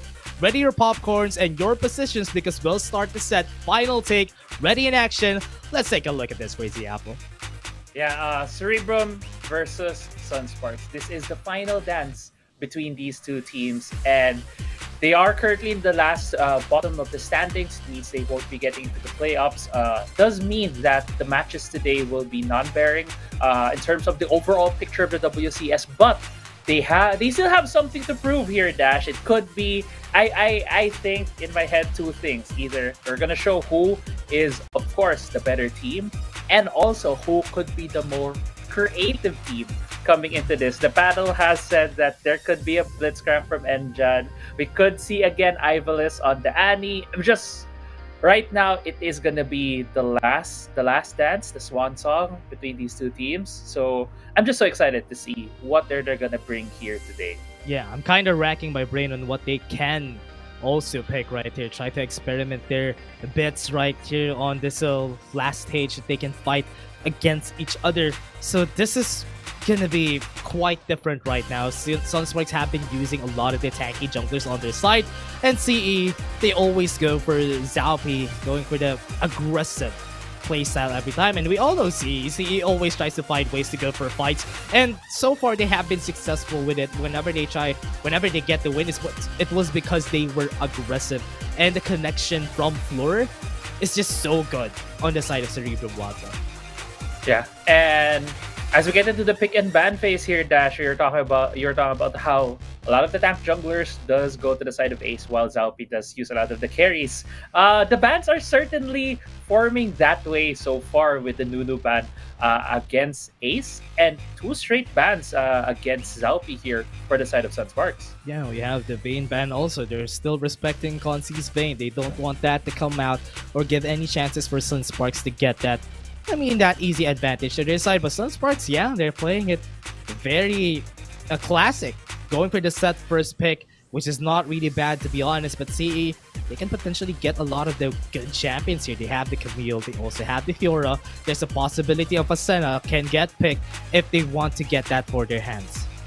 Yeah, a lot of classics here, and so far it looks like business as usual. Yeah, Gragas does go to the side of CE, but yeah, business as usual so far, Dash. A lot of the strong picks being picked here is set going to the side of Sunsparks, so most probably going to be in the hands of Nastro. Has been usually the pivot, or rather the foundation for Sunsparks, where they like putting Nastro on these tanky top laners. Could also very well use the new item like the Divine Sunderer. Yeah. I'm liking the picks from Sunsparks. Ace trying to do something different, going for the Kha'Zix, just for him to flex his muscles against the members of Cerebrum Wildrift. So right there's going to be the answer from CE. They're going to go for the safer route. They have the Camille, they have the Gragas anyway. They can set up some ganks, some pick-offs from themselves, and the Illusion would be the early game answer to what Sunsparks has right now. Yeah, and if our viewers are just tuning in, weren't able to see the games from CE yesterday, you might be surprised that Ivalice is in the mid lane. This has been the role swap between them and Pego since starting out this week 5. And yesterday we saw Pego's style. He is a bit more aggressive, does start out a lot of fights solo in that lane. Even Ivalice feel like he was more empowered to start out fights, and that is a very different look for CE. Seeing this Lucian pick, I think this Lucian can go either way. Can go into Pego or Ivalice hand, just because how doesn't play any marksman.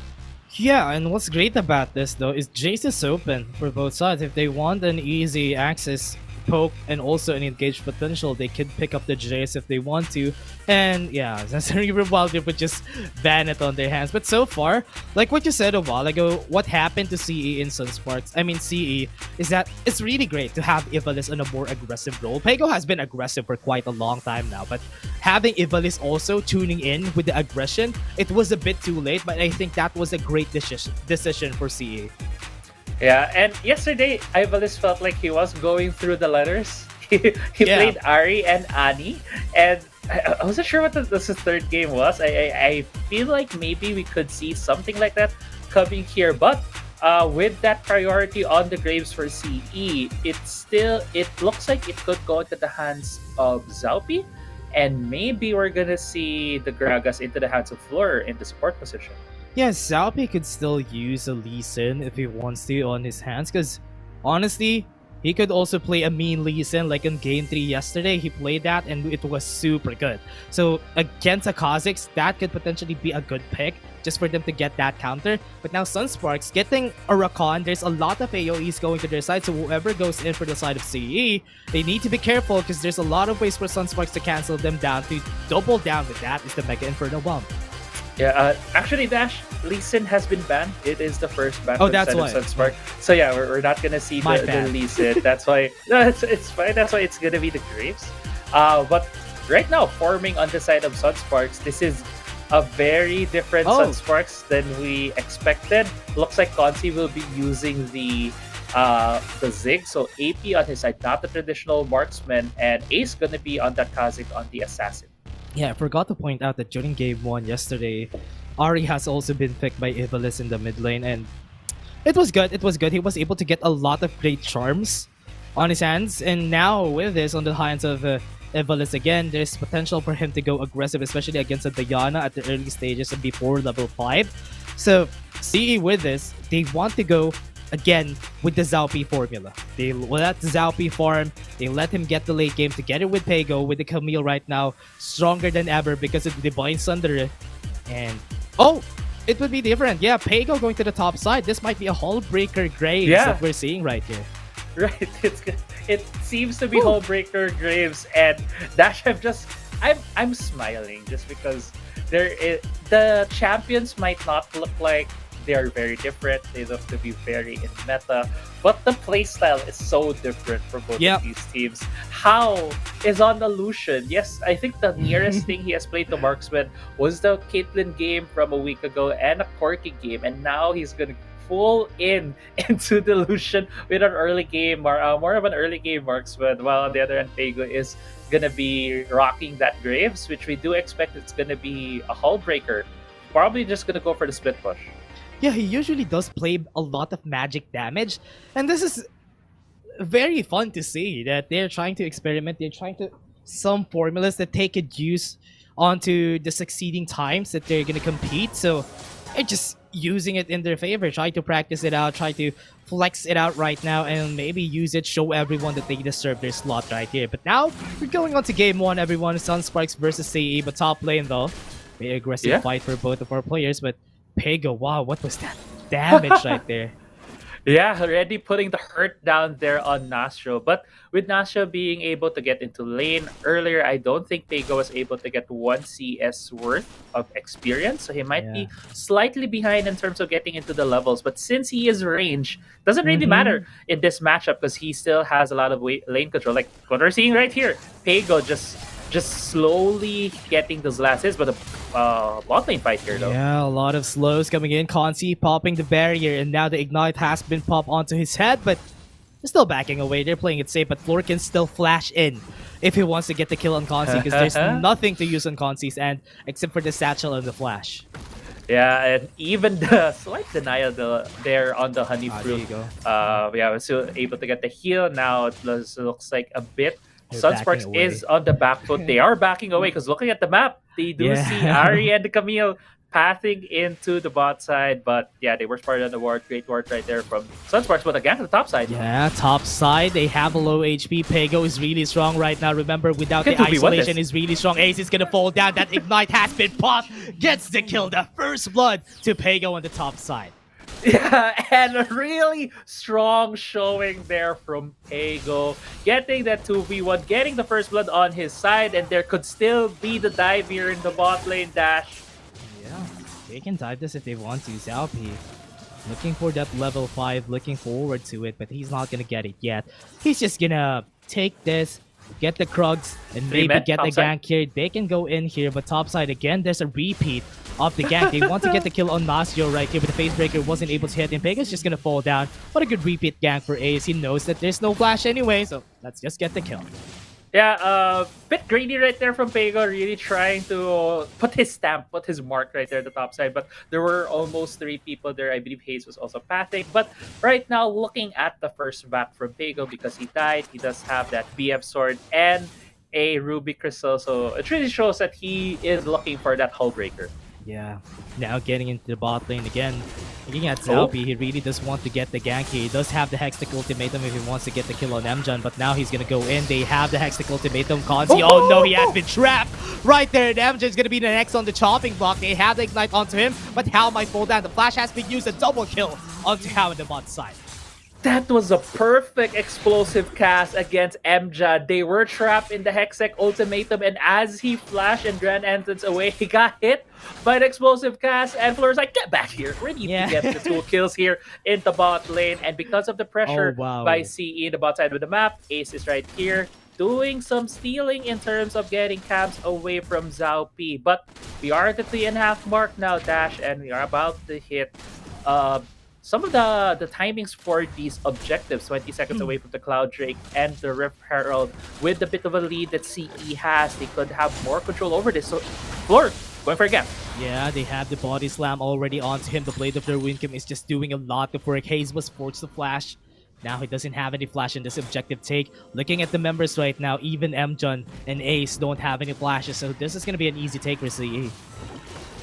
earlier on, Dash, you were saying that this is the game or this is the series where these teams can really show improvement and say that why they're in the top 8 and maybe to show a bit of their flexibility going to future tournaments. And this is a very different look from CE with what we've seen before. It is a more aggressive, more decisive CE, a lot of good plays that they're doing in the early game. And again, another fight here. Yeah, not a reckless fight from CE so far. They have just been taking a lot of the advantages. Getting space, Floor is just giving it to them every step of the way. So with this, they have the Cloud Drake on their hands and they might take that to the top side though. Pago is forced to flash.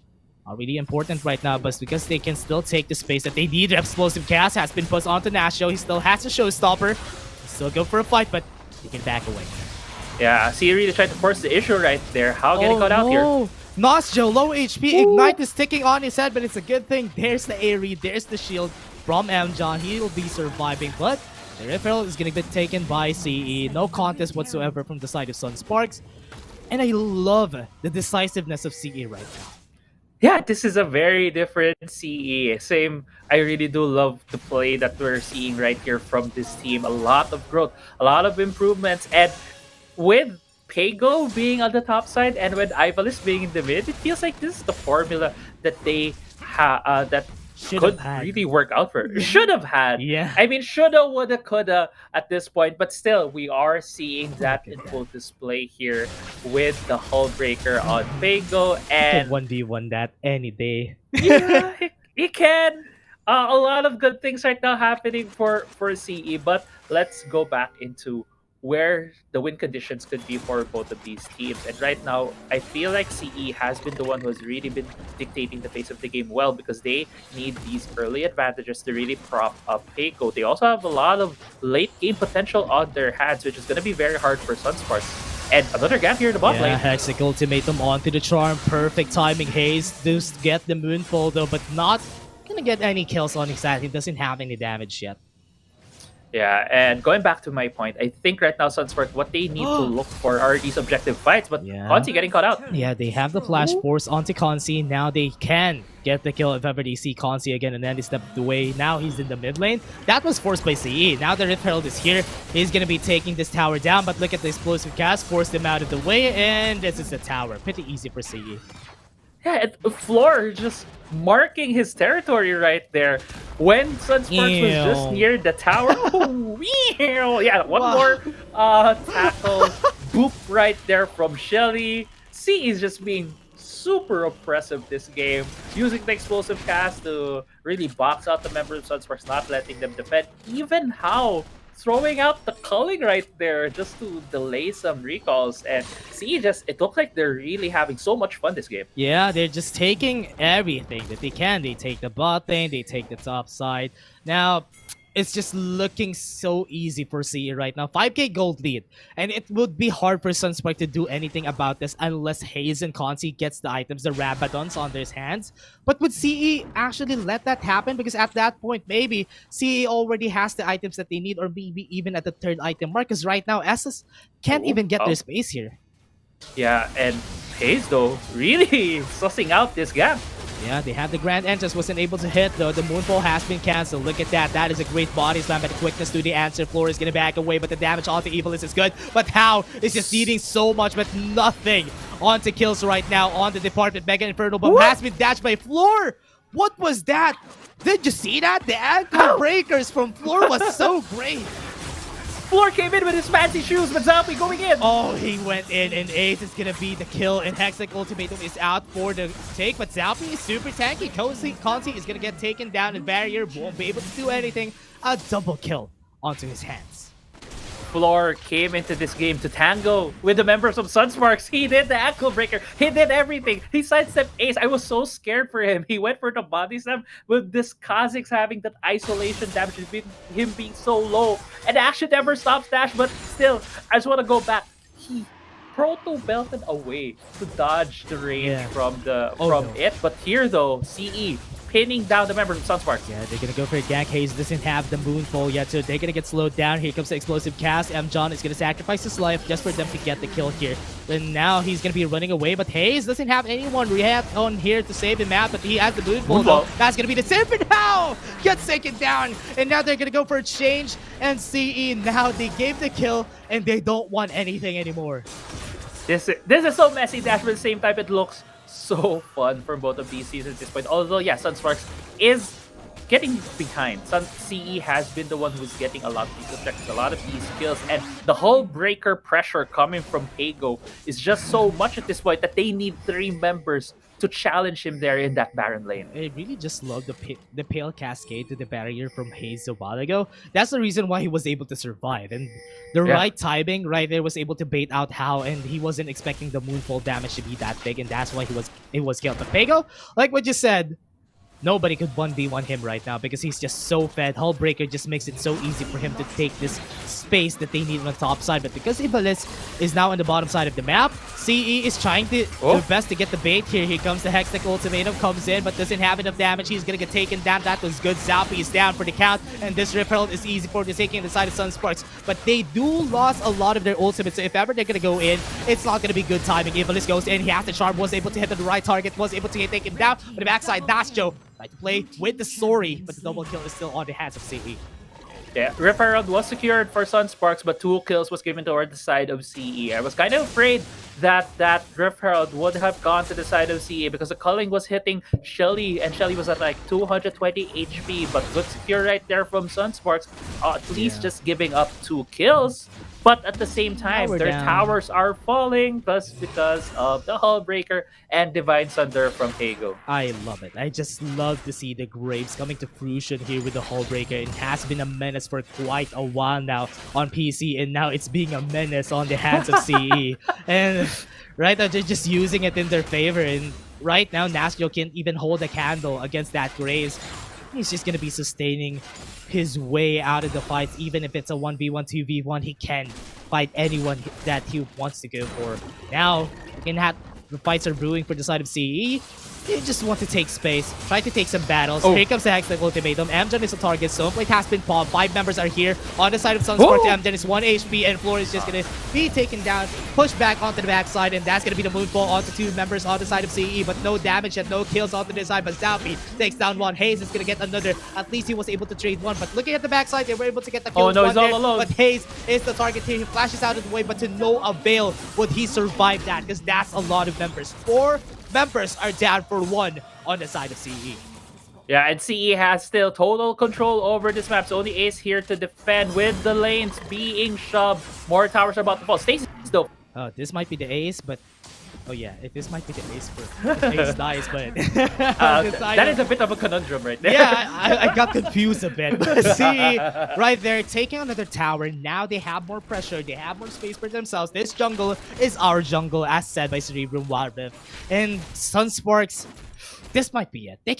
They need a miracle for them to win here. Is that the meme, Dash? You just say our jungle instead of my jungle. But yeah. Anyway, CE here looking for a kill. Yeah, got the charm, and what was that damage? That is ridiculous. That Pago? Oh my, I wasn't expecting that to deal so much together with the Ivalice. They just get half. You get half, I get half the HP, but now he's going down. Zalpi being very aggressive, but not going to continue with that fight. Yeah, at this point in time, Dash, CE just have all the tools, have everything that they need to close out this game. With the Baron being up in about 10 seconds and the Mountain Drake in 25 seconds, they can just secure these objectives. Look at Pago's items. He even has the Blade of the Ruin King now, and he's just gonna be quite a menace whenever anyone would confront him. Really like the itemization from Floor. He's just going magic, just his explosive cast been put out, and now the target's Grindsky. He would be able to flash away, but the Grand Entrance onto 1, not going to be enough for them to deal damage because that's Floor. That's a very, very tanky Gragas. And CE, just happy with it. Yeah, we got all of your skills, so this Mountain Drake is ours. Yeah, also no Mega Inferno Bomb from Consi, no chance for that long-range possibility of a steal. Rift Herald was let go at the top side of the map, but CE still has total control right now across the map. They're just waiting out for members, maybe a lone member of Sunsparks, but looks like Pego going for a 4v1. Yeah, see the target. Grand Entrance wasn't able to hit anyone. Hextech Ultimatum has been popped out. Haze is quite tanky, so that's not really a good target. 5 members are here. They're waiting for the chance to use the Showstopper. The Charm was able to hit, and Showstopper at the backline wouldn't be able to do anything because that's a lot of damage. CE is still alive. A lot of members can still go in if they want to. 1 HP Ignite is sticking. 1 tick, and that's going to be a kill. 2 for 0 on the side of CE, and they might want to end this game. This might be the last fight here, Crazy Apple, but look at CE. They're trying to be disciplined right here. They're still trying to take some kills. They're pushing their way. They're pushing their limits. They have the calling. Explosive cast! That was so big, and now Zombie is just going to go in. Moonfall to no avail. He's not using it. Haze is just going to fall down, and 4 members are down. CE is looking to end this game, but Haze is still alive though. Zombie 1v1 onto isolated target. Hextech Ultimatum, but the stasis has been popped, and they're now looking to end this game. Look at this, Crazy Apple. No! They don't want to end this game. They still want to reset after that. Yeah, they still have their eyes on the objectives. They're still the Baron up on the map. There's still one more tower, but iPhone is going in. Yeah, he was able to get the Spirit Rush onto the Charm. That's why he was able to get the kill there, but Astro can't even chase. The Fox right there, the 9-tailed Fox, would just run away. And, okay, we have some time to breathe now, Dash, because CE decided not to finish this game yet. They still want to get a bit more items. They still want to limit this Graves with the Hullbreaker, i.e. Blade of the Ruin King and Divine Sunder. He's just super fed right now. He's so big. Whenever he's gonna see any members from Sunsparks, even this set is just gonna melt in the face of this Graves at this point. But yeah, going back, I also like the adjustments towards the items. If you look at how he didn't build the Solari Charge Blade, which has been nerfed into the Crit. Instead went with the IE10, the Phantom Dancer. But while we're talking about items, Baron has been started by CE. There's no way Sunsparks can contest. So in a few, we might just see the last push here from CE for this game. Yeah, 1 bot together with the Divine Sunder. That is just a hard-hitting Pego right now. He's just leaving. They're just leaving him alone because, you know, the Hullbreaker, if you try to click it, I'm hunting alone. So Pego wants to hunt alone right here. And now, this might be the last stand for Sunsparks. This is going to be where they put all their eggs in their basket, but that 20k gold lead is going to hurt. Now they have the Baron Bomb. It's not going to be easy for them to do anything. They're converging themselves. They're putting themselves out of the way from the CCs coming in from CE, but CE is just looking right there. They went in on the backline. Haze is going to be the target. He does have a lot of damage, but the Stasis has been buffed. No more damage coming through from the side of Sunspark, and CE is just taking them down one by one. Facebreaker, Pego falls down, but still going to be ending the game. CE takes game 1 against Sunsparks. CE with a very dominating game 1 against Sunsparks, and this team has just grown so much. This is a very different look for them. It was how playing the marksman was Eyeballs in the mid lane, playing again the Ahri and Hullbreaker Graves. Dash, I think this is in full display here. That what we have also been talking about off cam, the possibility of Divine Sunder and Hullbreaker. One thing that I think we didn't really talk about before was the Divine Sunder Akali, but here in full display is Graves and man, Cerebrum just having, it felt like they had the time of their life that game. Yeah. And from what I've seen right there, it was just easy enough for Pego to just dominate this game because getting that Hullbreaker against a Juggernaut, the Juggernaut won't be able to fight you. That is the reason why Hullbreaker is good on these types of champions where they have a lot of damage, and also building the Hullbreaker gives them 55 plus health. And that's why it was good even without the passive working on the hands of Pego. He can still go for clashes, he can still go for kills if ever he wants to. Yeah. But Zalpi, I love that he shined during this game because, you know, Zalpi goes for those carries, and whenever he gets a hold of them, he's just gonna shine through aggressive plays, Hextech Ultimatum whenever he can, and that just paved way for them to get the win there easily. Yeah, and it wasn't even Zalpi really playing the part of the team where he is the main carry. He is on the Camille, which deals a lot of damage, but he wasn't really that guy. He was the one who facilitating the fights. He was one who was starting it out. There was even a moment when MJan popped and he just used the Hextech Ultimatum so that MJan can get to his team, so that his team would have a chance to fight back and turn around. And I think this is a better setup for CE because Ivalis and Pego has been showing that when they are unleashed, if you let them play carries, Yeah. it's just a very different look. It allows Zalpi to be more flexible in his play because yeah, he is a carry type of player, but he has excellent mechanics, and when given the chance to showcase in champions that don't necessarily need to be the last one to die, it helps the team a lot, and that was just shown here in full display from CE. Yeah, and as you said, right, that is good in the future for CE, for them to grow, especially Zalpi, which has been their really great carry. Most of the time picking the Jax, picking most of the champions. Most of the time it's the same champions that Zalpi is picking. But because of the change, because of the switch up, he can pick different champions. Like right now, he's the Globe prepaid player of the game, as we said, because it makes him more go for a more utility role, get the Hextech ultimatum, let the other members finish it, rather than him getting the finish in the end, as you said. So I really like this adjustments from Zalpi, and so far is gonna benefit CE a bit greater in the future.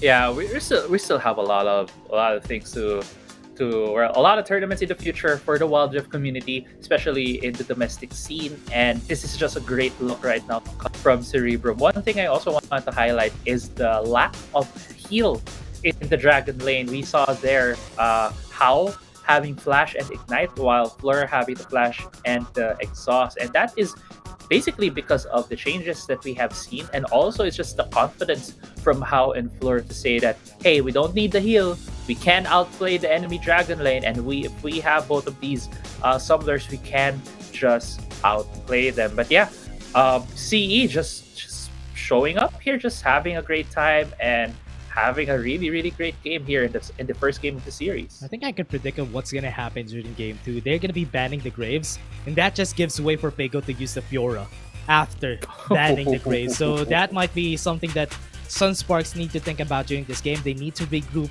because that was just our game 1. Game 2 could still be a possibility for them to win, to flex their muscles or try to experiment during this game, and they can still turn things around against Cerebrum Wildrift after that really great win for their side. So now, Sunsparks, the ball is in your court, the move is in yours, but now we're just going to be taking a short break before we go to game 2. We have been your casters for today. I'm Dash, and I was here with Crazy Apple. See you guys in just a bit.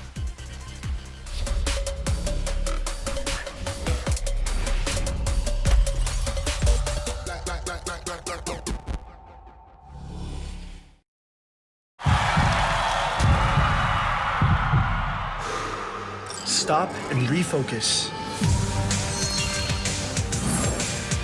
Get a clearer perspective. See things from different angles. Power up and set your eyes on the prize. It's time to step up and rise to the challenge with the Redmi Note 11.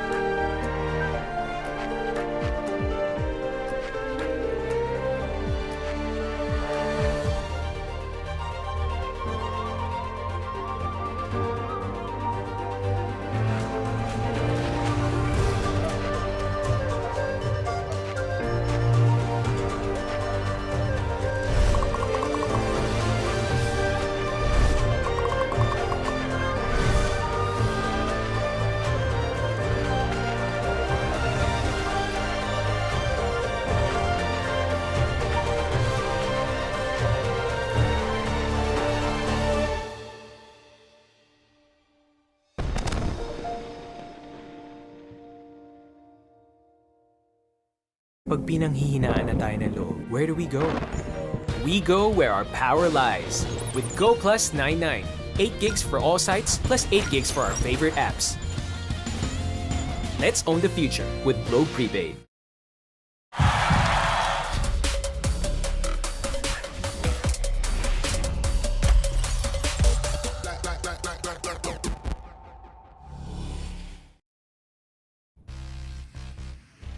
The curtains have been swept, and now the win is on the side of CE. They're the heroes of this story, and Sunsparks are the ones hindering them. But now, they're just overpowering them at this point. Sunspark need to turn things around during this game to maybe get a reverse sweep if they want to, and try something different during this game. We're gonna be your casters again. I'm Dash, and I'm here with Crazy Apple. Crazy Apple, that was a crazy series. CE, I love the growth that they're showing.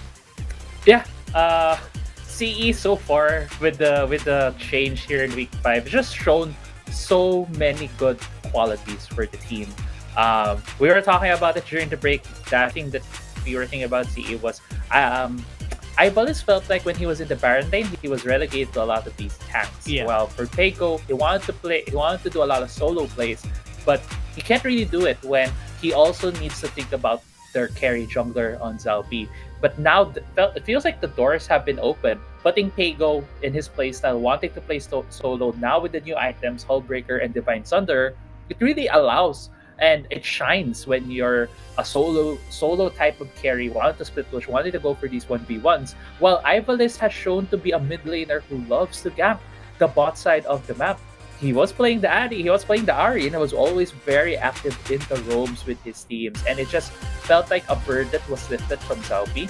Zalpi used to be the player who wants to make a lot of these big plays, but now he can be more utility. He can help his team shine, and it's just so great to see CE having this form here, even if this is going to be their last game here in the WCS. They have been quite linear during the group stages for WCS PH. They've been really linear. You know that Zalpi is going to carry. But now, there's a lot more complexity with how they're going to be drafting. Because, you know, even though that Ivalis is now relegated into the mid lane, Ivalis is still playing the same way, in a different way.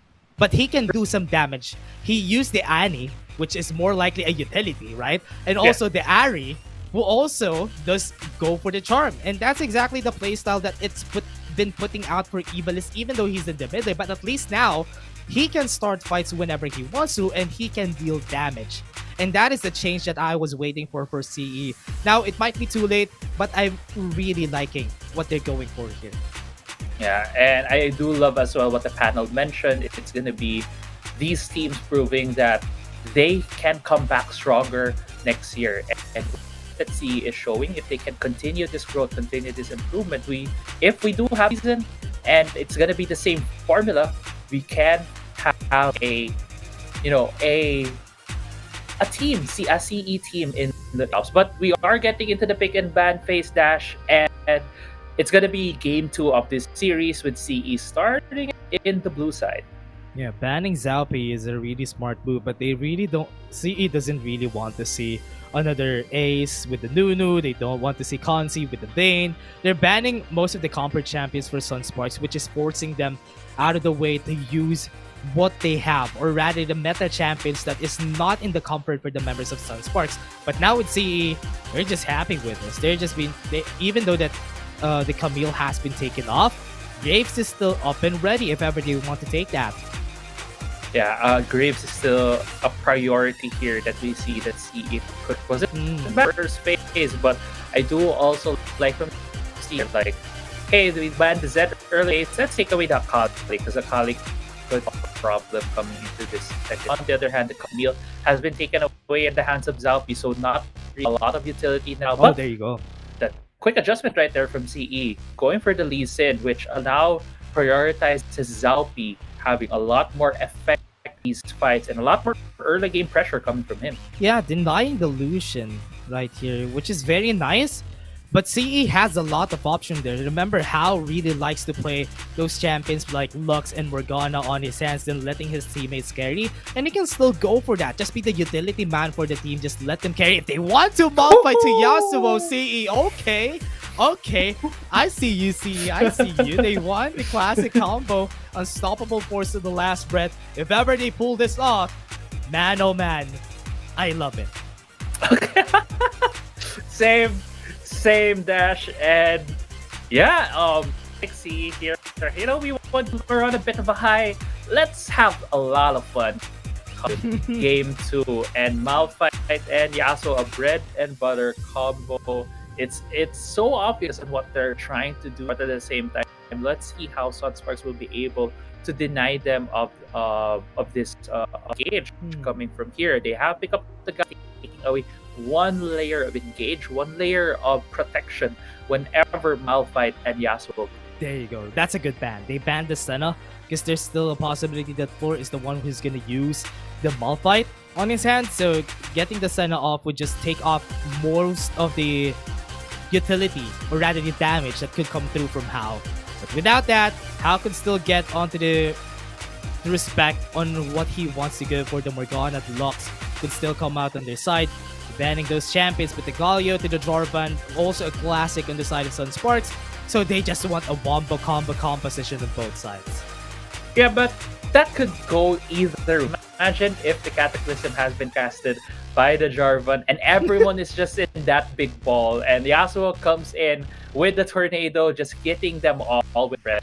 And that could still go sideways, but that could be a scenario that we could see later. But I like some of the bans right here from Sunsparks, as you mentioned, taking away the Senna, so there's no Senna Malphite. Dragon Lane also taking away one Doriana, champion. Yeah, and taken away as well. That could very well be a ball delivery system here for the side of Sunsparks. But we'll have to see what's going to be the PE with Sunsparks locking it. That's it. No wombo combo for you. That is what these teams are going for. They're banning all those AoE champions. But what is this? Evelyn to the Sona. Okay, this is really interesting. They're going for Pago, going to the top side with the Malphite. And with the... Where's the Lee Sin gonna go then? Okay, this is solo really... lane Lee Sin? Mm-hmm. Yeah, I'm kind of confused right now on where they're gonna go for here. Because it still can go to Hao. The Yasuo onto Hao. Then Floor would go for the Sona in the bot lane. And yeah, I'm just confused. Sunsparks does have the better draft right now, but see, they're playing with Sunsparks. Yeah, Dash, I think we can loosen up a bit in this game too, because this was what we were discussing before the series started. Yeah. A reminder to our viewers right here, these two teams are currently at the bottom of the standings. Even if they win here, there is no bearing in the to get to the playoffs. So, coming into game 2, that is our current expectation. Sunsparks is able to get a lot of good picks on their side. They have the Zed for Haze, they have the Jarvan, who's probably going to go to the hands of Nashro with a Galio and Lucian bot lane, with Ace again at the comfort champion. Okay, let's move that out of the way. Boring composition. Let's go towards Cerebrum. Let's focus on Cerebrum, because right now, are these the final positions? Yeah, this is it. Evelyn is going to the mid lane. Yasuo, Dragon Lane with the Soda, Jungle Malphite, and top lane Lee Sin. I have words. I just have no words on how this is gonna go. This was like the Evelyn before she was nerfed. And the mid lane Evelyn that has been racking up the earlier stages of Wildrift before. So maybe this is what they're going for. Evelyn is going for it, and now Malphite in the jungle just to make it easier for Hao to get any last breaths on his lane. And look at the aggression coming in from Pago. He doesn't even care. He just goes in, does some damage, and it won't matter. Because right now, CE, I want to go for this composition right now because it's really interesting. I mean, with how the team compositions are, Dash, I'm openly rooting for Mercy just because of how fun their composition looks like. But still, we still need to analyze this. We still need to get our heads into the game here and looking at where everything is. Starts like it's a bit of a default start still. There has been a bit of a starting fight, but I have my eyes as well on Yasuo bot lane. How this guy has been playing champions. Now Who's playing the Yasuo? What is happening here? I mean, on the help of Fleur, yeah, it's okay. Let's play the Yasuo. Let Hao do the work. Let Hao do the magic. I mean, it's Fleur that he's been with anyway, so this might be a bit easier for him. But what I like, though, also is the top lane. This is an interesting matchup. Having the Pego and Nasio onto the top side and expecting that Pego is going to get pummeled right here just because of the sheer range that Nasio have. But looking at how the lane state is, yes, he's going to get pummeled, but later on, we can see bot lane brewing some ganks right there, waiting for Zalpi to get to level 5. Yeah, when they hit level 5 on switch for CE, but right now though, Pego might be getting caught out here with a gank from the Jar, but he's still only level 3. He does have the safeguard, that's why it's easy for him to just back away if they need to. He does have the flash, but kill the first blood onto the top side. Ace takes it down.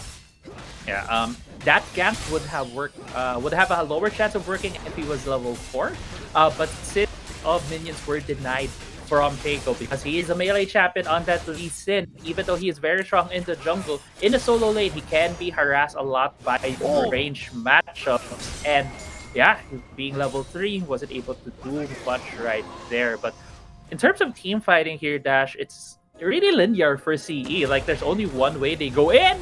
Yeah, to go in with the unstoppable force. Consi low on HP. Just one more tick, just one more throw, and he's gonna get the kill there. Zalpi. Ignite is sticking on his head, but he's still going in. Ace would go for the Cataclysm, gets the kill. And now Evilis might want some kills here. He does have level 5 slowly onto Hao. There comes it. Ace is going to be the target. They have the flash onto him. He's going to back away. The Ignite is sticking. They don't have the ultimate. Won't they be able to work? Evilis falls down. And Sunsparks are just happy taking all the kills. Again, another mid lane fight. But they're going to be backing away. Yeah, I think Ivalis didn't have any mana there. That's why he wasn't able to cast Agony's Embrace to get the kill in the bot side. Unfortunate timing right there. But yeah, a lot of action. Zalpi even going so deep into the bot side of the map. But looking at where things stand, Pego needed to cover mid lane. That's why Nasio right now has free time there in the top side of the map. It's being answered right now by Floor, who at least not let the tower fall, but Pego might be going for a gank here. The crescendo to the Dragon's Rage. This is going to be the kick of their lives, and that's going to be the kill. Nasio falls down. That is a termination onto the top side. Yeah, great conversion right there from CE. Floor with the crescendo, along with the Dragon's Rage, along with the safeguard, just to follow Nasio from the flash. Great work right there. They're going to have a bit more space at the top side.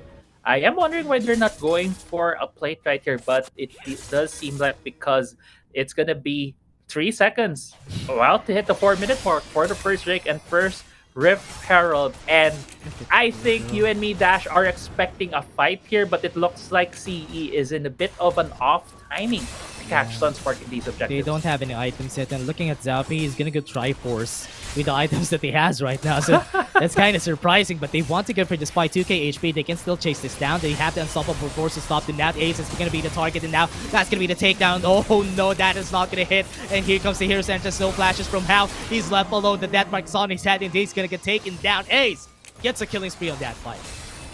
Yeah, Sunsparks able to join CE before Zalpi was able to cast his ult. I do like that he caught that it seems like he was going for the Triforce. He even has the fleet footwork, and Ivory still might be getting a catch here. Oh, Agony's Embrace onto Ignite. Might be able to, he was able to steal and shut down. Consi can't even able to go. No flash, 3 seconds, and wasn't able to get the cooldown. And now that just didn't work in the hands. Look at this, Pego and Zalpiel already on the repel. How did that turn right there?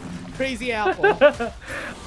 Well, there's a lot of execute damage, but for that fight here in the Herald. Dragon's Rage put out. Nasio is now going to get taken down. Evilis is already here. They will be able to get the Rift Herald again. That is good for their side. Left alone, Mjan. No damage on his side. He does have the CC. The flash is going to come out. Evilis is left alone. No Agony's Embrace for you, buddy, but he still gets the kill. A 2-for-1 and another Rift Herald on the side of CE. It's not over yet, but still, okay, it's over now. I thought it wasn't. I thought I was going to go in, but yeah, right now, Herald, both objectives have been secured by CE without even the wombo combo, but with that, the answer from Sunsparks is getting their first turret of the game, getting the first turret there in the top side of the map. But going back, Zalpi just going for that Herald, even though they were challenged by Sunsparks, he was still able to get hit.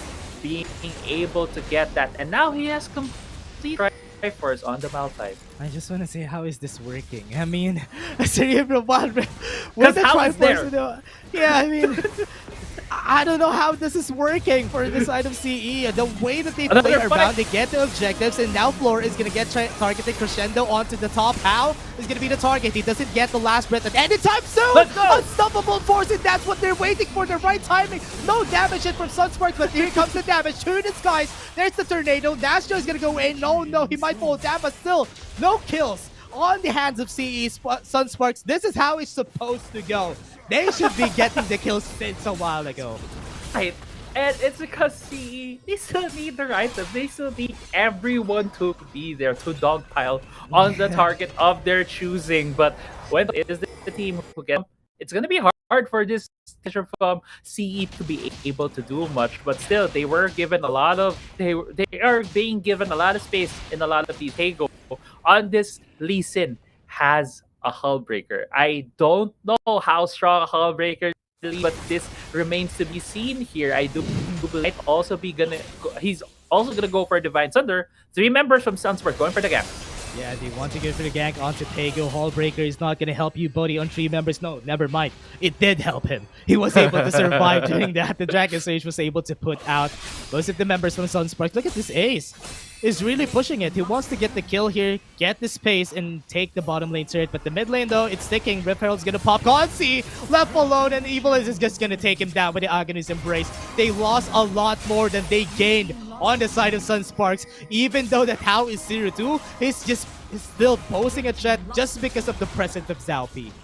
Right, and at this point, I'm looking at where the kill distribution is for the side of Sunspark. 4 kills have went to the side of Ace, and Ace is currently in the mid lane. Doesn't seem like there might be a fight right here yet with DP about to come up soon. But yeah, look at the itemizations from Ace. He is still playing the tank Jarvan. He was, or I think still is, yes, he's still level 10, among the highest levels here in the game. 415 with 7,000 gold.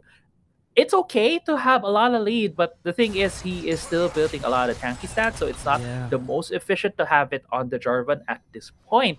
So it's gonna leave some of his team vulnerable here. Faker, though, wants to look for Grindsky. It's just being a menace right there. No, he just popped Ignite onto Ace, man, just to off-time the back timings before the Ocean Drake comes out. That is, honestly, that's very wise. What a good timing right there. And now, Ace is building onto the tanky items, but would it matter at this point? Shield of the Run, not gonna hit anyone. Maybe, oh, he was able to hit 2, but no follow-up whatsoever from the members of Sunsparks. Look at how he's just going so aggressive. Everybody, what is this kerfuffle that I'm seeing? It's chaos right now on the pipe. Pego is just gonna go, oh, there you go, the last breath onto how, not gonna do any damage, but look at the backside. Pego is just taking them down, not enough damage, but look at how Evil is just eating so much of the members of Sunsparks. No kills whatsoever yet from the side of CE. This is how it's supposed to go, and Sunsparks are just going to be happy with it. Aghanis Embrace is still up, though. Evilness might be able to get the kill. Ace is going to be the target. He's going to fall down right here, though. Didn't even need to use Aghanis Embrace, and I believe he chose Ace because Ace would have a bounty on his head just because of how much takedowns he has had over the course of this game. This game should go heavily towards the side of Sunsparks. I think that is our expectation because of the competition from CE, but them hanging on, evening out the gold, getting most of the objectives in this game is going to be much power to the team composition of CE that even though How is not doing much, they can just turn this around. Yeah. How, after he gets a second, third item, that is when he gets strong. And you don't want to reach that point in where How is going to pop off and he's going to deal a lot of damage for the members of Sunsparks. We all know that this is an early game composition for the side of Sunsparks. So if they lose their early game, they're going to be losing on a lot. But it's a good thing that the script that we're reading is the same. But it kind of has a lot of iterations, with it, which is not... I don't like it, that the iterations are so bad right now. There's a lot of ifs, buts, and maybes, right? Right. There's a lot of pages. You go to page 3. If this happens, go to page 8. Ocean Drake is being started. C is here to contest. Slowly getting it. They still have the unstoppable force. The kick onto Ace, the backline. No last breath, but still will be able to get the kill onto Grindsky. Now they don't have any damage on the side of Sunsparks, but look at this Astro is flipping the script. He might be able to get the kill, but no, CE is just going to take him all down. Ace is left alone and being chased out by the members of CE. This is the time for CE to turn things around, and that's the dashing right there. How now he's gonna turn things around, and CE gets the shutdown, gets the kills, gets the ace, and also the Drake on their side. Yeah, and all of the objectives have gone to the side of CE. Talking about scripts here, Dash, and I think the script the page that we gotta flip on, CE takes control of this right now. So before I say that, I think How's getting caught out. If you look at the box right there, the instant replay, but going to the replay right here, last breath wasn't really used that early, but damage already being thrown to the back line of just because of the agonies. Really dealt the killing blow right there.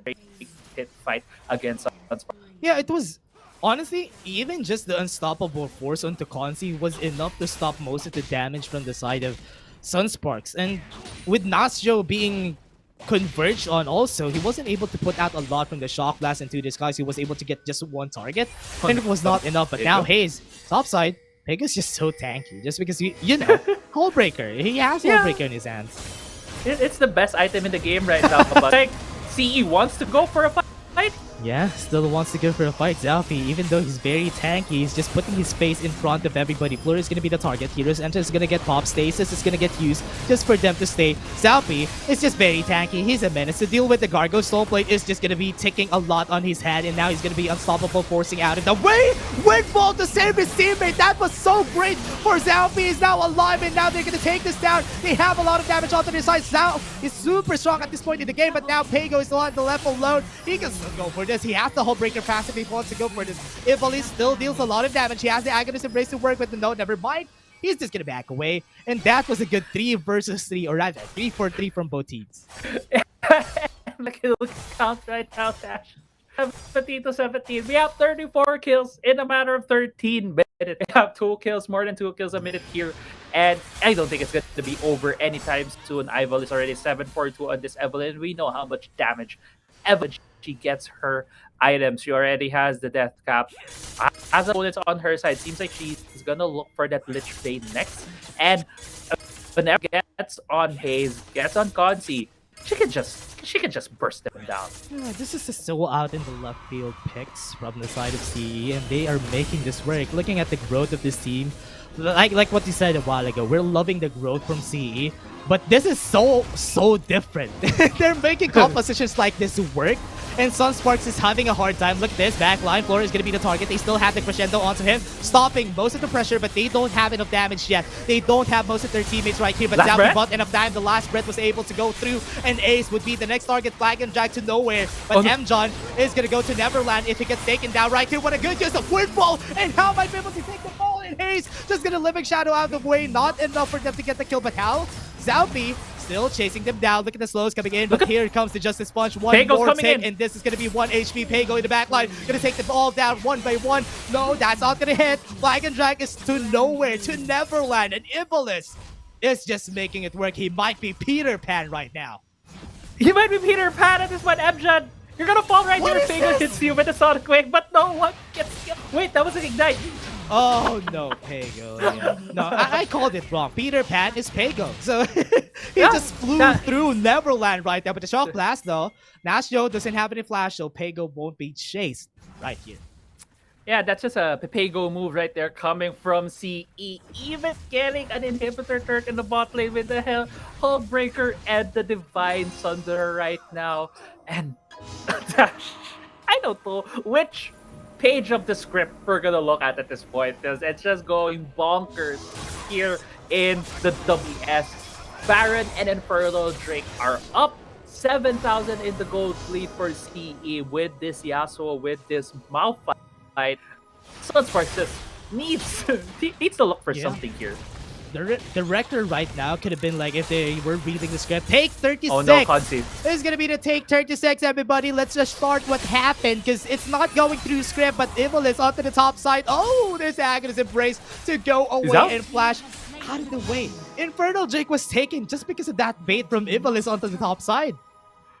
And the tower in the mid lane. Oh my. The tower in the mid. Everything's falling in favor of CE.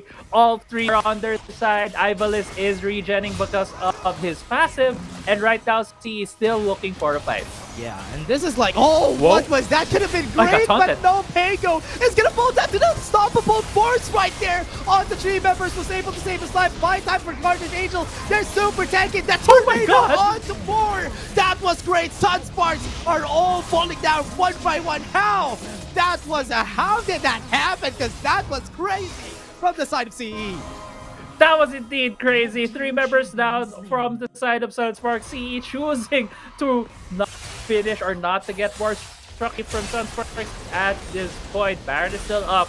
If CE goes for the recalls, looking at their items, already the Lich Bane, already the Infinity Edge for how and the Winston Floor, and just times is getting dove by the members of Sunsparks, and this is just going right now to CE.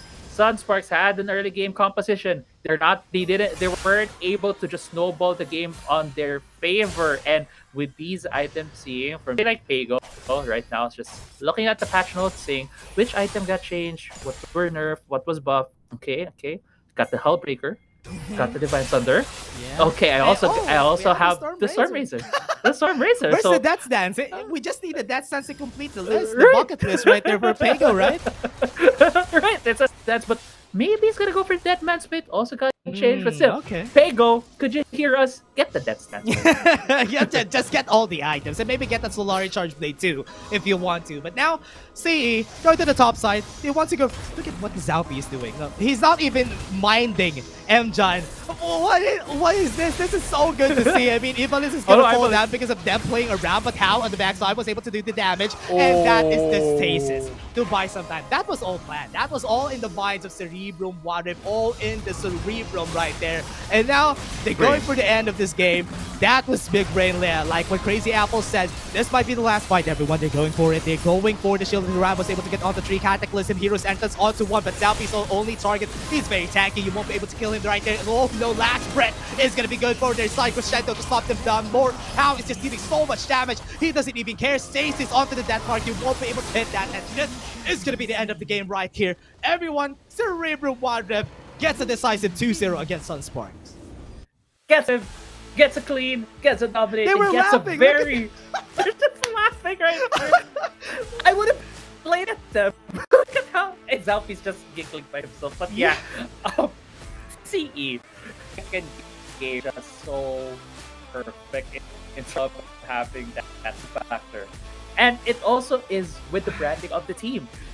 Remember an interview with them, they said they play the game they want to play the way they want to. They play the game in terms of how they see it to be good for them. And that was just in play there. Trinity first boss fight. And just all of the new items on the Lee Sin solo lane and the Baron lane. I just can't get over this game, Dash. Oh man, this is what we were talking a while ago, right? That they might experiment, and that they did for this ILC. They experimented, and that was successful. What a great showing for this side. And even this Ivalice was able to make the Agonist Embrace to make it work. Ignite always getting the kills, even though he doesn't get a lot of gold. He does get a lot of kills though, so it doesn't really matter. But now, it's like when CE read the script, when the director gave them the script, when they saw, oh, you're gonna be the villain. No, we're gonna be heroes of this story. No, director, we're gonna be the heroes. We're gonna be writing our own story. So that they did. And they were able to get the win. They were able to win the hearts of the people. And, man, I've been saying this a lot today, but I'm loving it from CE. We're definitely loving it from if we get where Nastro was baited by Ivalice in the mid lane, I would also want to have, like, I feel like that's also a part of the script. Because of who Evelyn is. Very sultry character in the game. And it feels like she was slowly running away, getting and to do she was running. And there's Lee Sin at the back. I'm like, okay, I'm here to protect my friend. Goes in, takes down Nastro, and it's just so well scripted.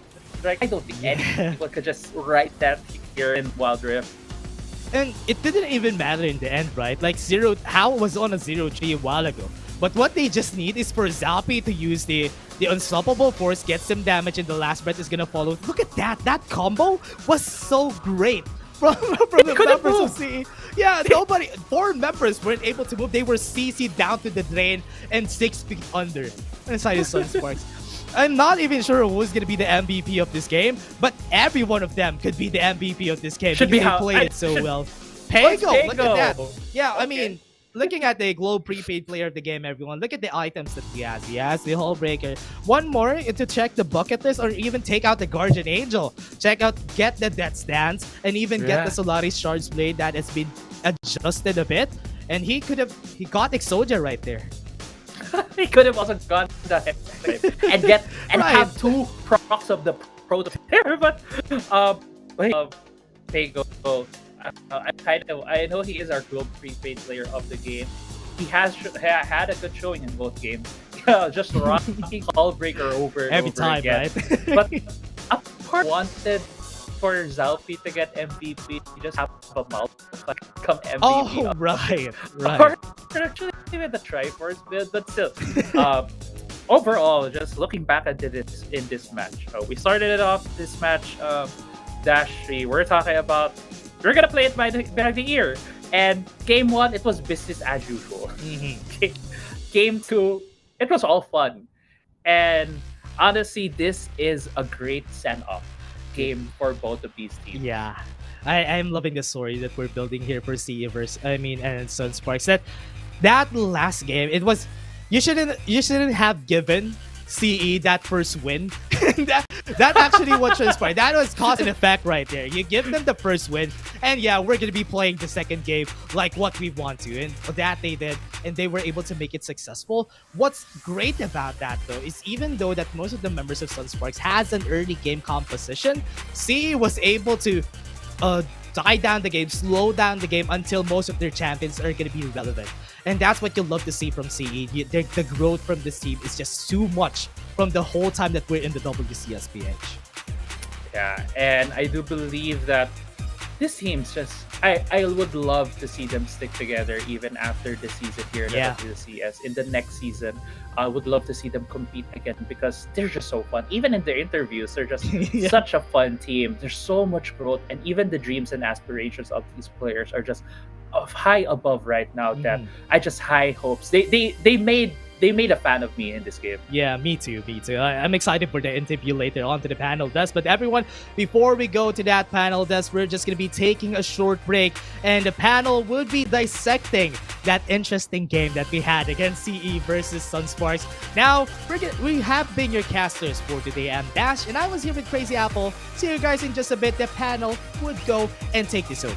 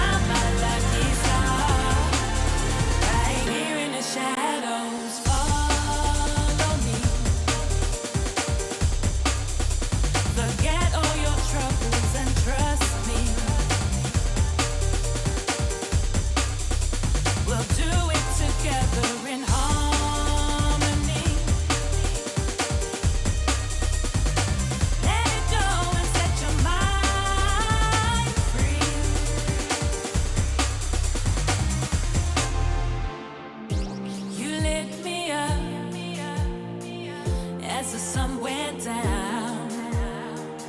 Now my search is over, over, over. Wherever it takes me, my world will be complete.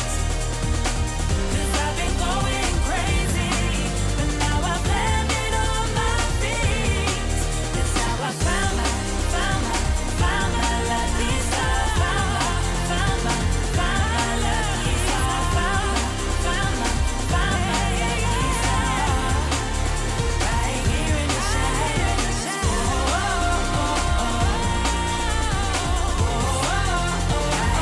in the shadows. In the shadows.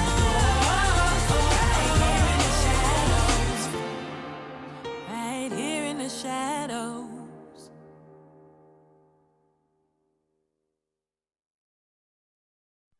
Running wild out of my mind. Hold my breath, 'cause I'm ready to make a move. Got nothing to lose. Watch me shake out the ground.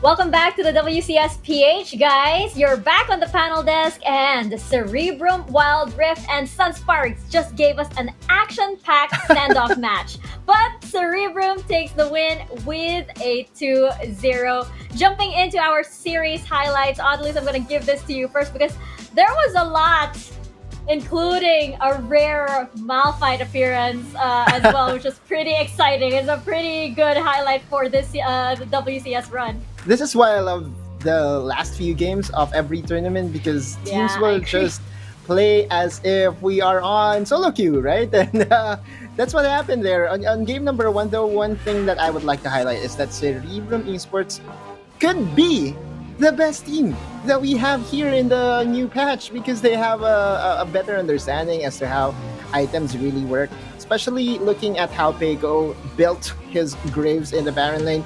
We saw him go for the Hall Breaker first, and I was just talking to a couple of friends that we have here, we have over in the watch party, and I was told that League of Legends PC was actually forced to nerf the item on ranked champions, so that this could start something for the playoffs, right?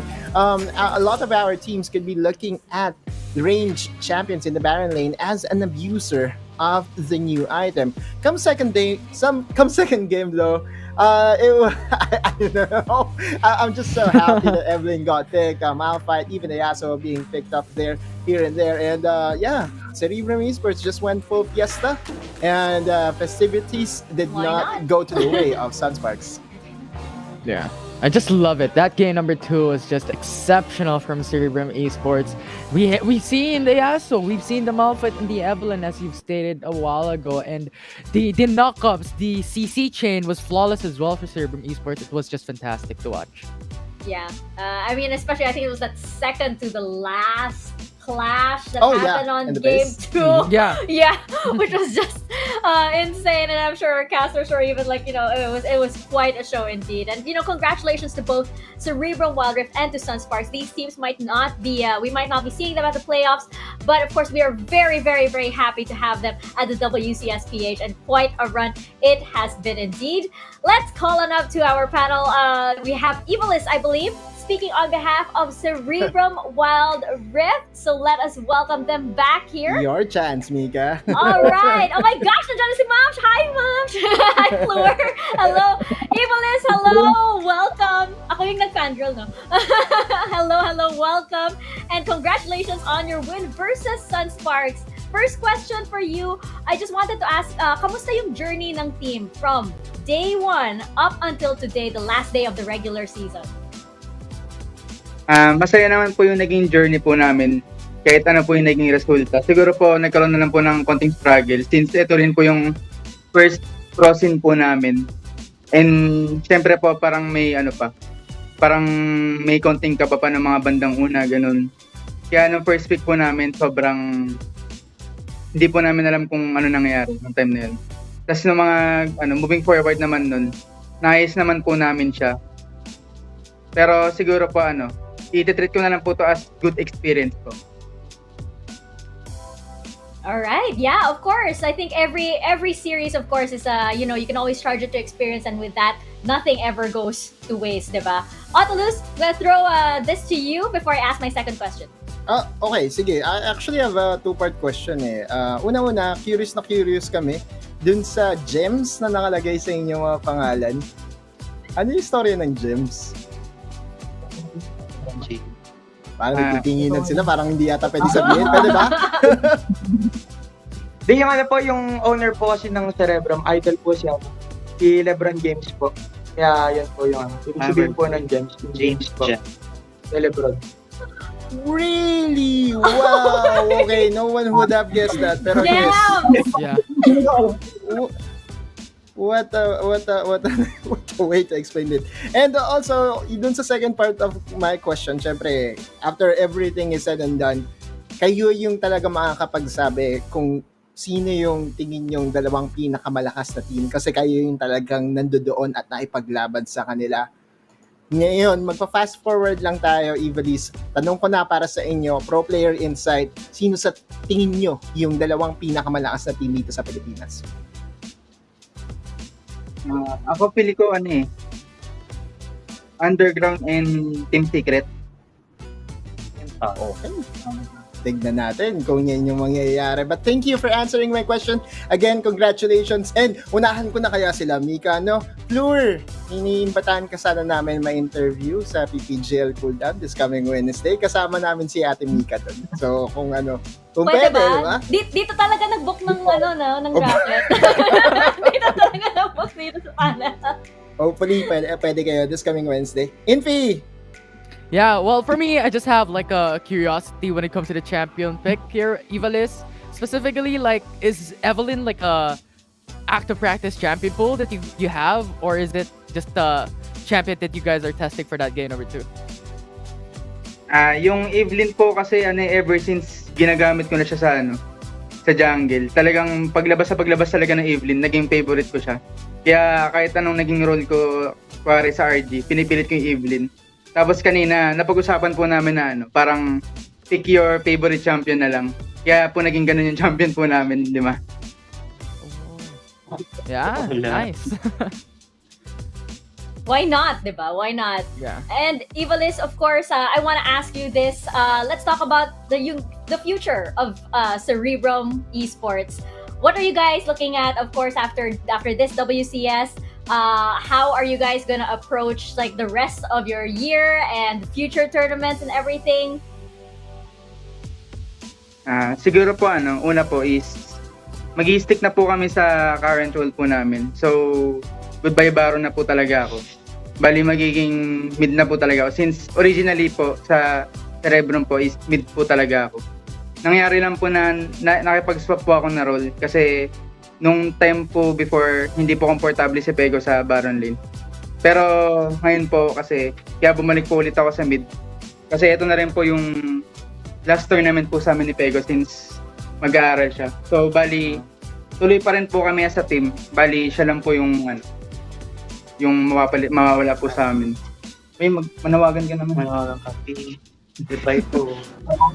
Salamat sa suporta. Salamat po sa lahat ng sumuporta sa Cerebrum. Tapos sa mga sumuporta sa akin, lalo na si GJ Bond. Paalam ka. Bye-bye.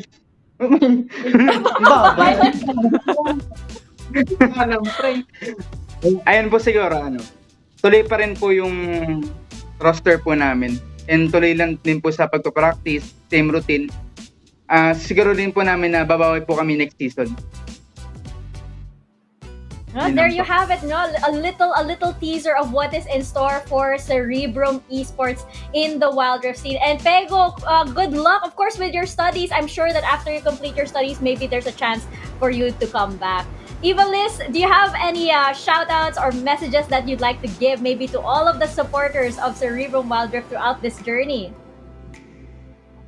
Una po sa lahat, thank you po sa buong Cerebrum family, sa mga tao po sa bootcamp, kay Boss BLT, sa mga players po dito and sa production. pati po sa mga supporters po namin, kahit po hindi naging maganda yung run po namin, marami po kami natatanggap na messages na sumusupport po sila sa amin kahit na ganun po yung naging run po namin. Tapos shoutout po ulit kay, hindi, wag na pala kay Rebs. Isa iba na pa. Bawi. No. Wag na pala. Binawi. Baka matuwa eh. Ikaw. Shoutout lang po pala kay Boss BLT. Maraming salamat po, boss, sa walang sawang suporta sa amin mula umpisa. Tsaka sa paniniwala, boss. Sa mga susunod na tournament, boss, hindi ka po namin bibigyan. Yun lang. Shoutout lang. Ikaw yung last Ikaw, go, Pego. pre. Last mo na to eh. Last pro. Salita ka naman. Sa sumaporta sa akin, yung mga tropa ko sa sila GJ Bon, sila Joshua. Salamat. Lalo na po sa parents ko. Thank you po sa binigay niyo po ako mapaglaro dito. Pinayagan niyo po ako makapag-bootcamp para mapaglaro. Arcade lang yun, mapaglaro dito. Ayun lang po. Thank you very much, Cerebrum Wildrift. You know, you definitely made an impact, of course, in the Wildrift esports scene. So we hope to see you again. We look forward to it. Pego, good luck on the rest of your journey. I hope that we get to see you somehow, some way. Baka streamer yan. And yes, congratulations to you, Cerebrum Wildrift. Ganda lang ang motto, and I love it. I'm all for it. Congratulations. Thank you. Thank you po. Bye. I love you, Floor. Sumingi pa ako. I had to throw Who would have that thought in there. James is James? Okay, sige. I know. I never. Yeah. Okay. I guess Okay. we're LeBron James. All right, let's go. Yeah. Sige. Pero, yeah, that's... I just would like to also emphasize, I mean, just go back to one thing. It's sad that we will be seeing Pego retiring, at least for the meantime. Because Pego, again, this is already his second time in the pro scene here in the Philippines. We remember him well as the mid laner from James Esports, diba? And now with Cerebrum, still very flashy, still very confident. And I just wish him the best. Yes, absolutely. And again, as I mentioned, I hope this isn't the last we see of Pego. Maybe he becomes a streamer. Maybe in some form, in some way, he still, finds his way into the esports scene. But of course, now that we have said our goodbyes to Sunsparks and to Cerebrum Wildrift, we now head into our featured match of the day, which will be Team Underground versus Fennel Adversity. Now, Team Underground, Autolus, this team is going through some things. We know that. We respect, of course, their privacy, by the way. Rest assured, it has been very, very heavy for this team. And on top of that, they've got to wrap up the run here at the WCS. So this team is fighting two battles here. Exactly, and for them, it won't really give them enough or that big of a merit if they win the series because they currently are locked at number 1. So they could play spoiler though, especially against Fennel Adversity, where Fennel Adversity during their first match, just flashback a bit, Fennel Adversity was able to get 2-0 against them. So it will be a very big confidence booster if they could end the season on a tournament on a high note. Again, looking at the roster here, Team Underground, do not be surprised. Cookies will be the one playing. Tsura is no longer with the team. And if there is someone who stepped up to the challenge, stepped up to the plate, that will be none other than our MVP favorite so far in the season. That's going to be Sayonara in the Jungle. Sayonara in the Jungle really made things work yesterday after his absolute display of mechanics on that master. On the third game, he switched it up onto an assassin. But make no mistake, Team Underground will play around this guy. Somehow, some point, I am willing to call Team Underground Sayonara's team already. And so far, it's netting them positive results. Against FLA though, we will see, because the last time that they met, FLA was able to control this guy. And speaking of Fennel Adversity, very important match for this team. And, no doubt, Infinity, they're a very strong team, but they're up against Team Underground. And even an Underground that isn't at their 100% is still super scary. Yeah, absolutely. I mean, UDG, you just have to look at Sayonara, Orcross, what Autolus has stated about this team, it's just so strong. And looking in the same manner to Fennel Adversity, you also have Raph, you also have Danny, Arise, Dom, and Calm. These players play controlled aggressively, and you have the tactical playstyle that FLA constantly does. And yes, yesterday they have lost against Team Secret that went to a distance of 3 games, but they were showing quite confident in their play against TS right there. And going for a highlight here, it's going to be Dom Meng, their jungler as well, Fennel Adversity. It's quite significant to look at his champion pool. Like you're seeing Jax, you're seeing Kha'Zix, you're seeing Lee Sin. These are the playmakers that Fennel Adversity can provide, being used by Doming. So definitely a team that you need to look out for. Yeah.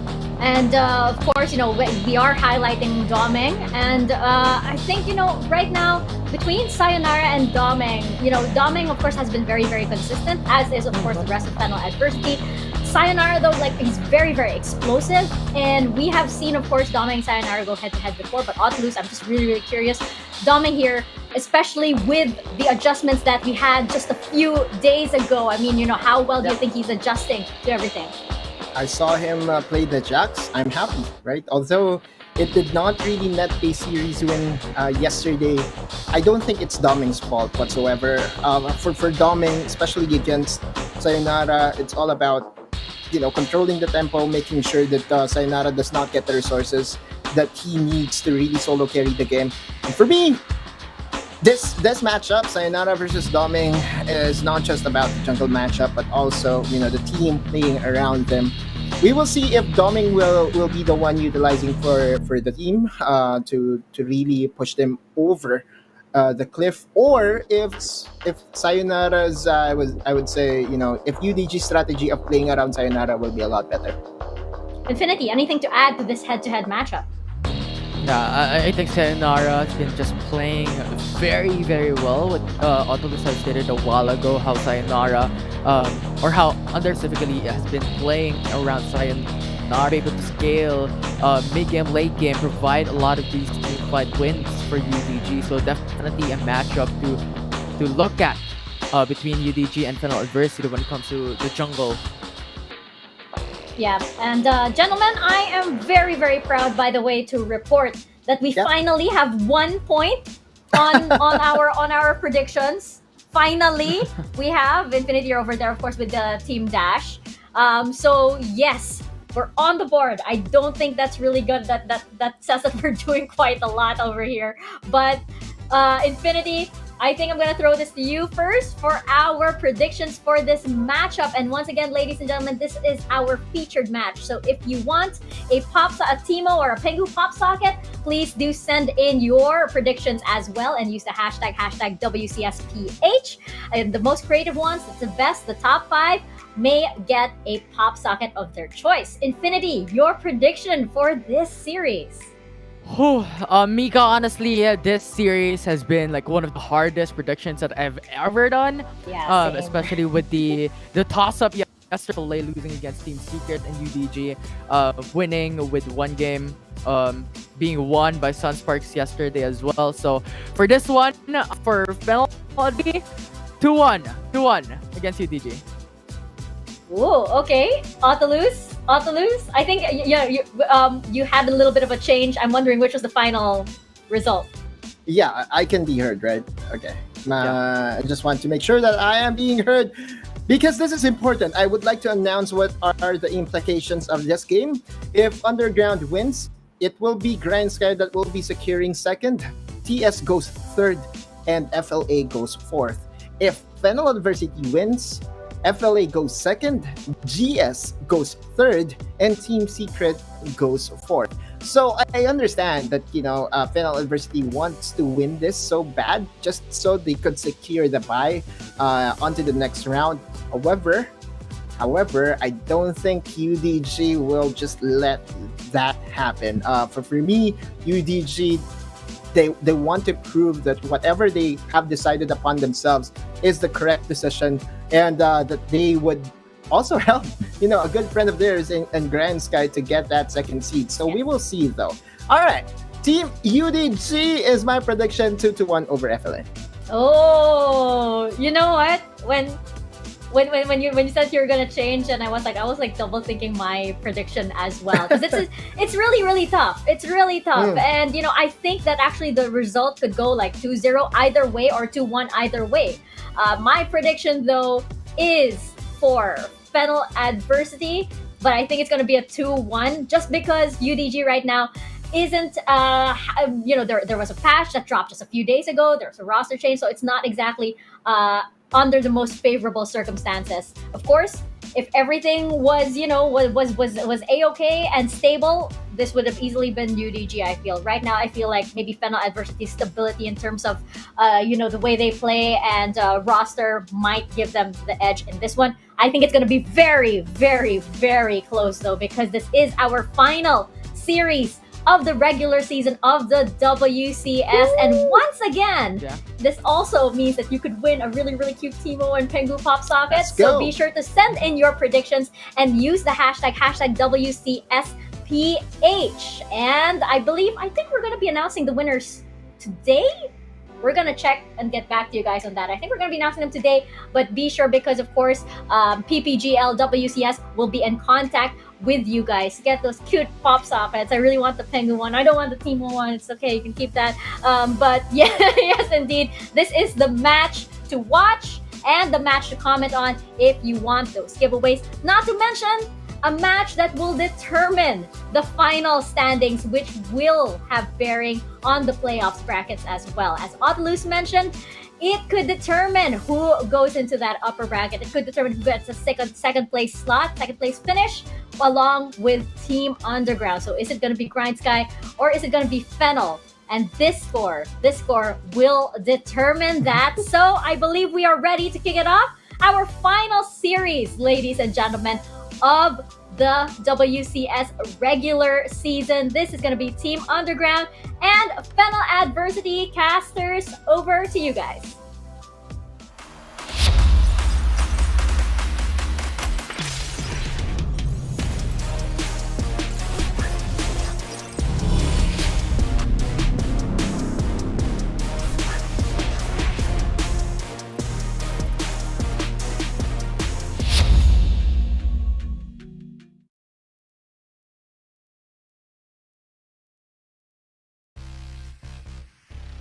It's the battle at the top that they're asking for, and that's what they're gonna get. This versus Swords. Shield Wars are up for UDG for them to protect their fortress.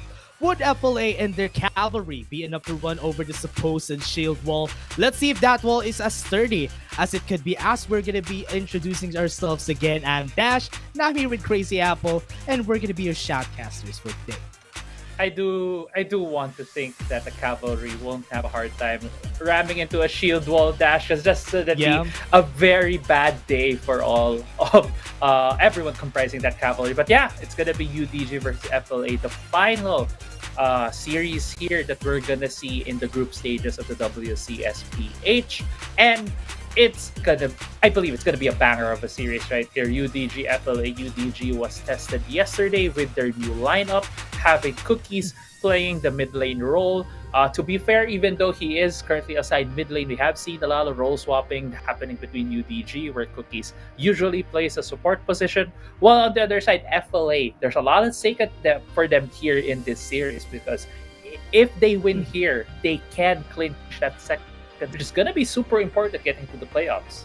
Yeah, they need to turn things around right here on the side of UDG. I mean, the script has been FLA getting a 2-0 during the last round robin, so now UDG needs to turn things around at this point, especially that they are going through some adjustments. I hope that they would be able to do that during this game against FLA, because right now, we have known that FLA has been very, very consistent with their playstyle. They have been very slow. They have been very disciplined, as they should be. Not like the ocean, they're just gonna eat you up if sometime soon you take the calmness off, take the silence off, and then there comes the waves that will eat you off and take them to their side. Yeah, and I love the picture that you're painting here, Dash, as we get into the pick and ban phase. And literally, this match will determine our final standing. Especially, it will determine the fate of a lot of teams. It will determine the fate of a lot of matchups that we're gonna see come playoffs. And it looks like just with the opening salvo here, in terms of the pick and ban phase, both teams are coming in here very, very prepared. Yeah, they are really prepared. The Master Yi ban, yeah, let's go with that. I love that. I love the Master Yi ban to the Yumi ban. They don't want anything to do with that because so far, Master Yi has been dominating a lot of the solo queue games. That's why everybody is afraid of how the Master Yi on the hands of UDG. But now UDG, still the typical bans. They respect the Zed. They respect the Galio. They don't want FLA holding on to a lot of those, all of those picked champions that they can have in their hands because so far, FLA has been the best when they're holding a pick composition. Yeah, FLA has been really good on those kinds of compositions. I think FLA might have a different read right here or are really playing it safe against UDG because yesterday Arthos was, I think he played a lot of support champions in the mid lane. He played the Lulu, played the Janna. And right now, taking away the Lulu is at least taking away one capable pick in the mid lane for Arthos. That's the usual first pick. Yeah, the usual first pick coming from Dawn. It's going to be on Dawn's hands, that set. I just also want to say that I think the Yumi is more of a safety ban right now from FLA because if you think about it, if Arthos is the one manning the mid lane, I don't think a Yumi is very decent in the mid lane. But that Master Yi being taken away is for sure a target ban against Sayonara. They have been doing a lot of these funnel compositions. That's why they're just playing it safe. But now with the Camille open, that's an easy take for the side of FLA. They can still have the Gragas if they want to on the hands of Rafe. For them to just have that same Senna Gragas composition that has been finding a lot of success. So if they want to play it safe, they should secure at least one of those two champions. Yeah, let's see if that is the case here for the side of FLA. I do like Camille because right now with how UDG has been playing, they only really have two carries in their roster. It's Sayonara and Rara1. And what does Camille do? She can isolate the target with the Hextech ultimatum. She can make a lot of these ganks and can still go either into the hands of Calm or Domeng and can really ruin the day of either Sayonara or Lara1 if he ever does get a chance to get on top of them. That's a bit safer. Having the Morgana on the hands of UDG would be good. Usually, Morgana is paired up with the Leona, but Thresh is also up if her Ortos wants to pick that out. But so far, with the playstyle of what UDG is going for, they always go for the funnel composition. Getting this Morgana is the first step for it.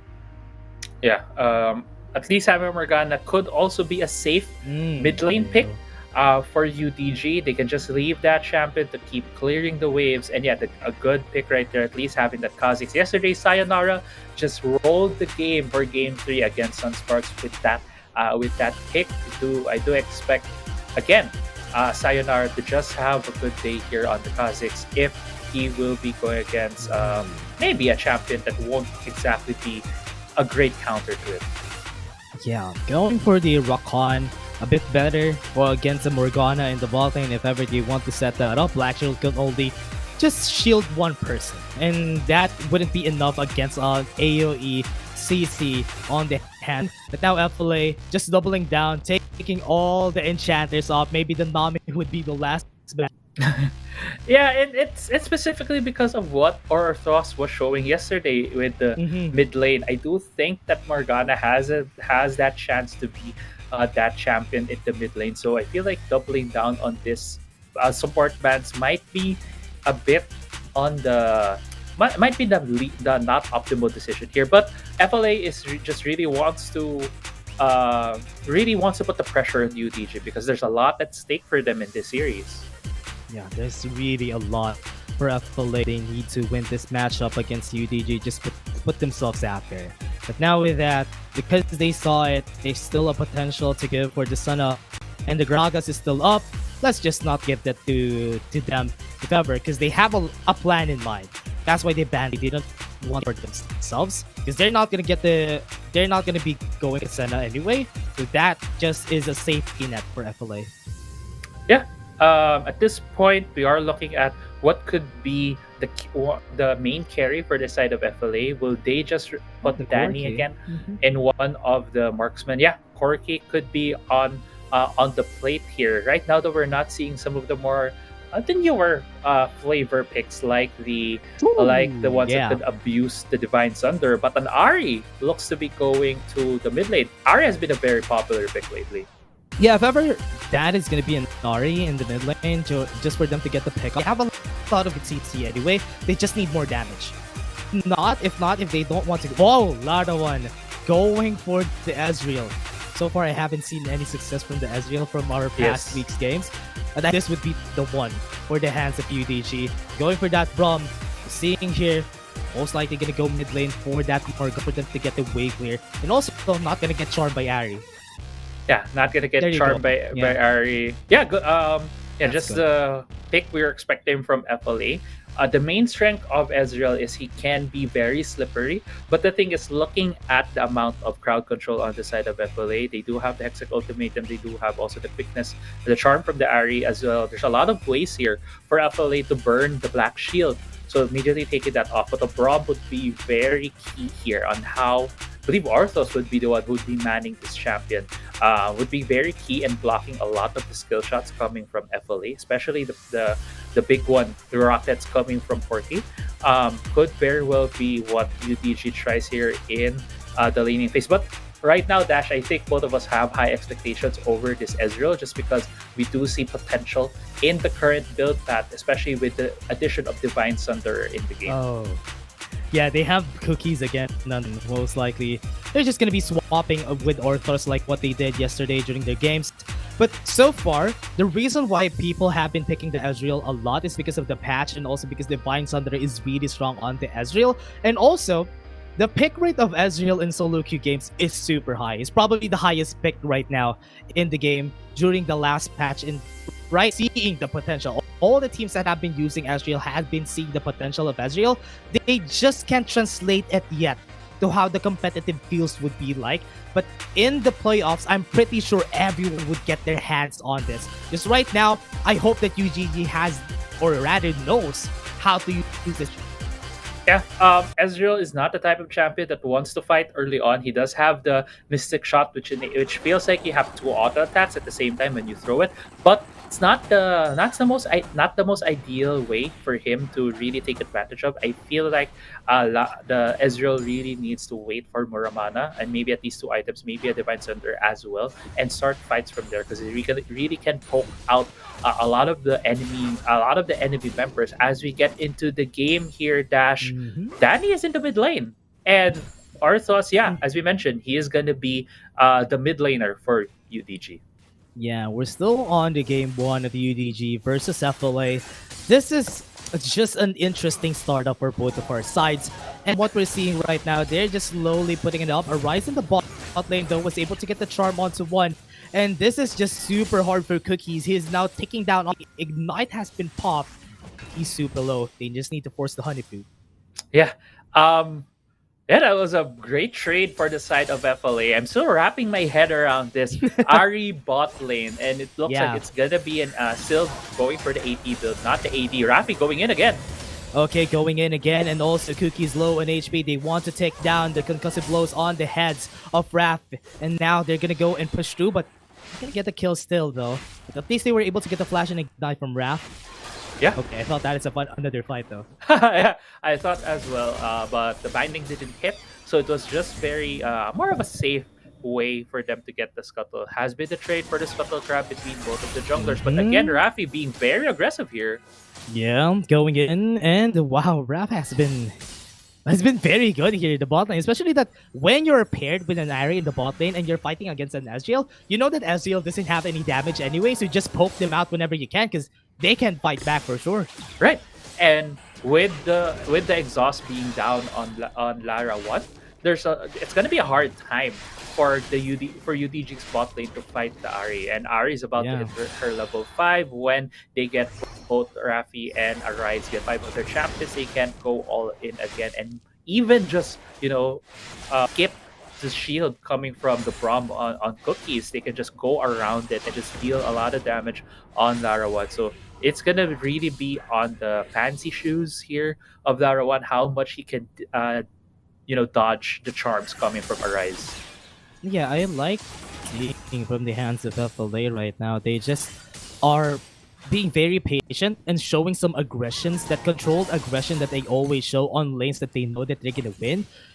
It's showing right now, especially for Arise. You all know Arise has been a very dominant mid laner so far, and he's just showing it, especially that you're holding an Ari. Getting a charm would be easy enough if you get the Grand Entrance, and that's what they've been doing right now. But the states of the lane, right here, Crazy Apple, they're waiting, they're backing away just for them to get some items before this dragon that's gonna come out. Yeah, and because of them putting Danny in the mid lane, he is now level 6. This is not the usual thing you see from a Corki. This has now allowed him to get a lot more gold faster. He's now 3,000 gold. He can be able to finish an Essence Reaver. I believe there's a fight here on the top side.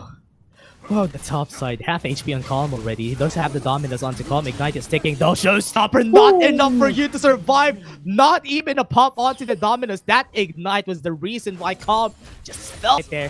What a great showing for Dawn. Yeah, great. A 1v1 right there for Dawn, at least setting the pace right now for the side of UDG. When he recalls, he can get a Black Cleaver and also a Boots, having a bit of that movement speed advantage for him against his matchup. But doesn't seem like he's going to go for the recall. Rip Herald has been started by UDG, while on the other hand, FLA is forcing this Dragon. Yeah, handshakes all around, just giving each other what they want. And now with the hands of UDG, they really just need this pushing power. Honestly, it's a very smart move that they want to get this this map control on their hands. It's just a Cloud Drake anyway. It's not really that needed for their composition, so that's why they just trade it out and put the Herald on the top side. Yeah. But Cookie's still getting jumped. Oh my, that is low HP on Cookies, but it's a good thing he has the Honey Fruit. That Ignite was sticking on his head. Good call on the side of UDG. Yeah, almost falling right there for Dawn, but I mean for Cookies, but good save with the Honey Fruit. Now a lot of the onus right now still on the hands of UDG right here. They are holding on in this early phase of the game. It still feels a bit tricky for them. I still am not on the side that whenever we see this current lineup, it just feels a bit shaky. But right now, FLA also making their own setups. This Ari right now going back into the mid lane, but another fight to the top side. Yeah, top side Hexic Ultimatum, the Showstopper. You're not going anywhere, Dawn. But now he did have the Haymaker a while ago, but now Doming is left alone. But ooh, here comes the support. Teammate Quickness, a lot of CC on the head of Sayonara. He wouldn't be able to get the kill, but he traded his life out for that. A 2-for-1 for FLA. Yeah, good 2-for-1 for FLA right there. But still, it doesn't seem like they are stopping. Oh no, okay, no more fights right there for Rafi. Not gonna go to the top side of the map. We do see a Rise in the mid lane. Let's talk a bit about where teams are at this point, because even though there is a slight lead for FLA, and they also have their own late game scaling on the Corki, which we have been talking about throughout the whole season. Ezreal is a champion we haven't seen in a while, and he also has his own scaling. If he gets that Muramana along with the Divine Sunder, it's going to be a huge item power spike for him. And the third item can be a Blade of the Ruin King. We have seen that before. So let's see if when he hits those items power spikes, he's going to deal a lot of damage on the lineup of FLA. Yeah, he's going to be dealing a lot. Second item power spike is good for the hands of the team before they contest the objectives that is going to come out on the 8-minute mark. So at least now we have the same purpose for Danny and Larawan. We're waiting for both of them to get stronger, but it's a bit easier to get stronger on the Ezreal because it takes the second item, then you get the power spike that you need. But Danny might even need the third item before he pops off. Right, and that could be an opening for UDG, and that usually goes around the 10-minute mark, and we'll see if it's gonna happen in the second Drake. Because that would be a huge point of contention here, because FLA already secured the first Drake. The second Drake is going to be the Mountain Drake. That's going to allow them to have a bit of that health shield to negate some of the damage coming from side of UDG. And UDG only has really two main damage dealers, Larawan and Sayonara. Yes, Morgana deals a bit of damage, but that Mountain Drake shield could just be enough to lengthen the period where FLA members can throw the damage against UDG. Yeah, and this is why I'm kind of scared on UDG's lineup, because they only have 2 damage sources. I was about to point that out. Good thing that you pointed it out, Crazy Apple, because There's a lot of CC, yes. Yeah. And that is where Larawan and Sayonara would have an opening for them to deal a lot of damage.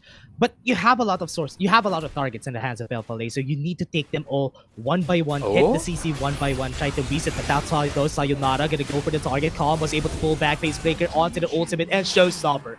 Right there, everybody used their ultimate, and that is a great takedown on Calm. Yeah, and that's what UDG needs at this point. Because, yeah, as you mentioned, they have a lot of CC, but they don't have a lot of damage. And how do you mitigate that? You slow the pace of the game for the enemy team. You get the gold on your own members so that you'll have more items when the fight starts. And it doesn't even matter if you're inherently less on damage because you have more items to throw at them. And as the second set of objectives come up, we do see the recall coming from Larawan. He still does not have that Divine Sunder. I think there's going to be a fight in the river near the Dragon Pit.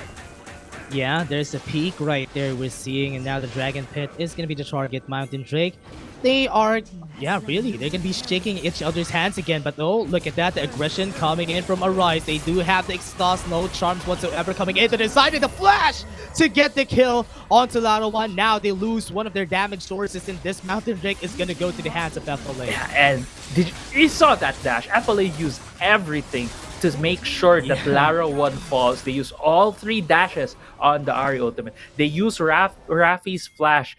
Larawan also needed to use everything. He used the Arcane Shift, he used the Flash, he used the Exhaust, and he still couldn't get away. And that's not a good sign at this point in time for UDG, because right now FLA knows that a lot of the damage is going to come from the Ezreal, and if you take him away, there's only going to be one more guy left that could deal damage against them.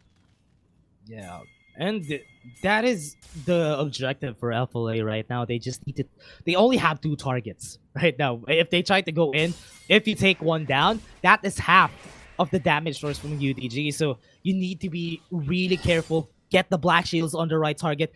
Get the shields onto the right person just for them to survive. Because remember, FLA has 4 damage sources. Yeah. And that's why you need to be careful whenever you think about going for a fight. Front to back is the way to go for UDG. And if they break formation, that might not be good for them. Yeah, they have 4 guys that are dealing damage, and even Rafi's building damage. He has Rod of Ages, and he can transition that to more, maybe a Death Cap, which we have seen from Exocet before. He already has Electrocute on as his Keystone Mastery. So a lot of damage being packed here by FLA.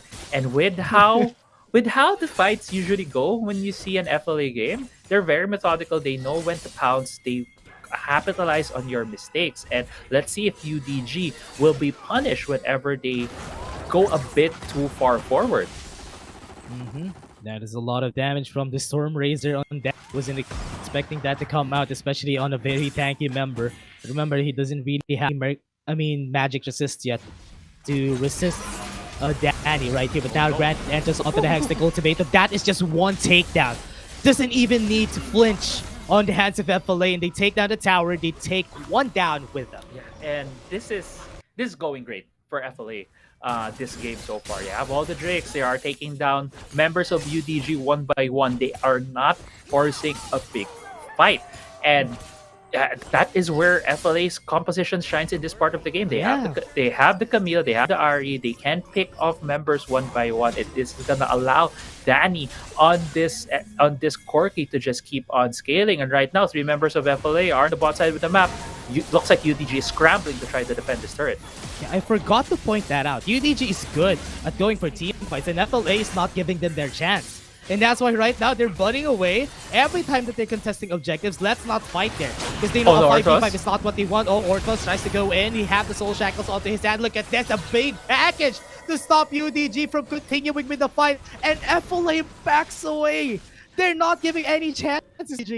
They're just so slippery, and this is the classic FLA where they just play macro, stretch you thin, try to pull you to wherever part of the map they want you to be at while they take objectives. And right now, looks like FLA wants to pounce on UDG as UDG tries to get this tower.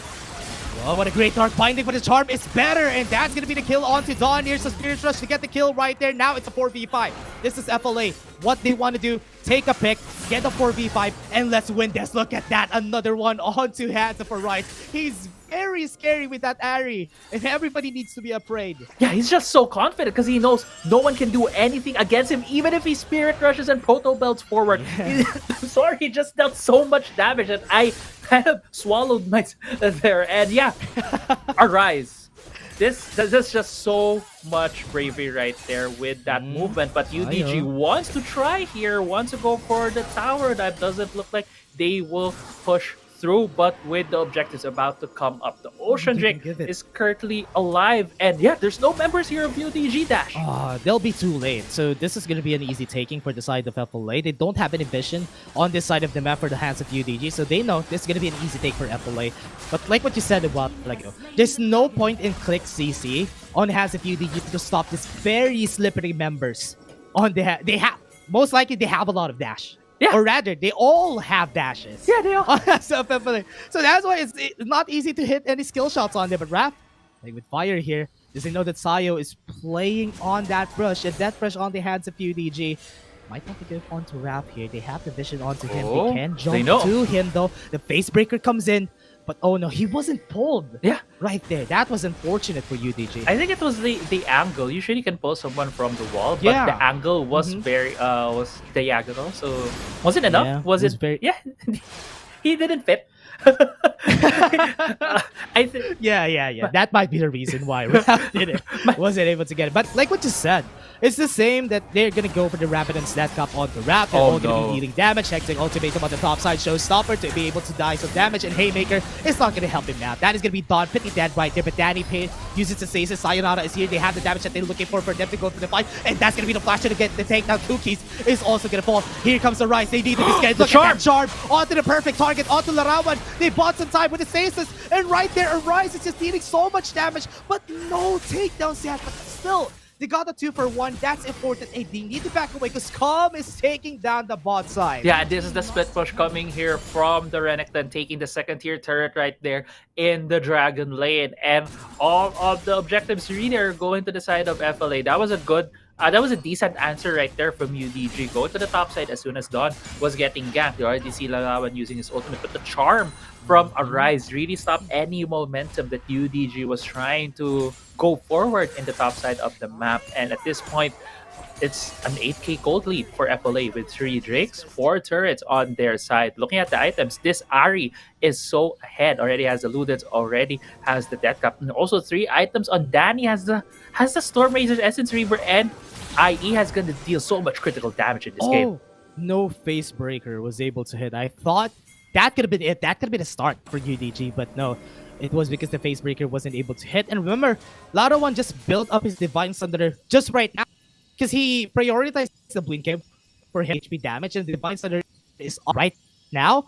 So this is the chance of Larawan with more damage, with more HP damage. The problem is they don't really have a lot of HP on the hands of FLA. Yeah. Because they're all building damage. So they can start this if they want to. Oracle's Lens.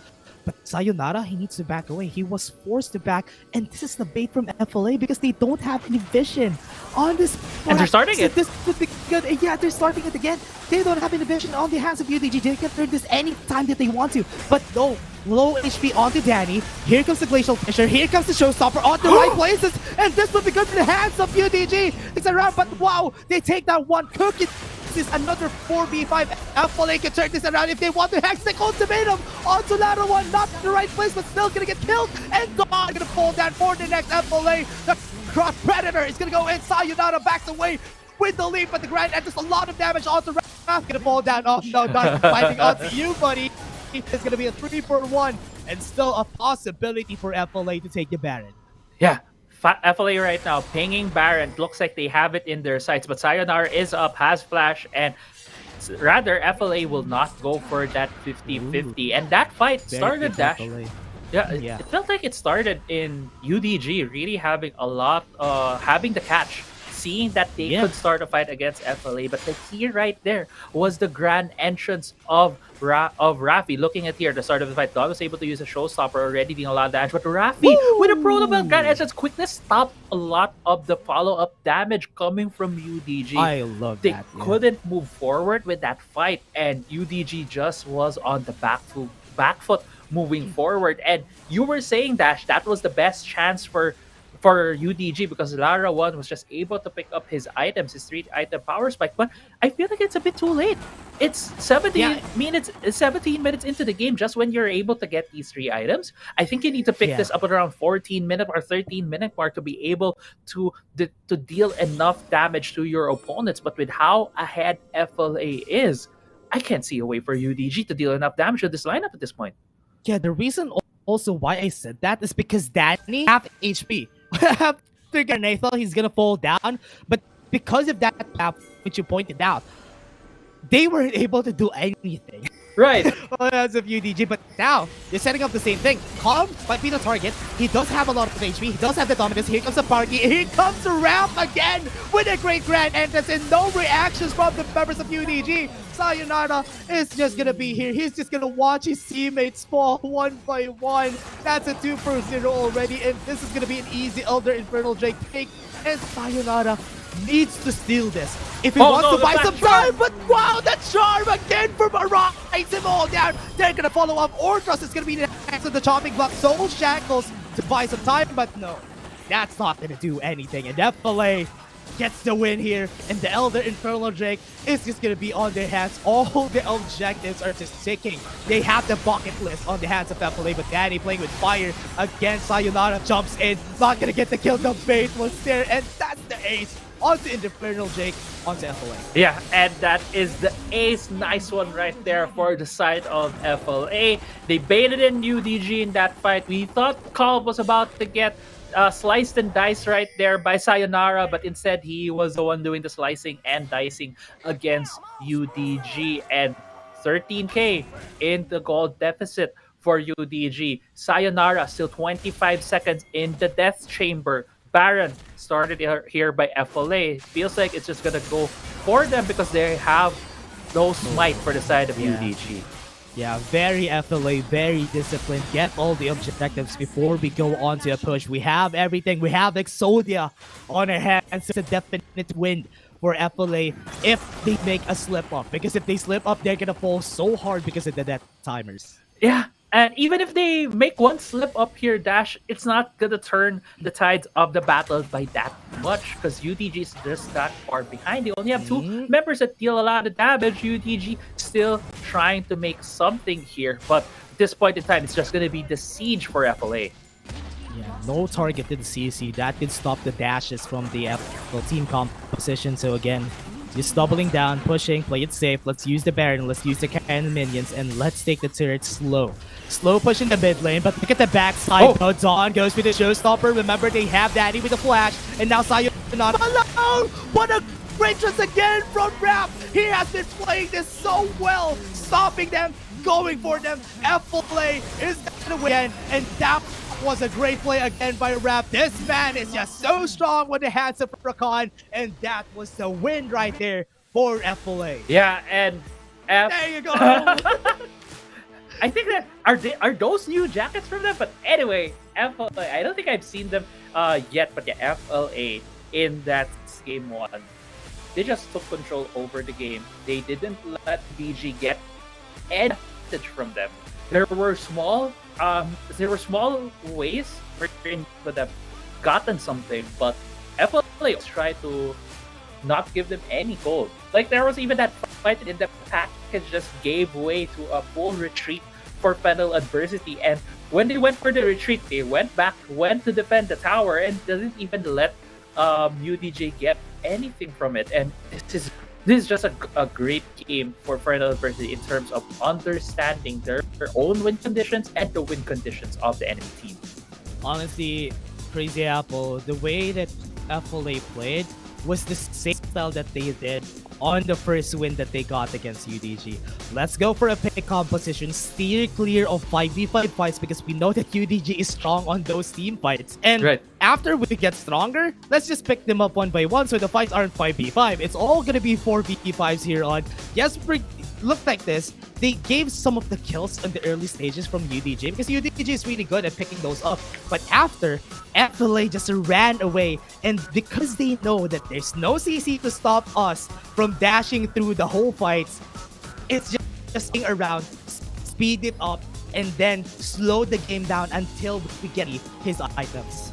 Yeah, and this has just been a clinic for FLA. Even this last fight just really showed how much in the lead FLA was. They had to jump on Calm, but they couldn't even burst him down. And Lalawan on the Ezreal. We have high expectations on the Ezreal. Ezreal is still a champion we have a lot of hope for in terms of being able to perform when it comes to having the Divine Thunder, but it's just not happening today. Dash. Maybe next week. And yeah, the charms from Arise has been amazing. Yeah. This was just like everyone from FLA always way to put themselves in the spotlight. The charms from Arise, Raph with the grand entrances, they always find ways to stop all the damage from coming through. And yeah, Raph, that's well deserved. Honestly, man, with this, the 89% KP, a lot of damage because of the Rapidon stat cup to the Roa.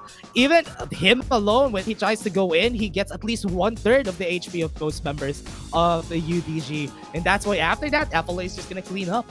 Yeah, and that shows before Rakana's already been being banned against Fennel adversity, and Rafi right now just showing up with this more AP build. Even has 89 kill participation, 89% kill participation is just a lot at this point. And yeah, Fennel adversity. I'm looking at game 2 with them having the same composition in terms of picks, and UDG needs to go back to the drawing board because they banned Galio. Galio was their winning one of their winning champions yesterday, putting it in the hands of Cookies. And yesterday also banned it in game 2 and they lost. So I'm thinking maybe letting the Galio through and letting it be picked for the side of UDG. Yeah, during the whole time I was like Pogger's face every time because of the plays from FLA. It's because the charms are hitting, the grand entrances are there. Every time that they try to go away, nobody is gonna die. And that was just success per success. That has always have to play it down. Don't play in the face of UDG. Just play here and play it. Not getting any 5v5s, but they're just gonna get the pick composition against UDG. And that was another success story for FLA. A 1-0 gives them an advantage like UDG. But before we go on to game 2, everyone, we're just gonna be taking a short break. We have started for today. I'm Dash, and I was here with Crazy Alex. You guys.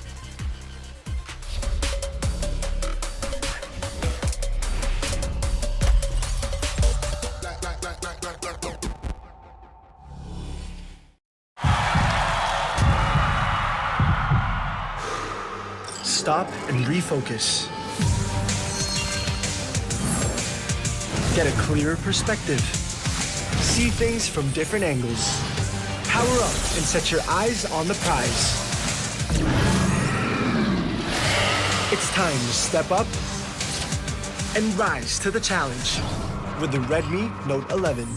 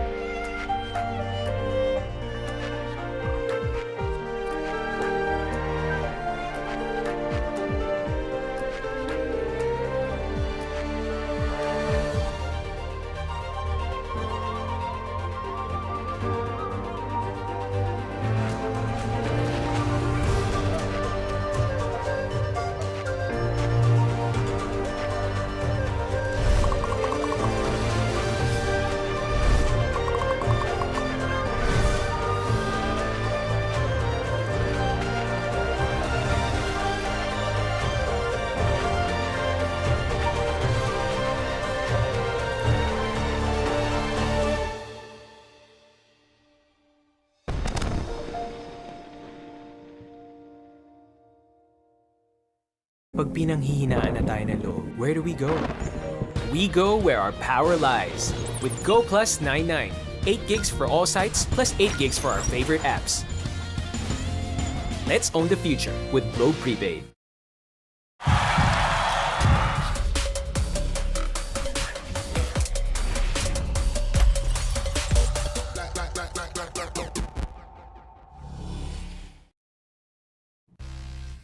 Welcome back, everyone, to the game 2 of UDG versus FLA. This is another fight to the death for their side, and FLA is just taking over UDG right now with a 1-0, great momentum, pick composition, and it has worked so far for them. We're gonna be your casters for today. I'm Dash, and I'm here with Crazy Apple.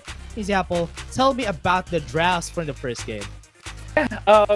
Drafts has been very, very hard for UDG, to be very honest. I'm really adjusting to the sudden change in their roster. Without me, they have been playing often two supports in putting a lot of the burden in terms of dealing damage and on Sayonara. We have not done play a lot of more carries on still plays the set, playing the tank position for his team. Now it's hard for you to very the ideal setup for them. So it's gonna be FLA still picking the same position because that has worked before. Actually, this is still mostly the same team. They're still gonna try and punish mistakes. They're still gonna try and outplay you in terms of mechanics with Sayonara, with Larawan, even Dawn getting the first blood earlier in game 1. So these could be the things where UDG could play off of in game 2, but at the same time, FLA is the team here with a lot at stake. They really want to get this series win to lock themselves into that second spot. Yeah, that is what they want for FLA. They just need to play it safe, play what they know, be the water to the fires of UDG. And it's like, whenever you see them play with this pick composition, they're always going to be good. They're always going to be dashing around the fights. And UDG, because they have a lot of AoEs, and also the CCs are not targeted. That's why it's not easy for them to do anything against the dashes. Yes, you'll get one, but the others are going to dash around more to the battlefield. And effective for the hands of FLA. UDG, we need to try and adjust. Enchanters are getting banned every time. So that's why it's hard for Cookies and Orthos to move around with these compositions. Yeah, one of the things that has been a pivotal pick from yesterday is that Galio. Right now, FLA is on the blue side, so they can choose not to ever ban it and just make it their first pick. They have been a team to utilize this champion very, very well, even having Ascenda Galio at some point. So, yeah, even though that is I think the key champion that UDG needs to try, them being on the red side, I feel like they won't even be able to touch Galio. Yeah, they weren't able to get it, and FLA again banning the Yumi on the first rotation, but UDG, they're really respecting all the assassin picks from Arise, because a while ago, even with the Ari, he was so good, getting all those crucial charms, stopping the pushes, maybe starting the fights, and it happens super great that right now FLA with the pick composition, it's like every time that happens, they are on their comfort. Yeah. FLA team, they prepare well, and having this pick type of composition, it's not the thing that they would use. They prepared this before against UDG, and they have had a lot of preparation in the game, and with the prepared play, they just are able to play very easily. And yeah, if you do look at the bans right now, Dash, it's very much the same for the side of FLA. It's gonna be a classic if Calm gets the set here on their hands, which would be good. Remember, UDG is picking up a composition that has a lot of AoEs, have a lot of fight potential. Set would be a good counter to that. They are going to be stopping the pushes. The showstopper would be there, and the facebreaker would be there to stop them from getting a lot of the things that they want to do. And that is the reason why Set has always been a priority for these teams. They've been prioritizing a lot of this AoEs and even engages, and that is where Seth just jumps in, stops him from getting that. But Tom, again, getting the Camille is good for Domin. Yeah, and one thing that is open Galio. I UDG can really take that. feels that UDG make the because Coke is a lot more comfortable with soccer with the Brum and wasn't just a showing bar on that champion. So I do feel like they should at least also take it the pop with the prep. Yeah, and also the Gragas is open if ever they want to double that down. Maybe even just make it easier for themselves. They can get the Senna in the bot lane onto the hands of Larawan just for them to have a security right there. That is what they want to go for here. Go for the security and let Sayonara get the carry, and at least you have an insurance of a Senna for Larawan. But let's see if they're gonna be doing that, because they are going for a Kaisa. Okay, that's even better. You want to go to the late game, let's go with a Kaisa. Yeah, late game, Kaisa is a great pick. Now FLA knows that game plan is going for late game for UDG. Let's take a lot of oriented early game champions and just roll it there.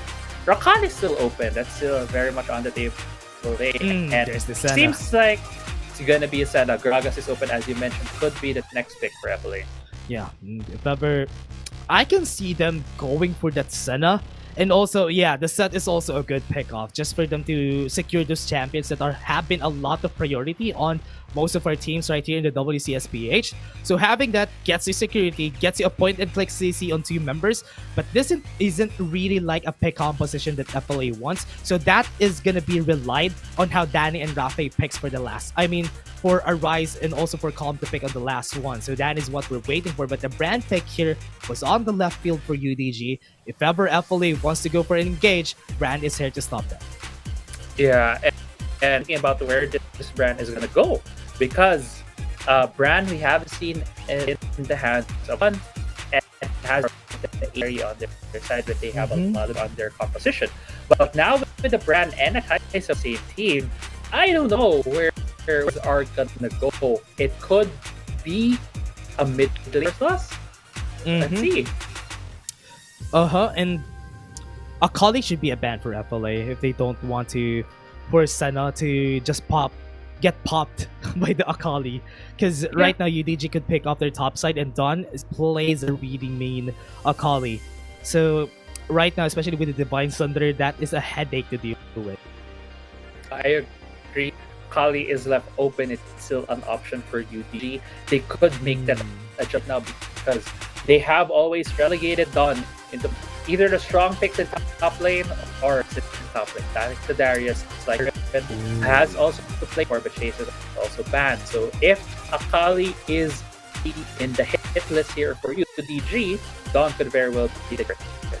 Yeah, that's a very smart ban. They get into the Olaf. They have a lot of damage anyway. So let's just ban the CCs or maybe the tankers that they can use to front us on the front to back composition that we're going here for the side of UDG.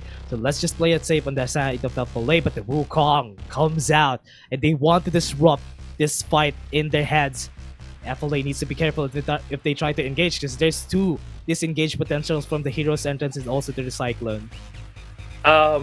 Now I'm wondering where this Wukong is going to go. It can go into the hands of Sayonara in the jungle. It can also go into the hands of Dawn in the Barret lane. Could be applicable user of the split push method that we're slowly seeing with the Diver.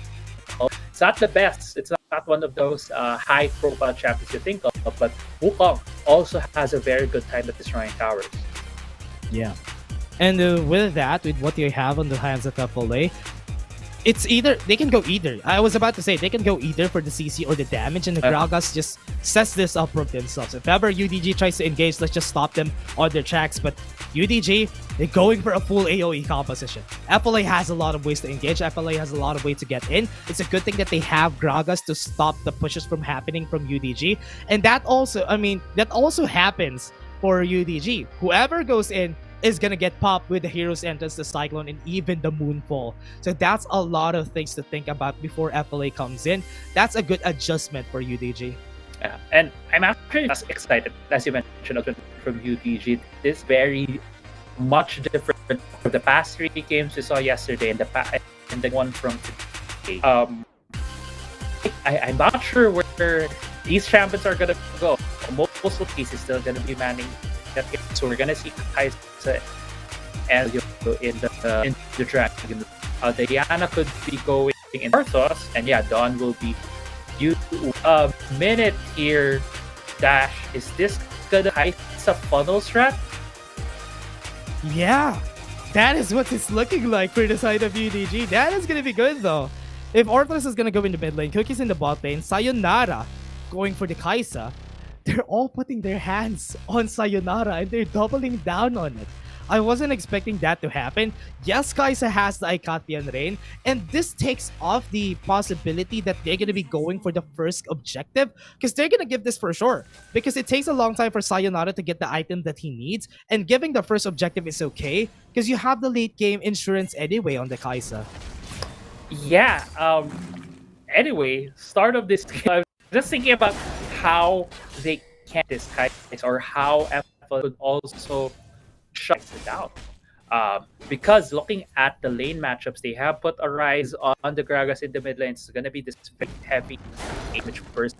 Gragas could very well be utilized along with the Camille to just keep on going for the invades to take away a lot of resources from Sayonara. Also, just thinking about it, where is Sayonara gonna get more resources on the map? Because they don't really have a support solo laner. So this might just take a lot of time for the Kaisa to get going. Yeah, this could potentially be hard for UDG to start off. But what's a good thing about UDG is that they have a lot of ways. Dawn, 5 stacks on his head, but he can still go in, and Dawn is gonna fold that first blood to Calm. Yeah, both of them had barrier, both of them popped it, and kill goes to the side of Calm because of the 5 stack, and he was even able to flash away from that fight. So also Conquer is a bit strong when concerns that kind of a very sustained fight. But yeah, I think that was the difference maker there for Calm.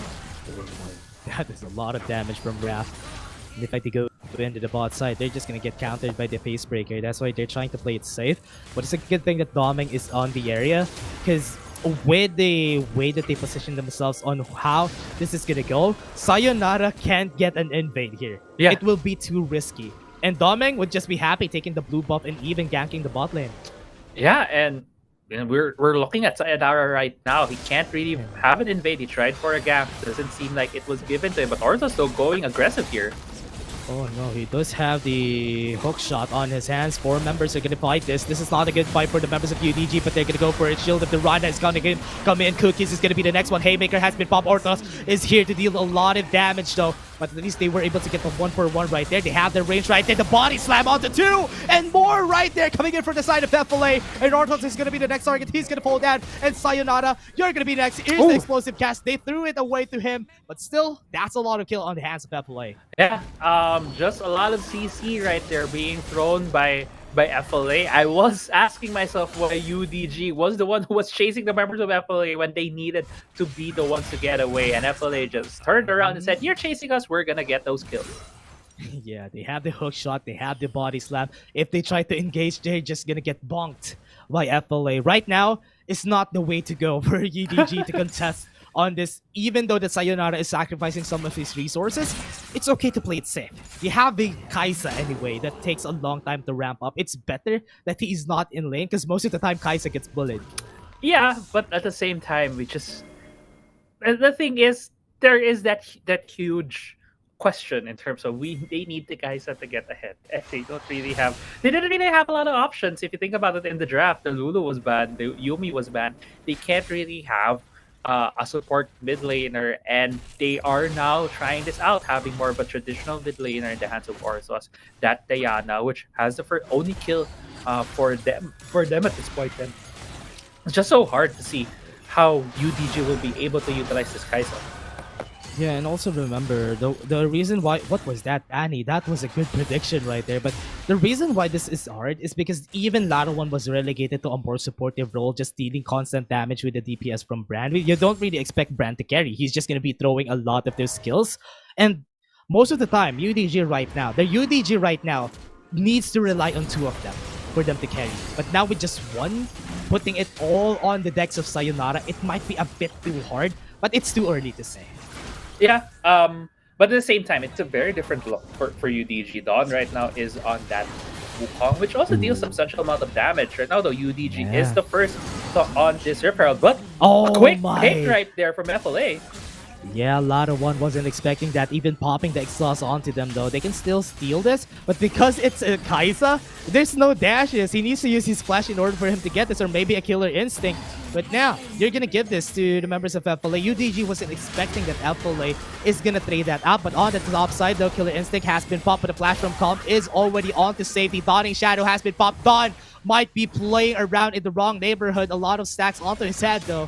Sayonara is taking a lot of damage from the turret, but the first turret in the mid lane has already been taken, and now the Drake is going to come through. Yeah, and it looks like it's going to be a free Drake right here for FLA, although they're still contesting, defending the mid lane. A trade for towers has been done by UDG, but because of the fights that have just went towards the side of FLA, even the first blood turret gold going to their side, they now have 4k gold in the lead, and they also have a lot of scaling on their hands. They do have the setup, but in terms of the early game power, they already have a lot of that. With the AP damage is going to come from Horizon, also Calm on this Darius will just be able to dump on a lot of the members of UDG.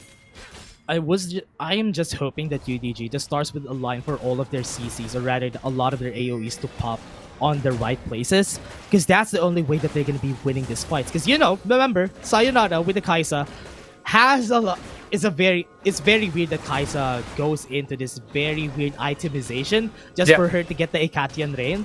And that takes a long time before he gets the Blade of the Ruin King, and where he gets the pop-off. That's almost the second item for most of the members of FLA. And if we reach that point, that might be a little bit too late, but Arise getting targeted here in the bot lane. Slowing down, explosive cast already. UDG is going to be targeting onto Arise. He might get taken down, and he did. And now they're going to fall onto the Moonfall. Danny is still super tanky, not going to be able to get anything Facebreaker onto them. And the Hextech Ultimatum is just going to stop them from pushing for more. But the Fire Classum just pushes FLA away. Yeah, it pushes them away, but also that act right there, that actions done by FLA prevented UDG from trying to get a lot more resources in Sayonara. But still, with FLA pulling back a bit to the bot side, looks like UDG will be looking to take that tower, but the trade for Calm is also the top lane turret. Oh, that hole was so fat. Cookies is gonna fall down. He's gonna be target. He's the next. Danny might fall also. Dawn. That is a good trade, but no, Ralph is gonna get the takedown on his own. This is a 3-for-1, and now Dawn is also gonna fall. He might get more of the barrier. Almost getting the kill. That I thought that was it, but FLA still reigns supreme. Yeah, another trade right there being won for FLA. Domeng 1v1ing this red buff, but it looks like he's gonna be able to take it down. 9-3 in kills, and the bot lane turret is being taken down by FLA as well. All of the advantages right now are going towards the side of FLA, and Dash, this just looks like FLA's road, FLA's path to getting the second place spot here in the WCS. Yeah. It's looking clear. It's looking clear. The light is already there. They just need to follow it on the hands of FLA. I mean, UDG is already on the top one, but right now, it's looking like FLA is just a great kryptonite for UDG during this point. Yes, it's too early still, but at this point in the game where there's a lot of resources being funneled towards a FLA, 8k gold lead at 7 minutes is a very big advantage. That's almost 2 items on FLA. Yeah, and to add, it's Sayonara that UDG needs to get ahead here. He's not really at a point where he's even in gold against FLA. There's no advantage that UDG has in their lineup right now that would make it so that it feels like they're gonna go towards their win condition. And it's just so hard right now. Yeah, good steal at least, but still, FLA still in full control over this game. Yeah, they're just taking over this game against UDG, and even the Blade of the Ruin King isn't built yet for Sayonara, so it'll look at how FLA is playing. UDG is playing, they're investing a lot of resources onto Sayonara to get the Blade of the Ruin King before the objectives, but it's a little bit too late. It's off timing onto the Surf Herald, but at least they could find a way to get a fight onto the Mountain Drake. Yeah, FLA, they have been doing a really good job here, and even getting this referral is just gonna, again, accelerate the pace of the game even more for them. And with the Drake about to come up in 10 seconds, Dash, it feels like FLA just have total control, although Death Rush right now being set up by UDG. I like the Death Rush that they're setting up, but remember, They do have the Proto Belt on the Raph if he tries to go in. No info because of the miss right there. They're really going for it. Raph is playing with fire, but they don't know that Dawn is still on the brush. They're waiting for it. No one is checking it. This might be it. There's the Cyclone. There's the Hero's Entrance onto the Moonfall, but he was pulled back. But a showstopper to the trigger. What a great combo. They were separated. Disassemble UDG. This is not the fight to go. That was super. A lot of the AoEs, a lot of the CCs, and even Larawan might fall down. Lava is just getting it, and Orthodox is gonna go in. He gets the kill, but to what cost? They might all get taken down. Doming without him, but no. Tom wants to play with fire though. He wants to go. The Apprehead comes in, and the body slam takes them all down, and Orthos is gonna be next. He's gonna fall, and that is it. That is the shovel has been put in his head. Yeah, 10k gold lead in 10 minutes. FLA has that lead against UDG. I don't believe that is a sentence we were thinking of when we see both of these teams going against each. So far, it is a blowout game here for FLA. UDG tried to go for that rush. Really tried to get set things up. They got the first engage, but the answer from FLA was so good in terms of just being able to take down the members of UDG. Mountain Drake is still up for the taking here for FLA. It's almost a surety. Everything. Yeah, it's a surety here that they're gonna take this, and with their members being very healthy in terms of HP, this is gonna be a very good Drake for them. Yeah, and it also can't discount the fact that Raph is also very...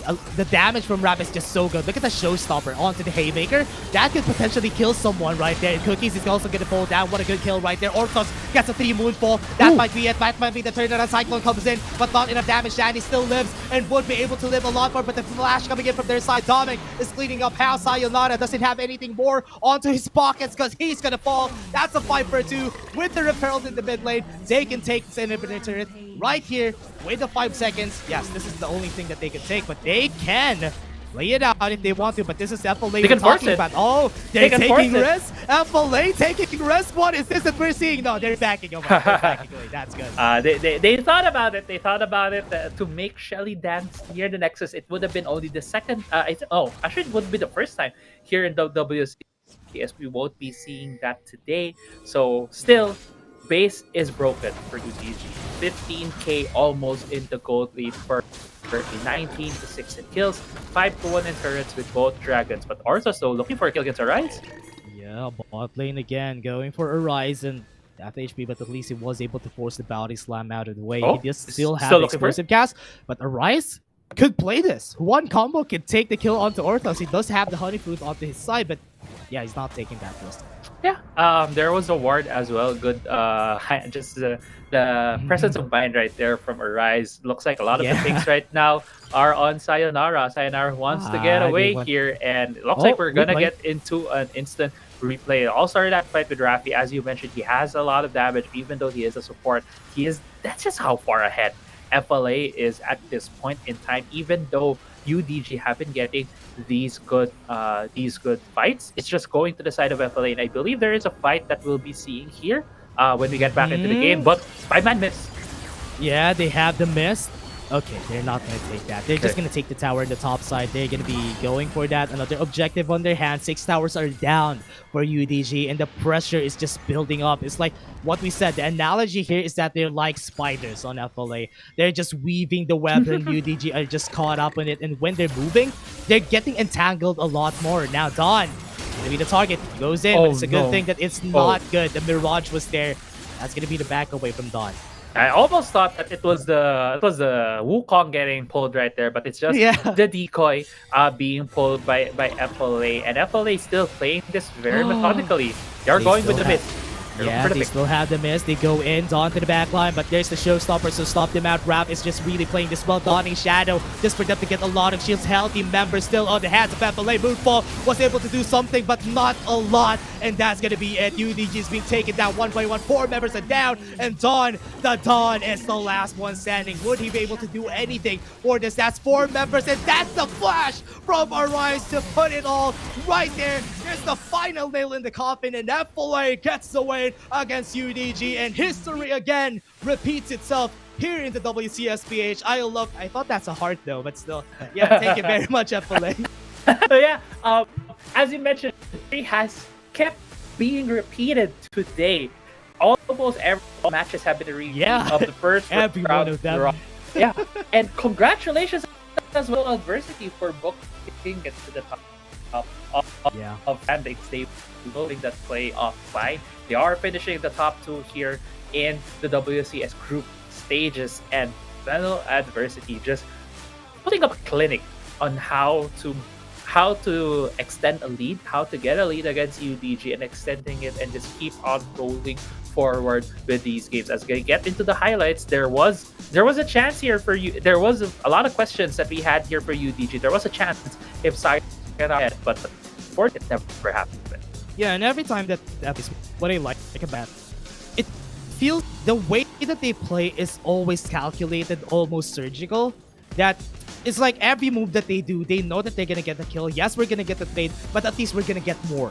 That is usually the FLA playstyle, not taking a lot of risks, and that's why they have been good. They have been putting themselves at the top there, and even though that they're at the second place, they have defeated the top 1 for twice now for the round robin. If that's not a statement, I don't know what is. Yeah, it could very well be UDG's Kryptonite, FLA, because there is a clear difference in style. UDG is this type of team that helps their teammates out. They love to have this controlled chaos. But on the other side, FLA, it's not even controlled chaos. It's just control outright.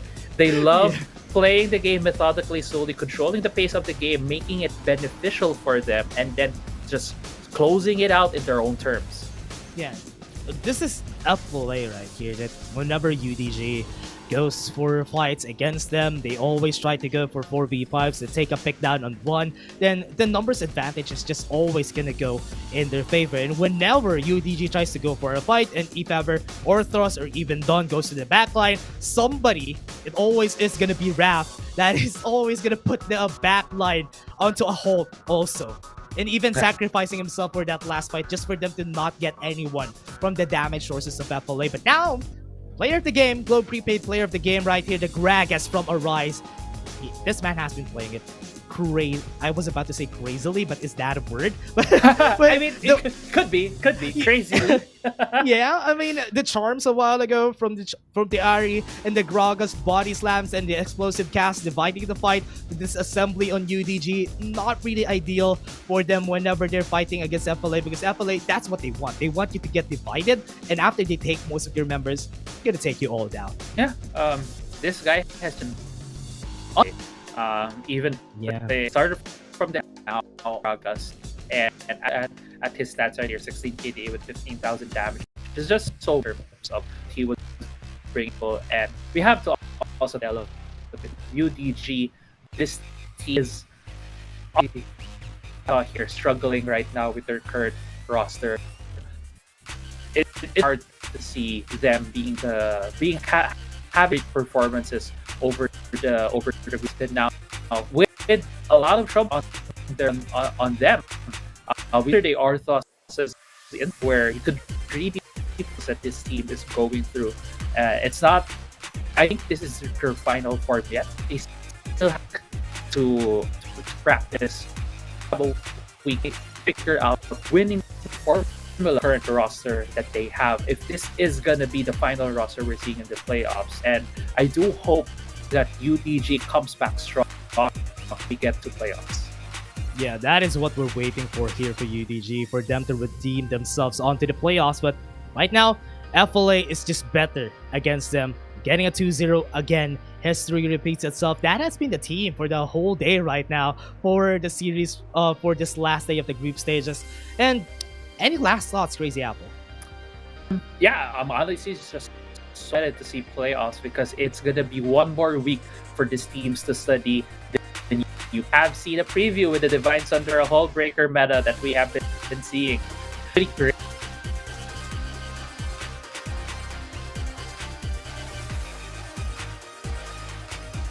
Yeah, and that's Next week, I want to take, probably going to get the Jin or an Ezreal. Yeah, the bucket list has been checked for me. But now, let's just see on what the panel thinks about this game. And overall, during our whole day, that was been the game from UDG versus FLA. It was a strong matchup.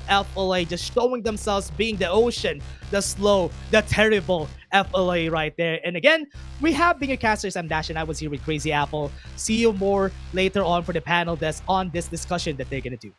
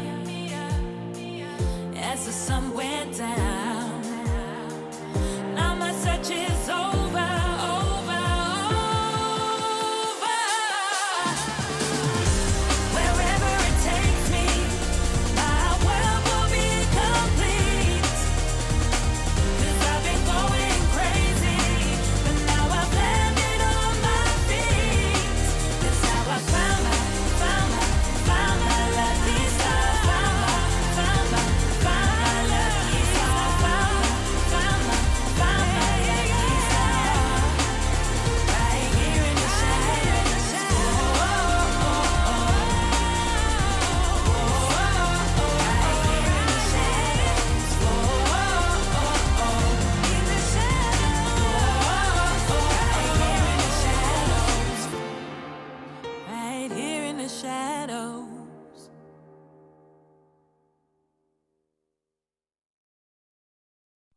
Running wild out of my mind. Hold my breath, cause I'm ready to make a move. Got nothing to lose. Watch me shake up the ground. Have you seen a phoenix rise? Rising up above the deep blue open skies, knowing that the way is right, guided by the secrets of an undiscovered life.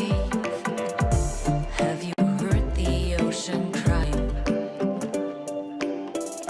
Shallow waters carrying silent goodbye, diving deeper than the sea.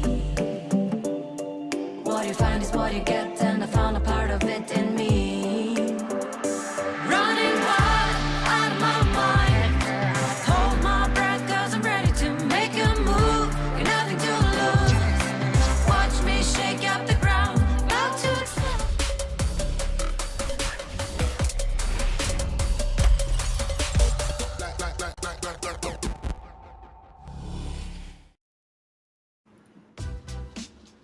You are watching the W. Oh my gosh, nobody joined me in drawing on their face. You guys laughed me. Yes, you're watching the WCSPH. It's so detailed. I'm sorry. And I'm sorry. I'm actually proud, okay? I'm actually proud. I didn't think it would turn out this well, but yes. Anyway, Fennel Adversity. I'll explain this later. Fennel Adversity will take the final series versus Team Underground. Let's jump into our series highlights over here because these guys didn't draw on their face. You know, I'll get into that a little bit later, but Autolus, just throwing this to you first as we go through our final series for the WCS. Okay, things I love, how Fennel Adversity respected the game plan that UDG will employ. Again, we did say that UDG will go for the carry jungler. Yesterday, Sunsparks did prioritize the right targets, but I feel more confident that this is the way to attack UDG. Just target down or thrust, and we all know what's happening right now. There is still an adjustment phase for the boys of UDG. And to me, they have a week to fix this. Again, this is a battle between the number 1 team in the Philippines and the number 2 team in the Philippines. And yeah, if this is how it will turn out, I find it very scary for UDG for their chances in the playoffs. But we will see. Again, this is still, you know, the champions that we knew from last year. And if there's a famous saying of do not underestimate the heart of a champion, I think this is the best time to say as such. So, yeah, Infinity, anything to add? Yeah, I mean, I echo your thoughts here, Autolus. I mean, we have it's always a target ban onto Orchid's champion, with a bit of an exception to the game number 2. But when we're looking at the first phase, still a respect onto Orcros overall. It's a Yumi, it's a Lulu ban, right? The reason why game 2 wasn't really a target ban onto the Orcros already, because they already have Galio, so there was some changes after that. So definitely just an interesting draft. Shout out to the coach of FLA, amazing.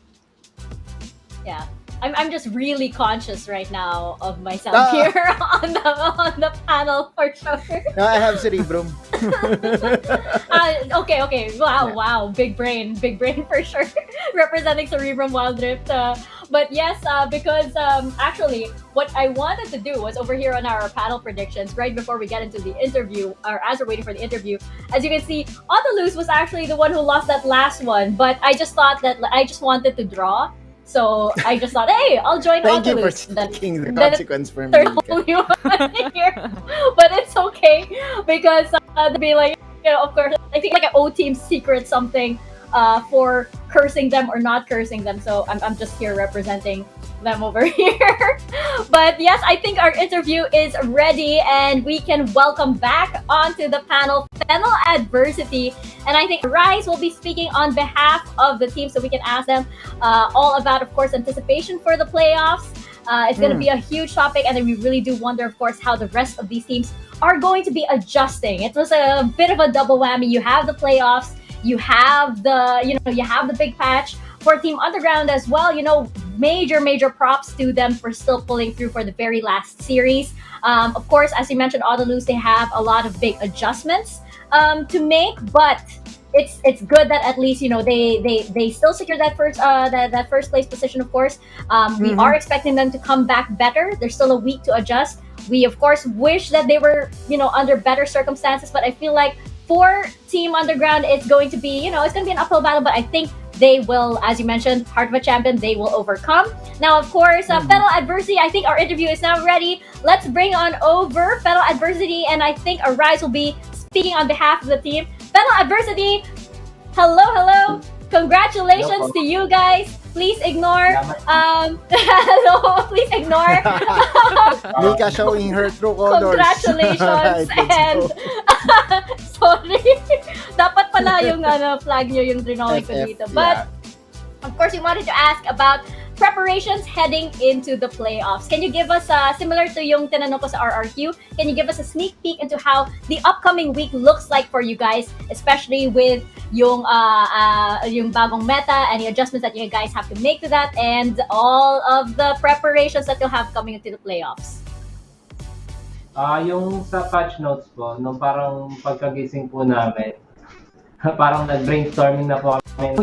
Itong item na to, magandang hero.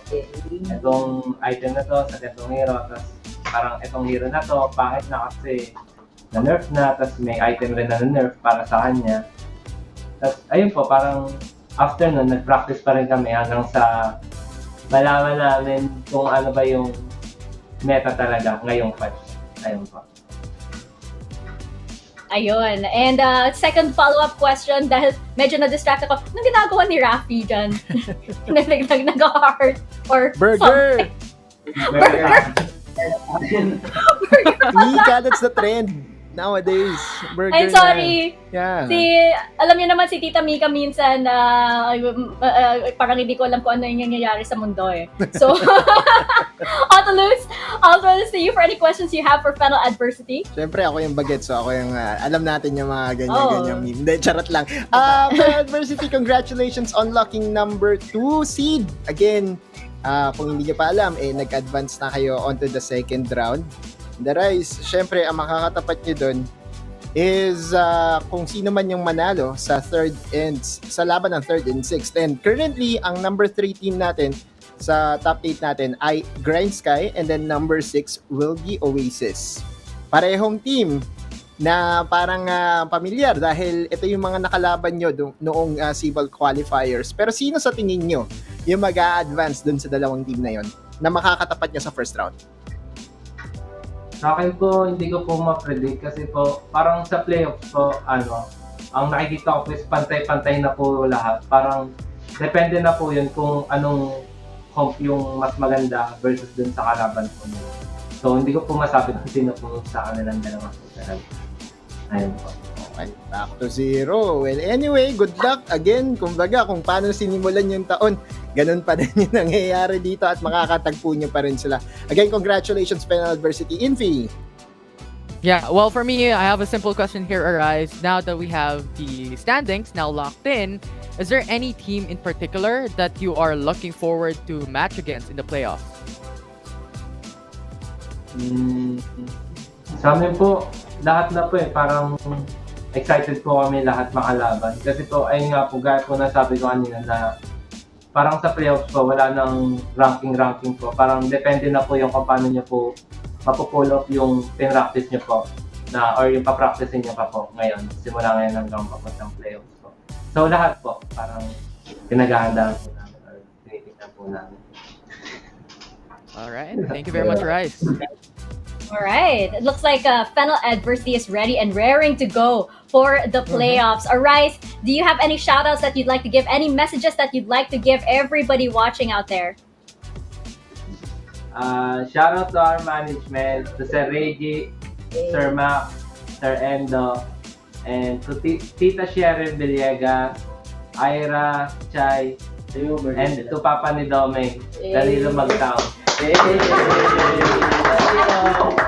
Tapos sa may team, sa mga team ko rin, thank you guys. Tapos yan, tuloy lang tayo sa pangarap. And sa mga sumusuporta sa amin guys. And lastly, Sa mahal ko guys. Tapos shoutout po sa guys. Sa FNX guys. Salamat po sa binigay niyo po sa amin. Magagamit po namin. Ayun po. Fennel Adversity, congratulations to you guys. We will see you next week when the Congrats again. playoffs kicks off. Congratulations and enjoy the rest of your weekend. Thank you.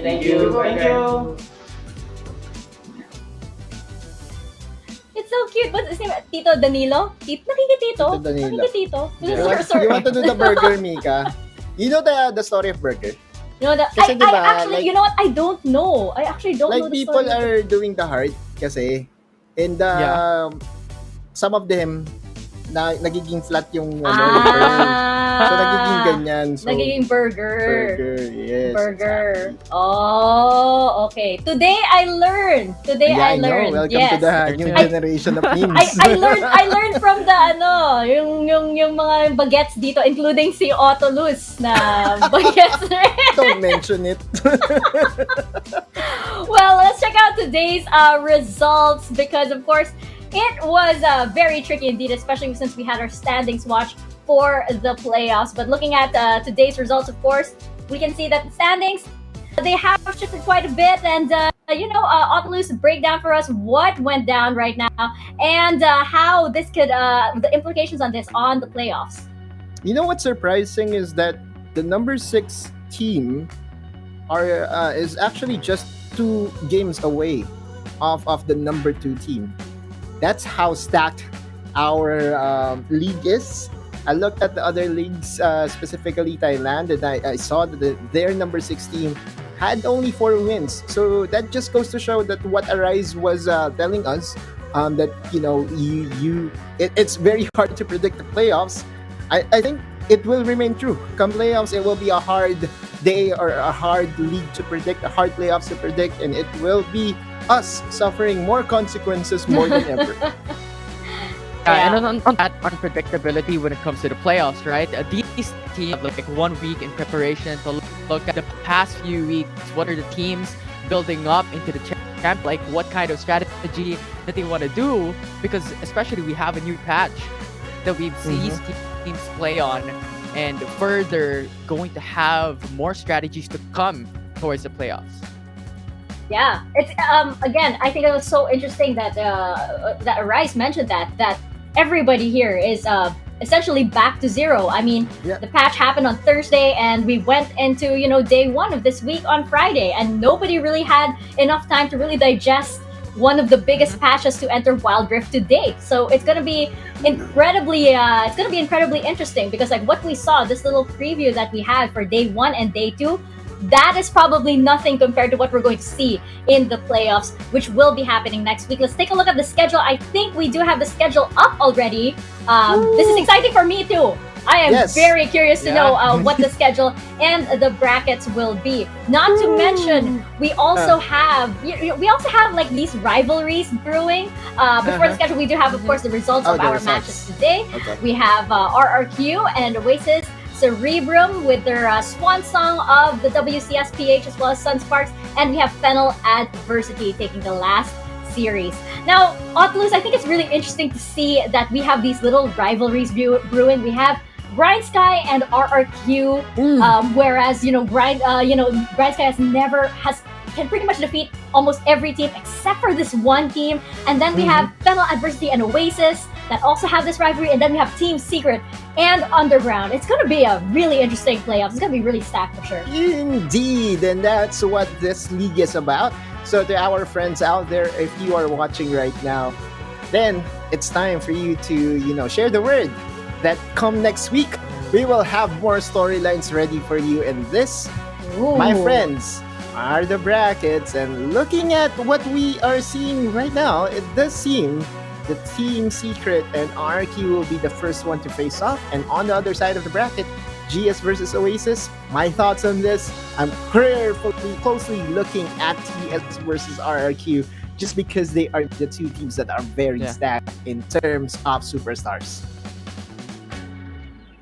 Infinity, what do you think about our brackets right now, and which ones do you think are going to be spicy, or any Do you have any sort of like predictions as to paths of these brackets?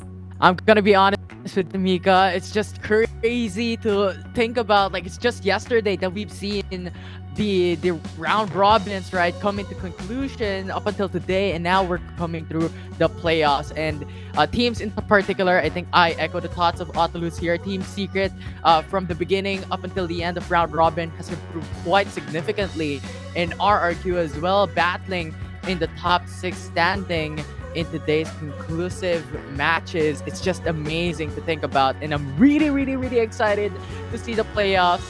Who's gonna win? I don't know.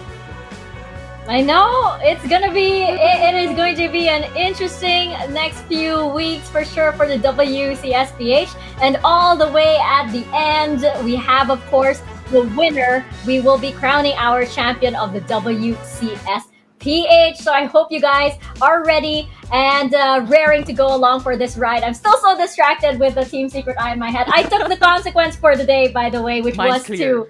to draw the Team Secret Eye on your forehead. So that's okay. I kind of wanted to draw anyway. So I'm quite impressed also at how accurate I got it, because like I drew the first. I had a first draft, and it kind of looked like a It's close. It kind of looked like a happy bee who sells fried chicken. The eye of a happy bee who sells fried chicken. So,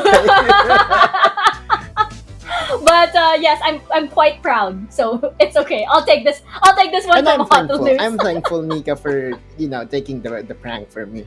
I know that And of course. you really wanted to do it, so I did might want as to well. draw. I did want to draw, actually. And of course, we are also very, very thankful to all of the sponsors that have made this event possible, just like PPGL, the largest multi-game esports league in the country, together with Riot Games. And from day number 1 up until the last day of our group stages, our official mobile partner in Xiaomi has always been there for us. The hashtag Redmi Note 11 is equipped with 90Hz AMOLED dot display, making it possible for you to experience powerful and responsive gaming. Less waiting time with 33 watts Pro Fast charging enabled by the all-new MMT technology, and a 6nm Snapdragon 680 for high performance while improving battery life. More information about the Redmi Note 11 is available at the Xiaomi Philippines Facebook page. And you can have the best time in the Rift with Globe Prepaid's Go Plus 99. Get wild with 7 days of 8 gigs of data for all gaming apps, 8 gigs data for all sites, and only all net text. So you can always be prepared to take up the challenge in the Wild Rift. So download the new Globe One app now to register. And of course, this tournament is under the supervision of the Games and Amusement Board. That's it, ladies and gentlemen. That wraps up our regular season. Guess what comes next? It's the playoffs, baby. That's next week, and we are so close. We are so close to finding out who will be the next WCS PH champion. That is next week. But for now, thank you so much for watching. On behalf of everybody on the panel, Infinity and Odalus, the casters, and the production, stay safe, stay healthy, and we will see you in the Rift.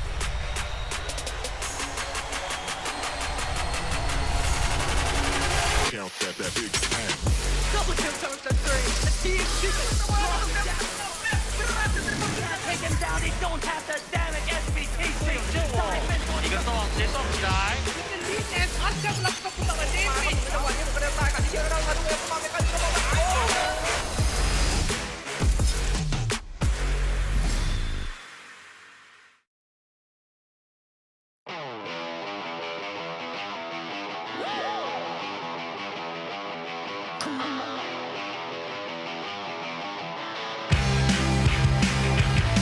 bright light feels right. I can't lie.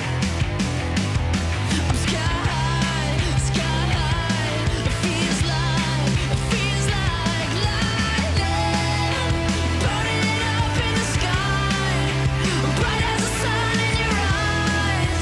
Feeling alright, I can't shine like lightning.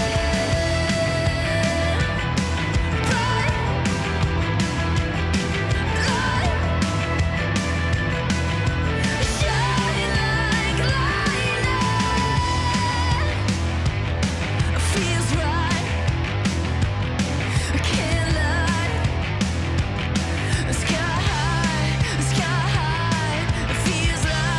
It feels like lightning, burning up in the sky, bright as the sun in your eyes. Feeling alright, I can't shine like lightning, burning up in the sky, bright as the sun in your eyes. Feeling alright, I can't shine like lightning.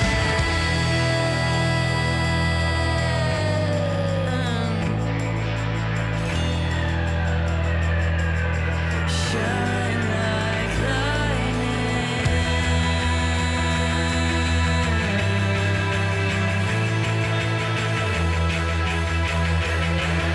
Shine like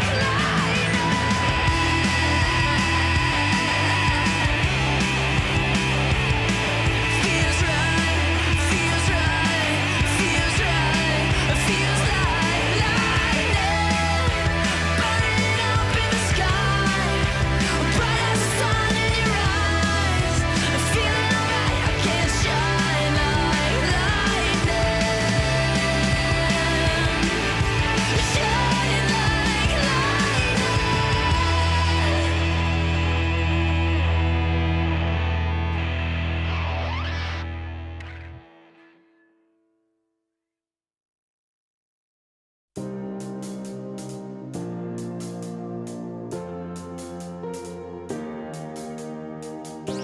you lit me up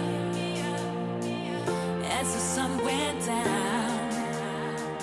Now my search is over, over, over. Wherever it takes me, my world will be complete. 'Cause I've been going crazy, but now I've landed on my feet.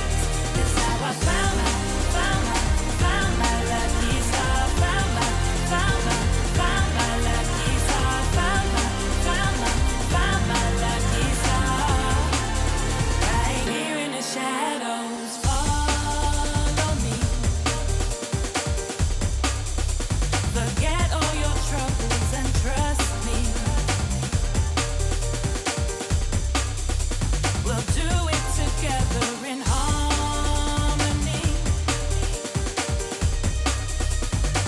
Let it go and set your mind free.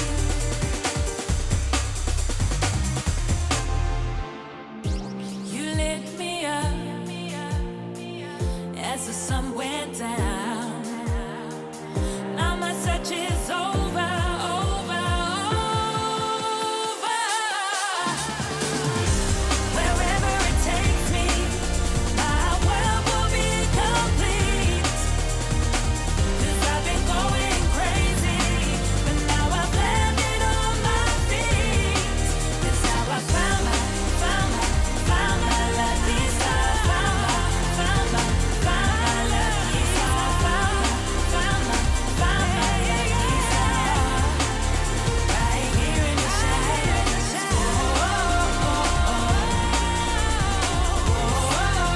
Right here in the shadows.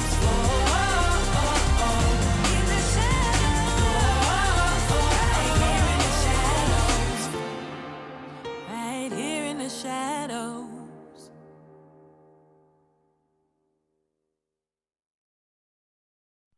Running wild out of my mind. Hold my breath, 'cause I'm ready to make a move. Got slowly shake up the ground. Have you seen a phoenix rise?